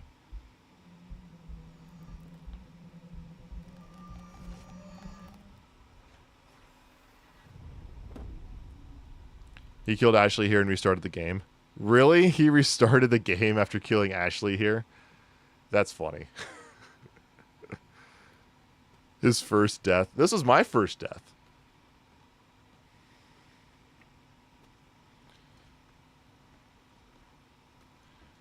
So that's Fortune Totem 2.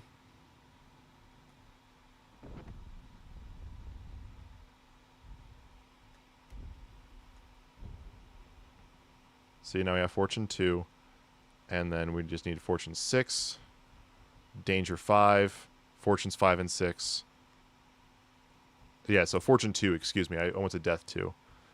Fortune 2 is now here. So we need Fortunes 5 and 6. And Hungers 5 and 6.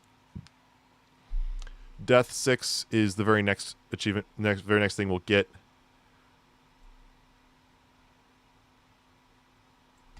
I was incorrect. We are not getting the save just Matt and Jessica run right now.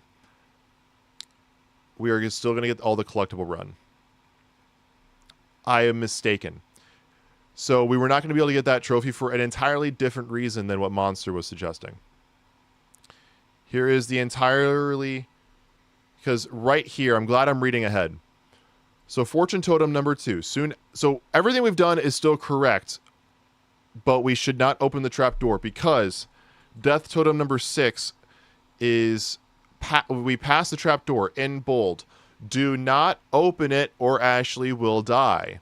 After you've rejoined with Ashley, you will play as Sam soon after. Oh, wait.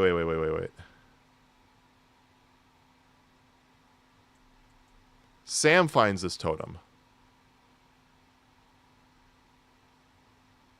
Wait. No, we can kill Ashley. We can kill Ashley here. Death Totem number 6 is found as Sam. Yeah, Sam finds it. So It just says death. Here's what it says, quote, death totem number 6 from fortune totem number 2, the one we just got. Turn around and pass the trapdoor, comma, do not open it or Ashley will die. Period. After you rejoined the group with Ashley, you will then play as Sam soon after. After you climbed up the wall, immediately turn left to find this totem on a dead end. We can kill Ashley here and still collect all of the collectibles.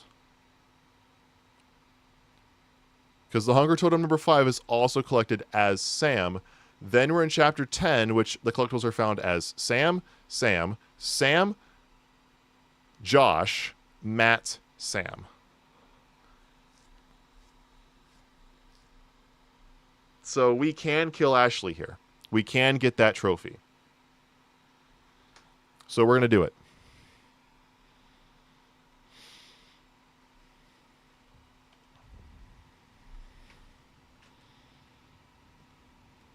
I'm glad I checked this.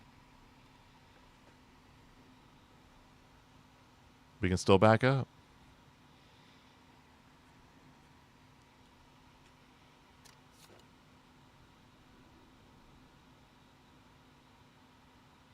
Say goodbye to Ashley.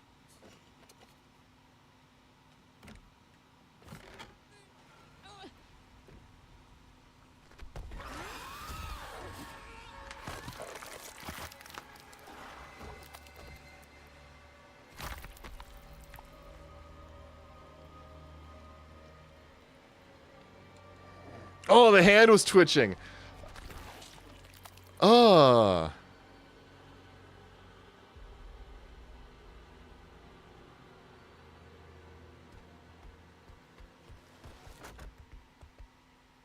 Oh, her hand twitched. Oh, that was weird.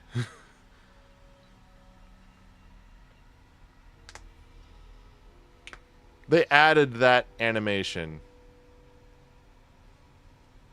Originally, she just like rips the head off. She like the Wendigo actually rips her head off originally.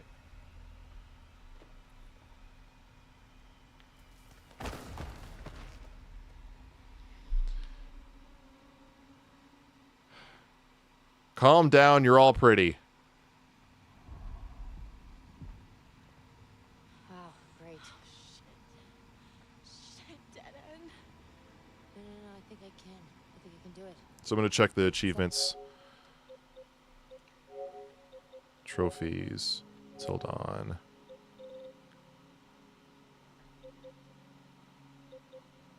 Yep, Ashley opens the trapdoor. We got it. That's why I hate Ashley's death. Yeah, the hand twitch is... I'm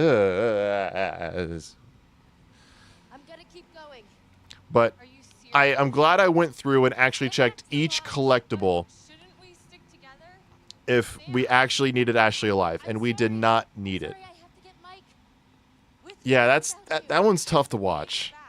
Matt as well. There's one with Matt. If you have Matt survive through the herd of buck, and then you do not give him the flare gun, and he jumps off, he then is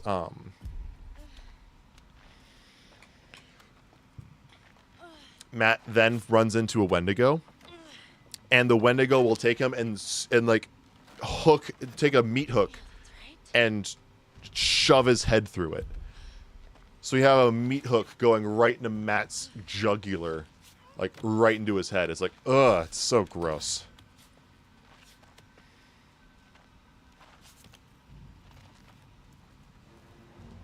So for this totem, after you climbed the wall, immediately turn left and find the totem on a dead end. So turn left.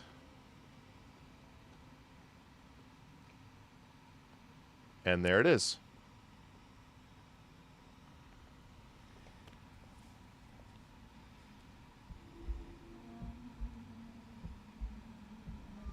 There we go.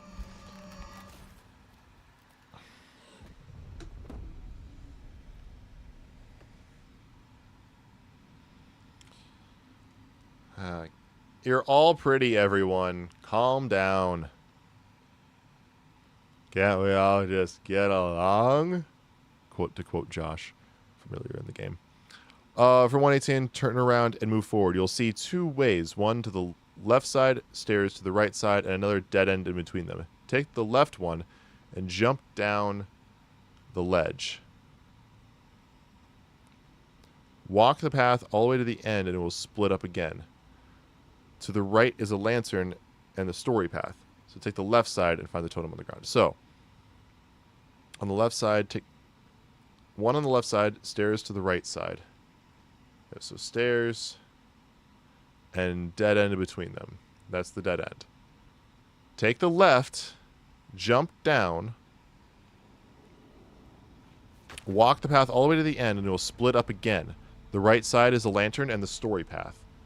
Take the left side and you'll find hunger totem number 5 on the ground.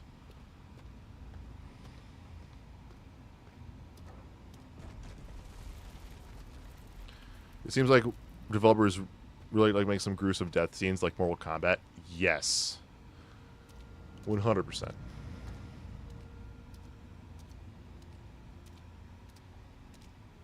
I bet Mortal Kombat actually served as inspiration for some of the deaths. Wouldn't shock me. So there's the lantern. We want to go left, right here. Here's hunger number 5. And the last totem, or last collectible of chapter 9.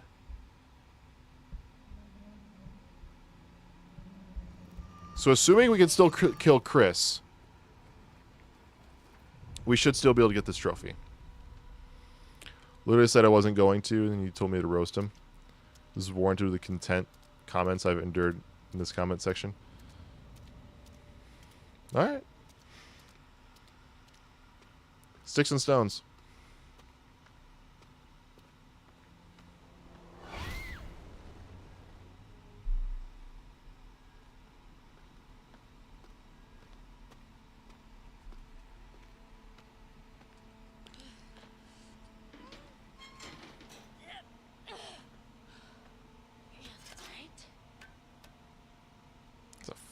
Big ass shovel.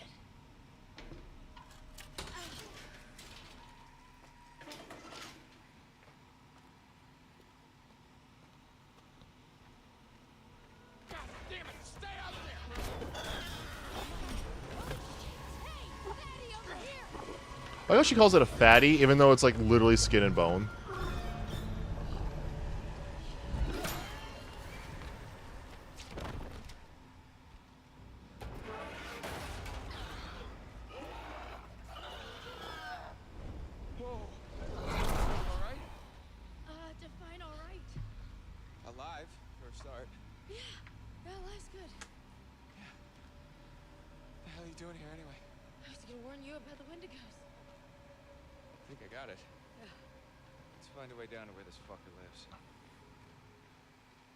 Yeah, I kind of agree with Guam here. Yeah, just sticks and stones. All right, chapter 10. So the first clue we're going to get is Beth's watch.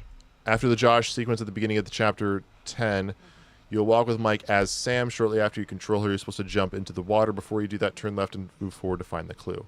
Then we find the scrawled journal. This is where I'm actually concerned we won't be able to get this trophy anyways. So we're just going to try to get the scrawled journal. At best, Josh is going to end up becoming a Wendigo. And so,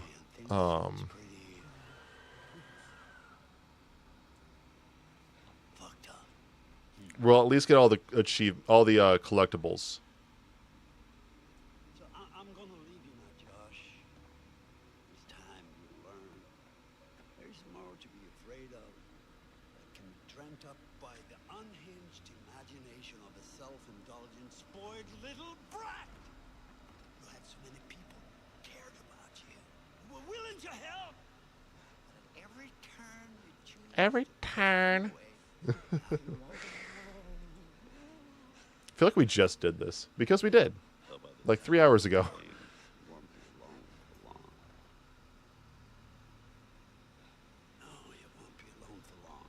Maybe 3.5 hours ago.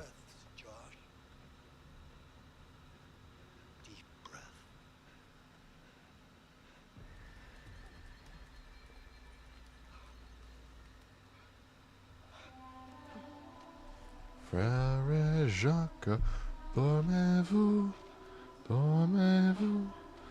Sonna la mattina, sonna la mattina. Ding, ding, dong. Ding, ding, dong. Get away! Get away! Ah! Get away from me! No! You're dead! You're dead! Shut up! No! You're dead! Or I'm seeing more stuff about Chris Evans returning to the MCU. I'm gonna look this up. Take away from me. You can't tell me what to do.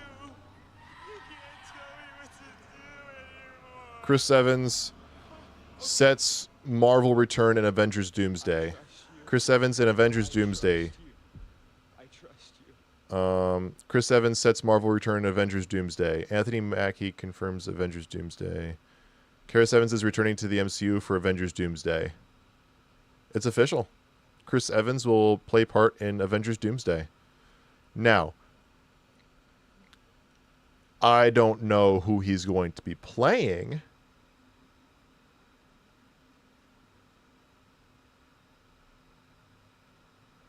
But he is set to return. Interesting. I want to see who. I wonder who he's gonna play.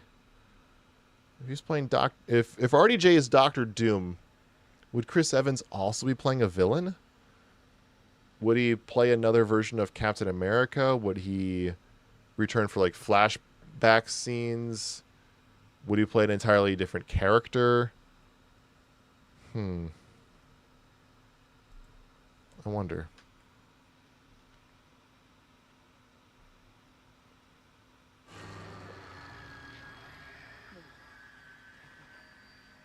You're not real. You're all alone down there. No, not again.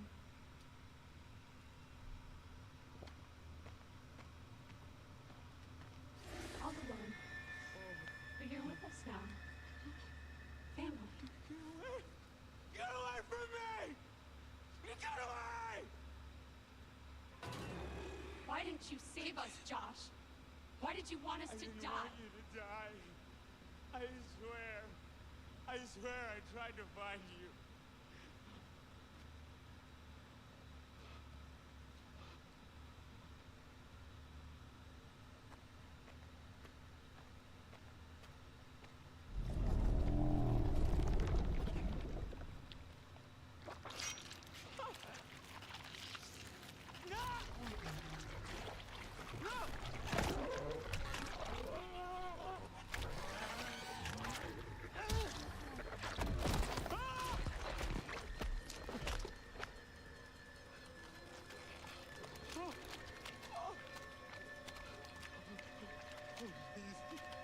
You are tripping some fucking balls there, Josh.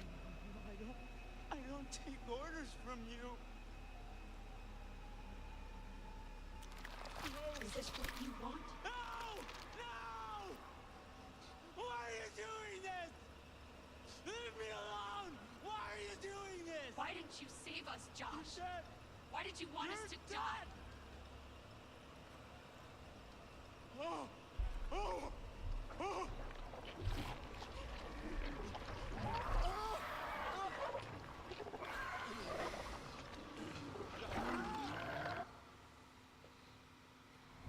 Not prepared for how ugly that thing would be up close. Here's a rule for roasts, everyone. Only give what you are willing to take in return.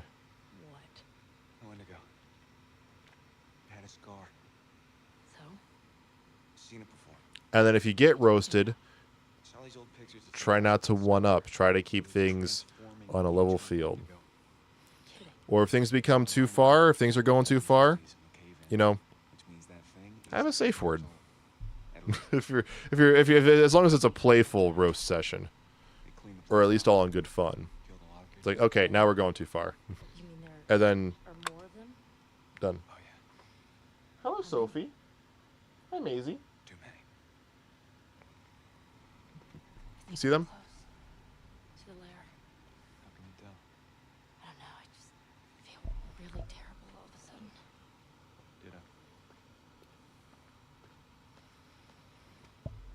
I don't want to roast anyone. I just wanted to watch Josh's crazy trip. Yeah. Josh gets fucked up. So here's Beth's watch, and then we're going to go get the journal. Is that what I think it is? Yeah, Beth's grave. Okay.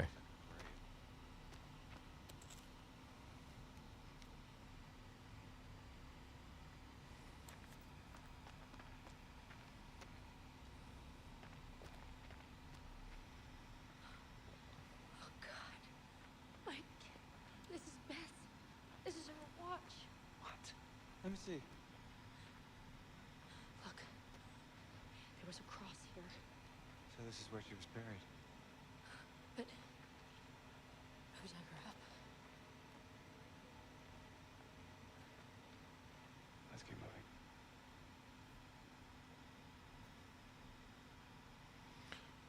Oh, Sam does have pockets. I was going to say, where the hell did she put that?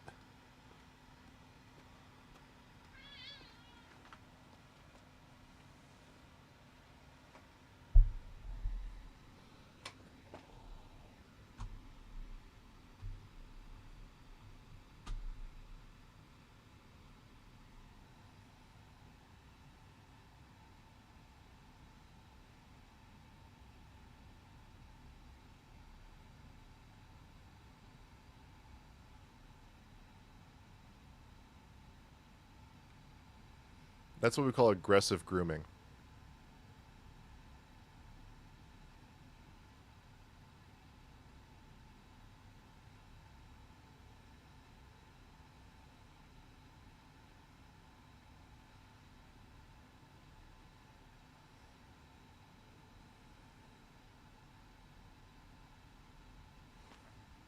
You two see, you all see this, right?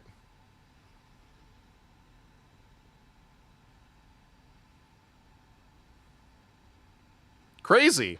I was crazy once. They locked me in a room. A rubber room. A rubber room with rats. And the rats made me crazy. Crazy. I was crazy once. They locked me in a room. A rubber room. A rubber room with rats. And the rats made me crazy. Crazy. I was crazy once. They locked me in a room.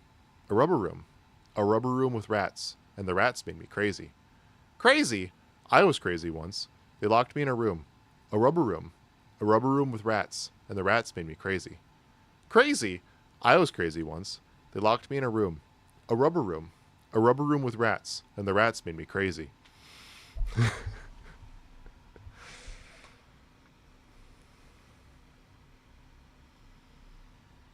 Yep, kittens. Yeah, they're grooming each other. I thought you all might like to see that little palate cleanser from the horror game, you know.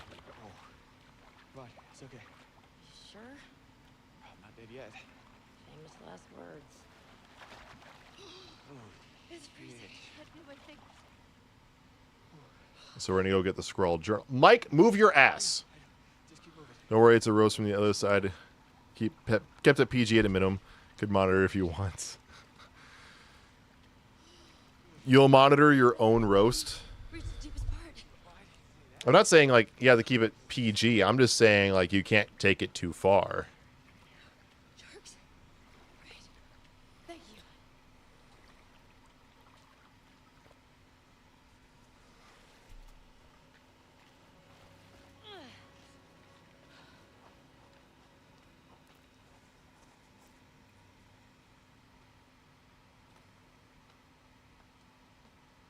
Shit. Looks like Hannah's right. I'm sorry, Beth. I have no choice. It's the only way I can. Monitor the room, silly goose. If someone finds this, I'm sorry. I had to. I had no choice. What does it mean? A silly goose. Jesus.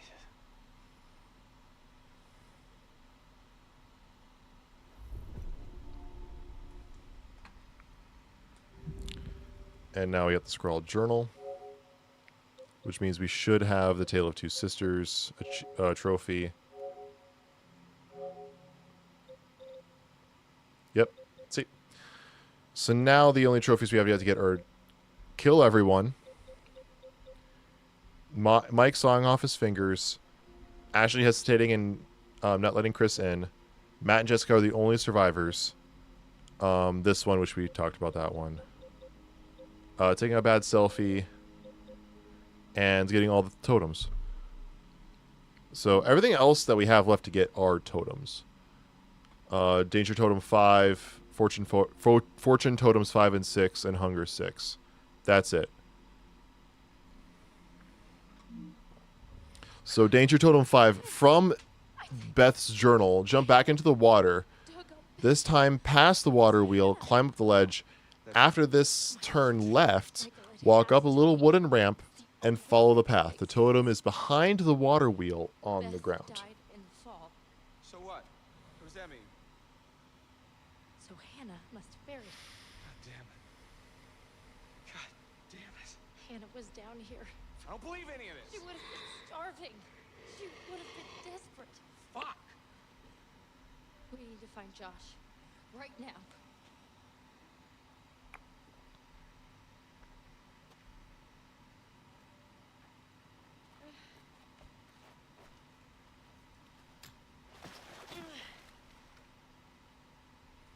So, after this, turn left, walk up the little wooden ramp. Or after this, pass the water wheel and climb up the ledge. After this, turn left and walk up the little wooden ramp. Experiencing an extreme amount of frustration and trying to regulate. Thanks for asking.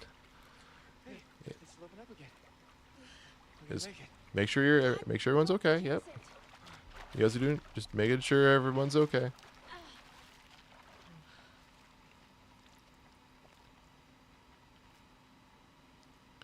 So we go up this little ramp.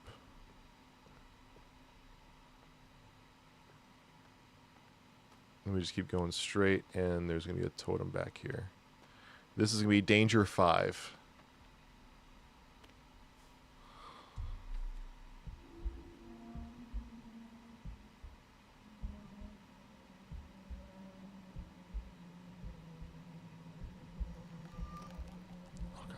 There we go. So it's Danger 5, Fortune 5. After this, we'll find Josh. So this next trophy we get as Josh. As soon as you control him, turn around, move forward, you'll find the totem inside of a dead-end area.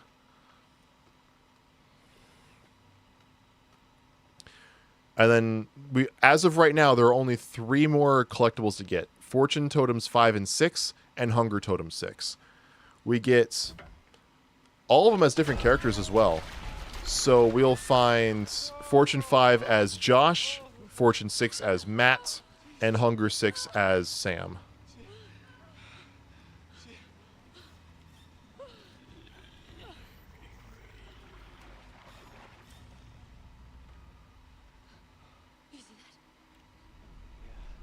I wonder where Ashley's body is going to be. So there's flamethrower dude. Meat hooked up there. Yeah, there's Ashley's head.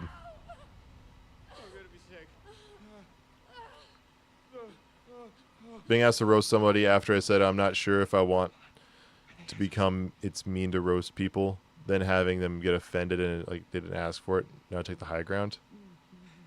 Yeah, welcome to the internet, where you always lose. The internet remains undefeated, everybody. Hey, Josh? Josh? Buddy?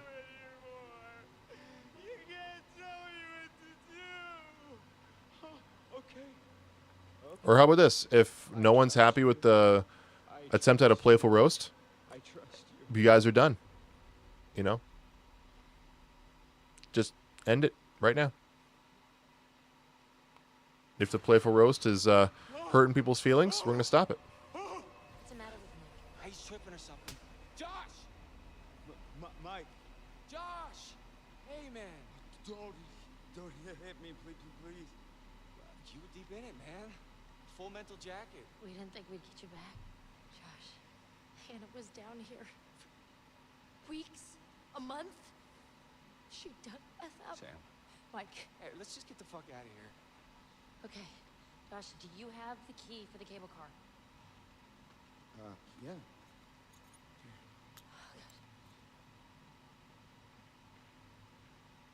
See that over there? That means there's a direct way out. Come on. There's no way Josh is gonna make it up there. Okay. If you help me up, I can go back to tell the others we're okay. Yeah. Yeah, good. You bring Josh back the way we came, and we'll all meet at the lodge. Be careful. Hey, you too. Yep, we don't have to roast each other. Here, we're almost done with this playthrough as well. Oh, wait. Dead end area. It's a trophy back here. Or totem, excuse me. So much, man. So this is Fortune 5. I was wrong.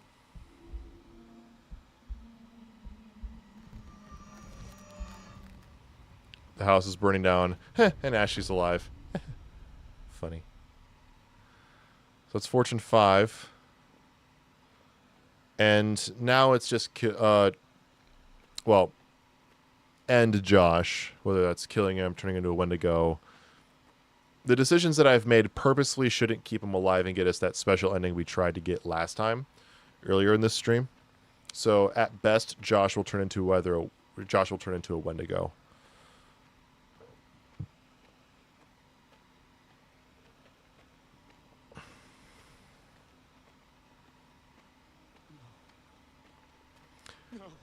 What would you do if Josh was your friend and this happened to me?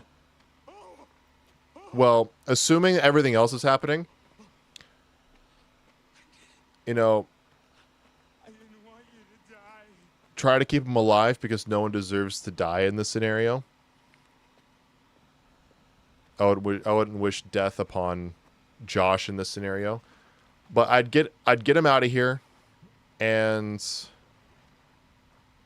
I definitely would cease contact. I would basically try to, like, essentially drop him off at a mental hospital. And it's like, dude, just get help and don't talk to me ever again.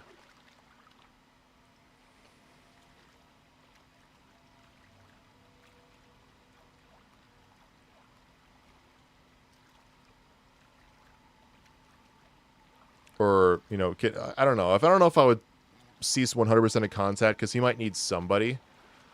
I would just try to do my best to make sure he's okay. But also just like, dude, like, you're fucked.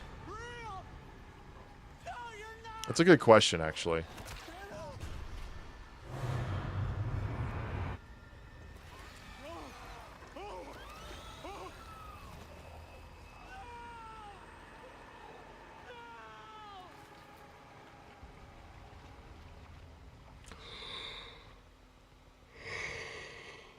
What would you guys do if you had Josh as a friend and he does all this to you?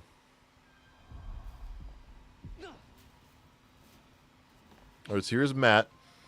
After the scene with Mike and Josh and the Wendigo in the water, we will play as Matt, Jessica, or both, depending on the previous choices.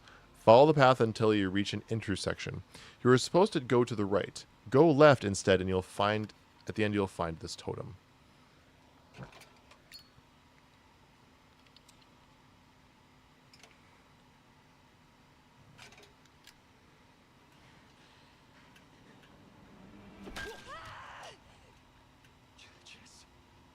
Is that you? Jesus, Jess. What the hell happened to you? How the fuck are you still alive?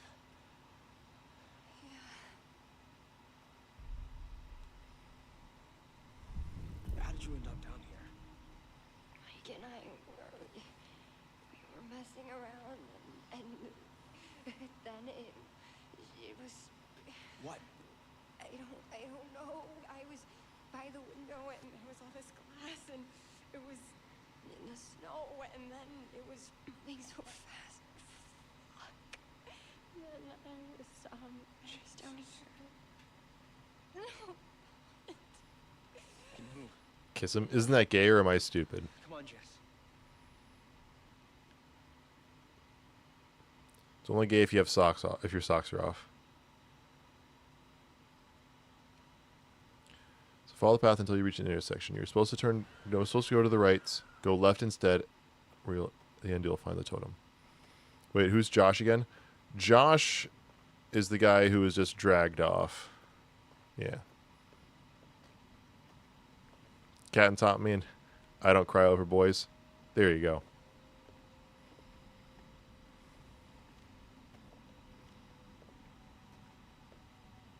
So game wants us to go right, so we go left instead. And there is Fortune 6. So I'm actually curious. I'm actually going to watch the video. We're actually going to watch the video here. This is the penultimate totem. So there's one more after this.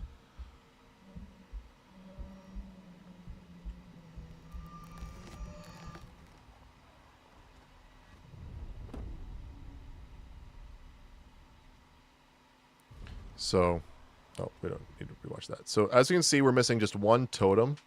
Wait, do we have the whole video? Many years ago, my grandfather hunted those possessed by the curse. But there was one. I'm gonna go back. We'll finish it because it looks like it's just the very end that we're missing. Oddly enough, or maybe the hunger totems don't count towards it. And since we have all of the original totems, then we have the whole video. That might be it. Oh, totally snitch and try to get all my other friends too as well. Get them locked up for good. He deserves to be locked up.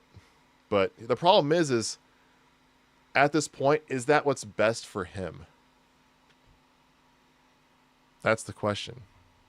Would that be what's best for him right now?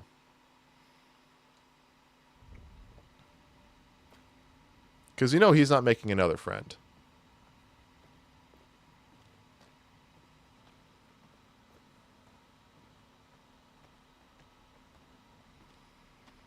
No. It's I don't think that's a right decision.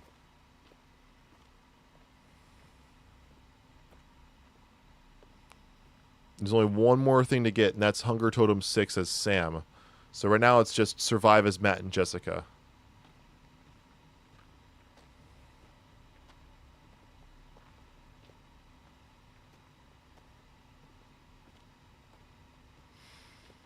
It's funny, on the very first playthrough, I think I mentioned that Matt is like the most difficult character to keep alive.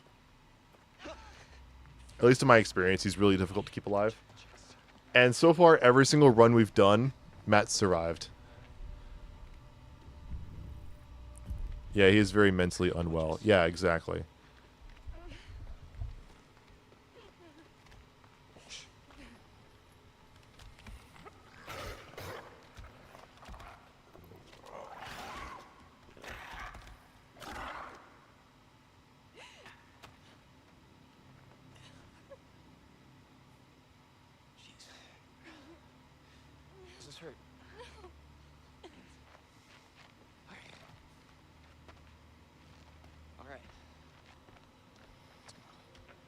So we just gotta hide one more time. And since we have the auto succeeds on, we'll be good. But we have to turn the auto succeeds off as soon as we save Matt and Jessica. At least on the don't moves.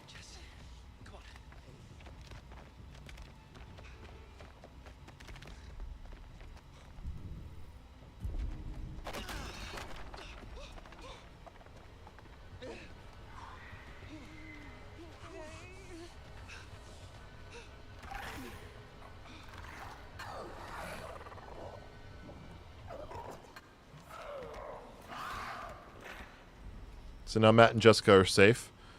I'm going to turn off the auto succeed don't moves, which is under the accessibility settings.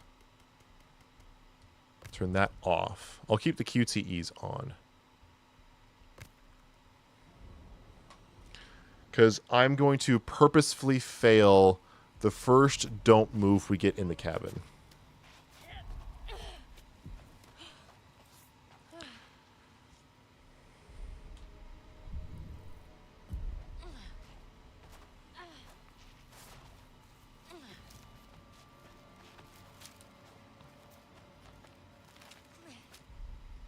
The fact she's climbing all this snow is honestly impressive. Come on. All right. After you climb the wall, you can follow either right or left path. It doesn't matter. You reach a water section, jump into the water, and pass it. Climb out of the water, then immediately turn left to find the totem on the ground in a small dead-end area. So, go past the water, immediately turn left into a dead-end area. There'll be the last totem.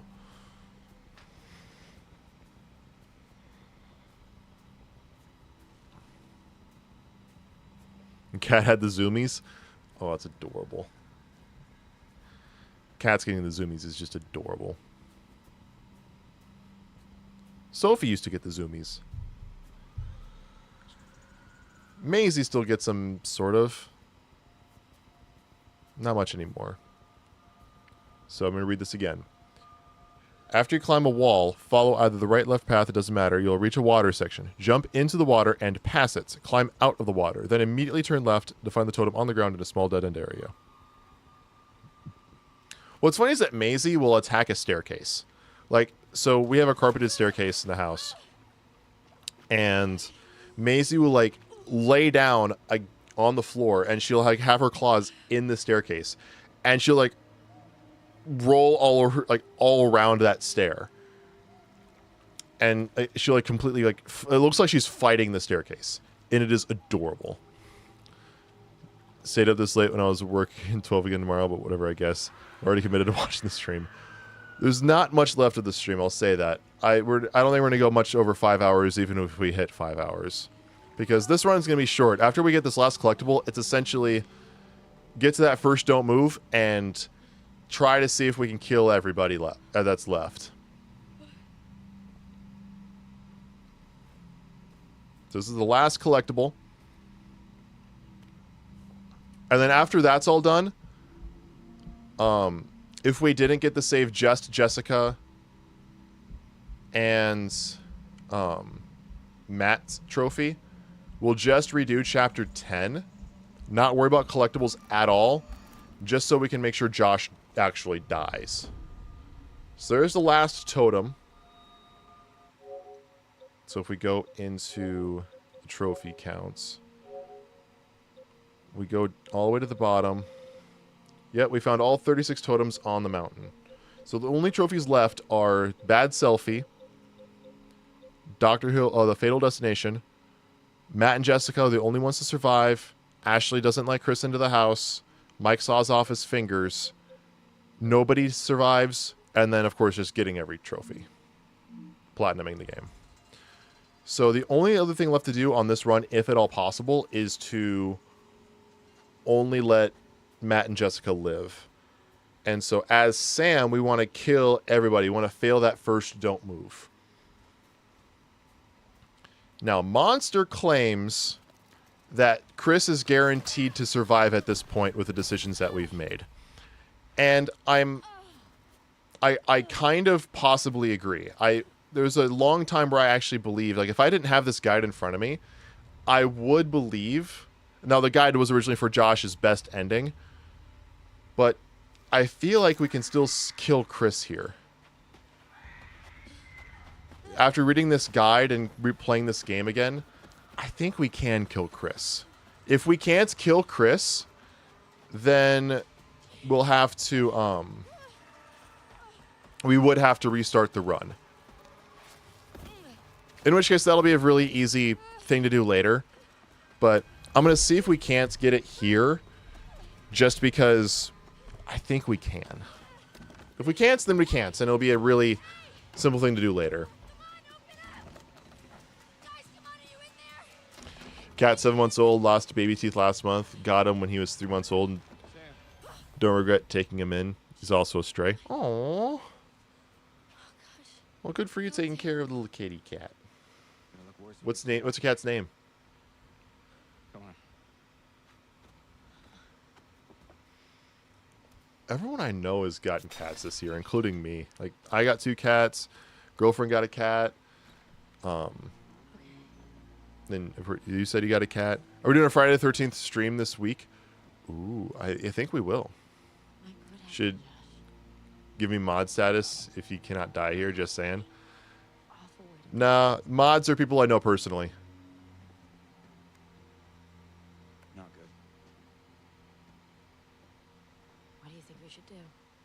I know you're probably saying that tongue in cheek, but my policy is I have to know you personally if you want to be a mod. That's my policy right now. If there's anyone left, they're probably in the basement.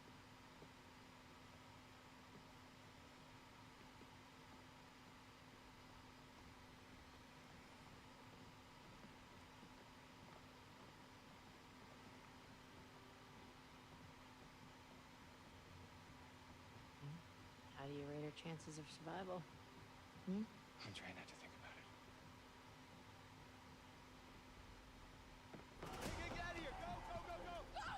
it. Doesn't really matter what we pick here, so we're just gonna follow. Hopefully Krampus doesn't attack us if we're bad. Maybe. Hopefully. So we're purposely gonna fail this first don't move. This is gonna be really fun. Ready for this? Got the controller up.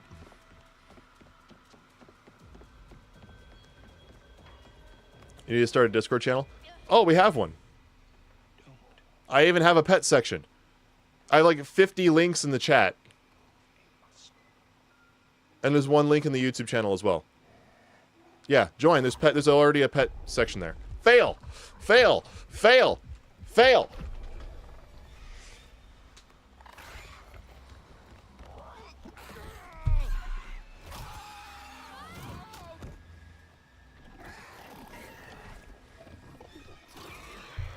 Alright, so that didn't kill anybody, I don't think. I think Mike's actually still alive. Isn't it funny that everyone knows my brother's name, but not mine? Kind of funny. Yeah, kind of actually is.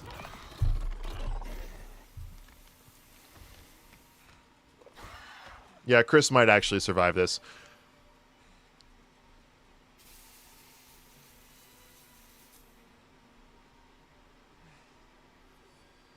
So Mike is already guaranteed to die, because he can't run outside.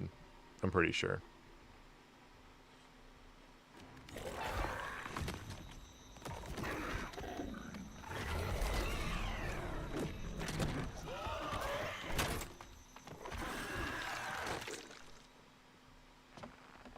There you go, another. I'm just gonna fail this. Oh, wrong button. Whoops.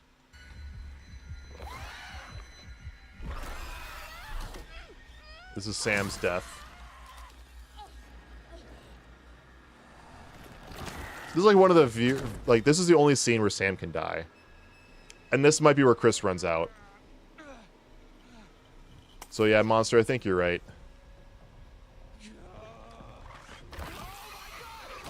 Mike's dead. Yeah, Chris survives and Emily survives. Okay, see. Yeah. Oh no. Oh, Mike's like, he's like missing like his lower half of his body. What's that for you? Fuck.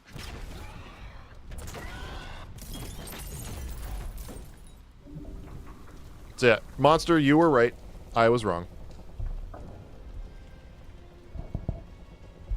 So we're not going to redo Chapter 10 because we did not get the save just Emily, save just Jessica and Matt. So here's the plan. Since we did not save the specific people we wanted to save, we'll go through and do the kill everybody run, but we will not kill Matt on the Buck. We'll make sure Matt can survive up until the very end of the game. Because we can kill Matt and Jessica in the mines in Chapter 10. So, we kill Matt and Jessica, or we get them. We make sure Matt and Jessica find each other in the mines on the kill everybody run. We make sure we kill everybody. And we'll also do The old man,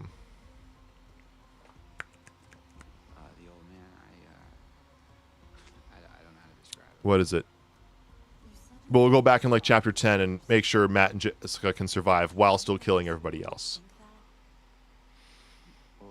So there's only 4 survivors. We killed half the characters. We killed Ashley, we killed Sam, we killed Mike, and we killed No, you don't understand. Sam, Mike, Ashley, and Josh. Well, Josh, well, not Josh. And I watched him die. Anyway. He held it right up to my face. Right here, right in front of my nose, and he could have shot me. He almost shot me, the prick. I mean, you go out with a guy for however Nonsense, she'll long, just... you think you know him, but man, this one really takes the cake. It's Rouse's brother name. Yeah, Sam. Do you remember that from last stream? Okay, I missed some chat here. His name is Sam. Yeah, it's kind of funny how everyone knows your brother's name, but no one knows your name. I mean, if you want, Frost, we can reveal your name.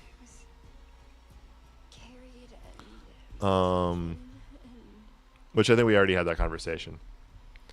Non-intentional, just coincidence. Little dude looks like a Sam to me. Yeah, fair enough. Don't be surprised if I say Happy Krampus Day on Friday. I won't be surprised. So, Yeah, but the plan will probably do like doing like Warcraft on Wednesday again, because we haven't done a Warcraft stream in a couple weeks. So doing some more World of Warcraft on Wednesday.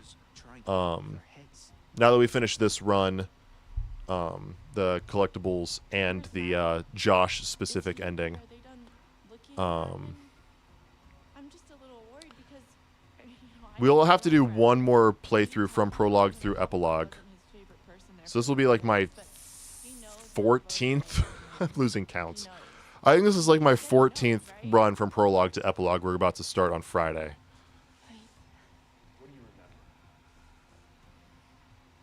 He came for me. He did. Came for you? Where is he? Did he make it? What carried you? You said it carried you. Was it one of your friends? No. No, it was down there. It came from down there. Well, Frost name reveal. Yeah, I don't care. It's my nickname, you know, anyways, not my legal name. Not like anyone could ever find me. So I just want another confirmation if you want me to actually reveal your name. Because it doesn't matter to me one way or another. Or if you want to reveal it, you can type it. Yeah, Josh is a Wendigo.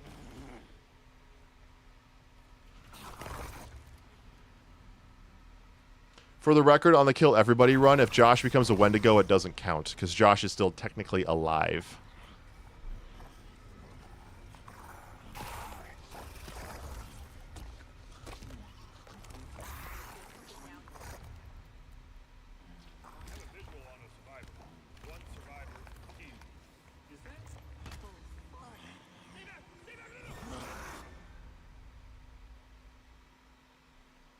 So, yeah. Any other bonus content for getting all the collectibles? Like anything that was like hidden? No, it doesn't look like it. Anyway, let's go and watch the events from the past video. So this is the video you get once you get... Oh, it's really not a big deal. Hello, everyone. Name's also Ellie. Howdy, howdy. Everyone, there's Ellie. Apartment, plan on moving in with a friend, but he wants one of his friends since we were getting a house. Yeah, as long as the cost of living goes down, or as long as your cost of living goes down, or quality of life goes up for the same price, I mean, that's all it really counts. So, as you get trophies, we kind of didn't watch any of these really. We kind of watched them. You get sections of a little video that kind of explains what happens, or what actually happened the night Beth and Hannah died. Oh,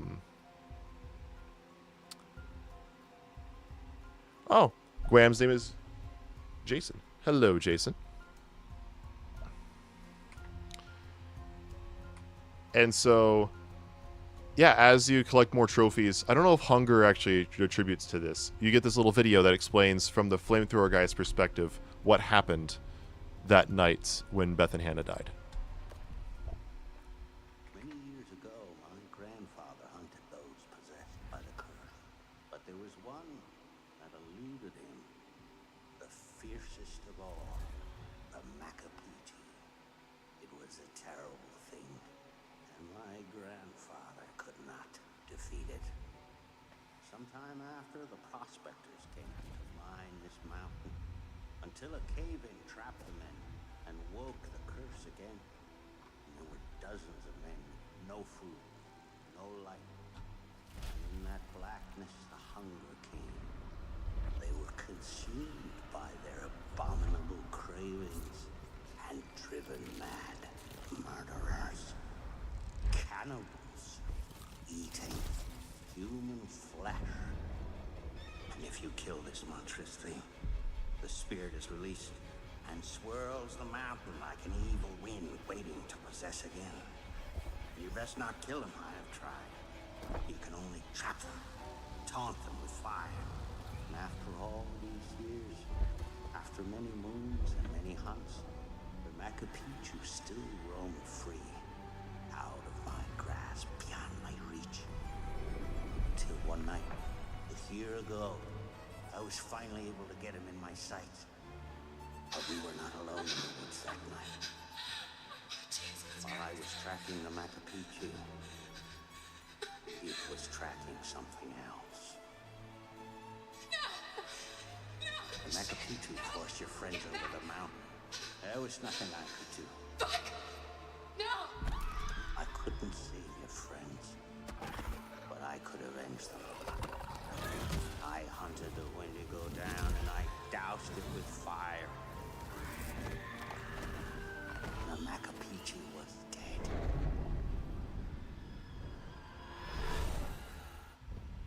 So there's a little video. It's totally not Connor, right? What? I thought your first name was James. Who would have guessed? Connor. Jedi Connor's real name is Connor. But yeah, we have all the collectibles. We have all the totems. And those are just our decisions, which doesn't really matter.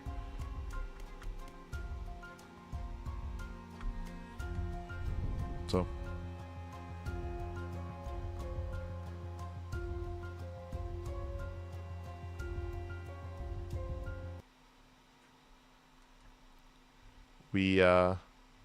The plan is going to be actually here. I'm going to go back to the gaming screen here.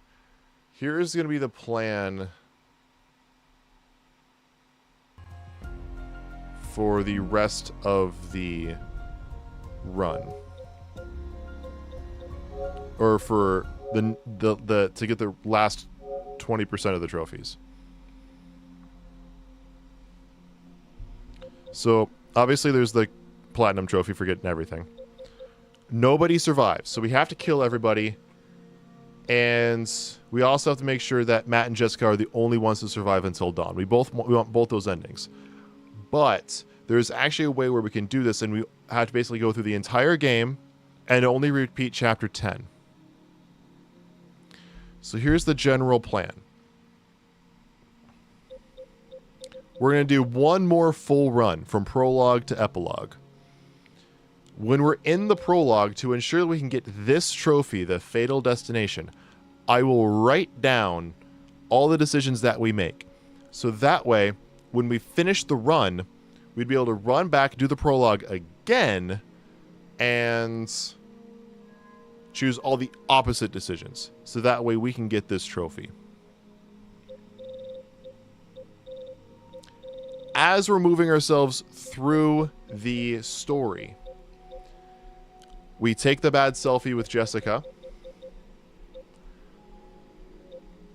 We have Chris attempt to shoot Ashley at the table. This may make Ashley wants to not let Chris into the house. To double down on making sure that that's going to be the case, we'll also choose to kill save Josh, kill Ashley at the buzzsaw. Just to double down on making sure that will happen.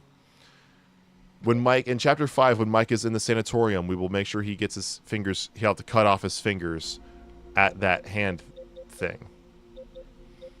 We will then commit and make sure everyone dies and we get the kill everyone trophy let's say we do that one first, just to ensure that everyone dies. Then, after we've killed everyone, we've had Mike saw off his fingers, Ashley killed Chris by not letting him inside. All we should have left is the Matt and Jessica surviving and the Dr. Hill's warning. Because we also would have gotten the Jessica bad selfie trophy as well. That's way down there. We then will repeat Chapter 10. Repeating Chapter 10 will keep Matt and Jessica alive so that way they're in Chapter 10. And they are in the mines. We then repeat Chapter 10 to kill Matt and Jessica in the or keep Matt and Jessica alive through the mines. We kill them in the mines for the kill everybody run. But here we replay Chapter 10 and now Matt and Jessica will die. Or they'll survive, excuse me. I'm tired. Okay, it's been a 5-hour stream. Literally, we just crossed the 5-hour mark this past minute. And so that will that will save Matt and Jessica, getting us that trophy. Then, the last trophy we'll have to get, we will go to the episodes, the chapter select. We'll go all the way to the prologue. And with the notes that I would have saved from the start of the Kill Everybody run, we will get Fatal Destination and try to save Beth and Hannah. We theoretically could do this right now if I knew what decisions we made on this first run, but it'd be a long shot. I think it's just simpler. It'd be less of a headache if we just do an entirely new run, which we have to do anyways. So, you got a lot of nerve talking to me like that, Griswold. I wasn't talking to you. Christmas Vacation is the greatest Christmas movie ever made. Arguably the greatest comedy ever made on top of that. Anywho, that is going to be the general plan getting through the last playthrough of Until Dawn. So this is the 6th day of Until Dawn. I don't see this going beyond an 8th day. We possibly could finish this on Friday. I don't think we will. I don't think there's enough time unless we were to do like a 6 or 7 hour stream, and I don't know if I have that kind of stamina to do that. 80% is impressive. No. We got to go for 100%. We got to get every trophy. We got to get the platinum. This will be my 4th time platinuming Until Dawn. This is my 4th platinum of Until Dawn. This is what we're going for.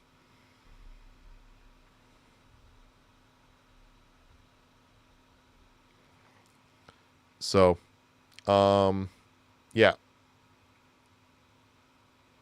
Got it on VHS. Bruh. Does that thing still fucking play? It's not worn out? But anyway. Yeah, it'd be a long shot to finish this on Friday. I anticipate we'll finish this. Oh. I have a quick announcement.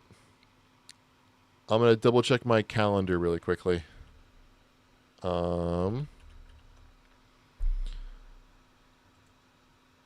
Yeah. A week from today. Technically a week from yesterday because we just crossed midnight.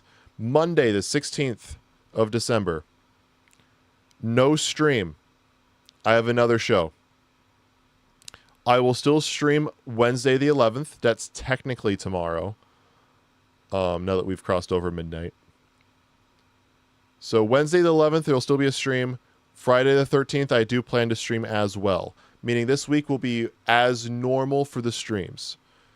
However, after the weekend is over and Monday the 16th rolls around, I have another show that goes into that evening. I will not be able to stream on Monday the 16th. So here's my general idea. Oh, it's your grandpa's? You like keep fixing it to keep it playing?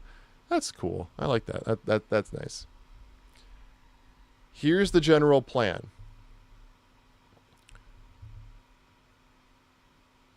What we can do is instead of doing World of Warcraft Wednesday again this for Wednesday's stream, why don't we commit to getting Until Dawn completely done?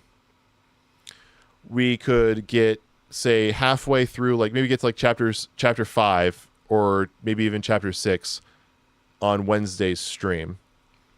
That'll take a good few hours. And then, depending on where we get on Wednesday, Friday could be another knock everything else out day. That could be we finish that run. We then, make sure we get all those trophies. Wednesday is pretty much the spike. Wednesday would be the sets. Friday would be the spike, using volleyball terms. I don't think we'll get any trophies on Wednesday other than like the bad selfie, or maybe Mike cutting his fingers off in the sanatorium. And then Friday we could get like Ashley not letting Chris into the house and actually killing everybody, then saving just Matt and Jessica, which then we go back into the prologue and actually finish everything out. So on tomorrow / Wednesday's stream, not do Warcraft Wednesday again. I know this will be like the third week in a row we didn't do Warcraft Wednesday, but not do Warcraft tomorrow / Wednesday. It doesn't feel like Wednesday, but whatever. Skip Warcraft Wednesday this week, commit to Until Dawn again, and we should finish and platinum Until Dawn on Friday the 13th.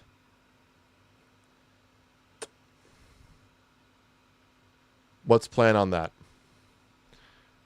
And then next week, no stream on Monday the 16th. I have a prior obligation. I have a, what do they call that? I have an obligation I have to be at. I have a performance. But then we still have Wednesday and Friday. Yeah, maybe we can do like Warcraft and like Marvel Rivals. Because after that, I'm not going to be in town for the next couple of weeks. So that week we can do like Warcraft and Marvel Rivals or something before we before the holidays. So yeah, the plan would one last time, skip Warcraft Wednesday for this week. Wednesdays and Friday stream will be finishing up Until Dawn, actually platinuming everything else. Next week, plan sounds good. Are we doing Christmas Eve stream? No, I am not in town on Christmas Eve. Or on Christmas Day. So I actually am on vacation at that time. Yep, time zones. So then next week, next week, no stream on Monday the 16th, 7 p.m. Central Standard Time. There's no stream 1 week from today, whether it's Monday for you or Tuesday for you or whatever. The stream that happened today / the stream we're on right now, 1 week from today, no stream. Then that Wednesday, the 18th, and Friday, the 20th, 7 p.m. Central Standard Time, there'll still be those streams. At least as of right now, I'm planning on still streaming on those days. We can do like World of Warcraft on Wednesday, and we can just do like a Marvel Rivals stream on Friday, just because there's not enough time to really start a new game. So we can just kind of play those. I have never played Marvel Rivals on stream, obviously. We haven't played Warcraft in like a month. So it'll be a fun way to kind of like close out the year. Christmas in 2 weeks, right? Yeah, I know, and I still have to get gifts. I have ideas for stuff. But that will be the general idea. There will not be a stream the week of Christmas. So no streams at all the week of Christmas. No streams at all the week of New Year's.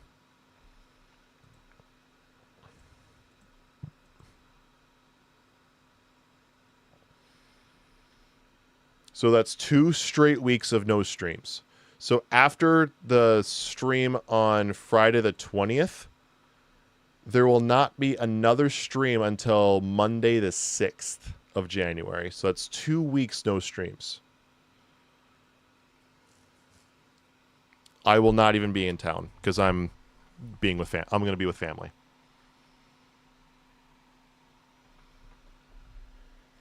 There were packages in work 7 a.m. to 7 p.m. Monday to Friday until Christmas Day. Ooh, that sucks. Well, hopefully you get good pay for it. So I think what I'm going to try to do as well is I'm going to see if I can't make one more video. I don't know if I'll be able to get the rest of the DC EU fanfiction shorts done. Like, those shorts have been coming up throughout December. I don't think I'll be able to get those shorts done just because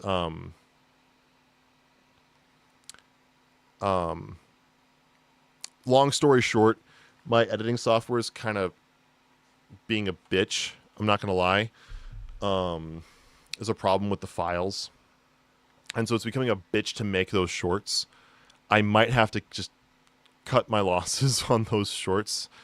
If that happens to be the case, and I realistically cannot make any more of those DCEU shorts. There's one scheduled for tomorrow, but after that, there's not any more made as of right now. I'd have to work on that tomorrow/today because it's after midnight. Yeah, it's not working. The editing software is being a bitch and a pain in the ass, so it takes me an eternity just to make a simple 1-minute short.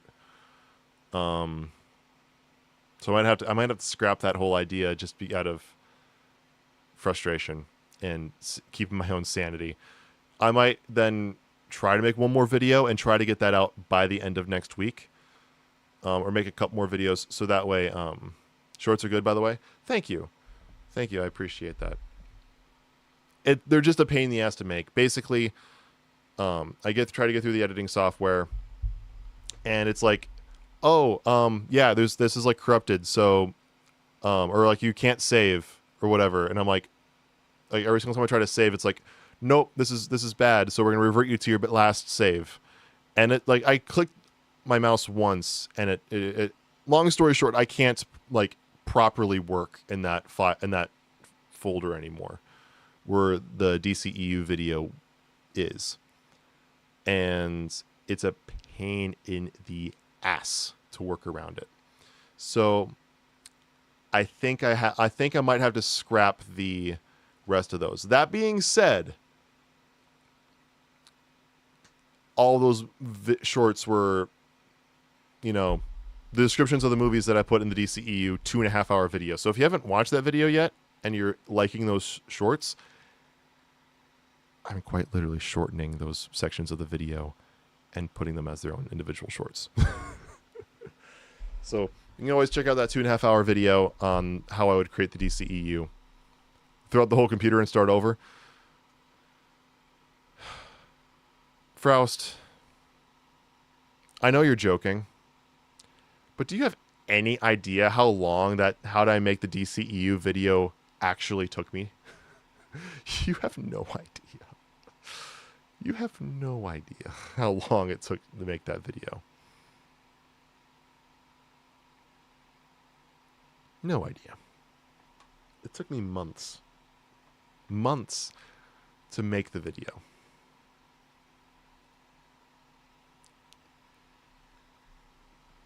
So I might just cut my losses and work on another video. I don't know. I'm kind of rambling at this point, so I'm going to go and call it from right here. I should go to bed. And yeah. Did I fall asleep after making that video? I fucking wanted to. I wanted to just kind of like, forget it. I got it done like 2 days before I expected it to be done. And yeah. Why did it take so long to make? It's a 2-hour video. It's a 2-hour, 18-minute video. So I'm going to pull up the information here. Basically, number one, the writing of all the movies. Guys, I've been doing that since 2019. I've been writing those fucking fan fiction movies since 2019. 2020. And 2019, 2020. And number one, that took forever to just write the fucking movies. Then, after that, I had to record decent takes of 39 movies plus intro and outro.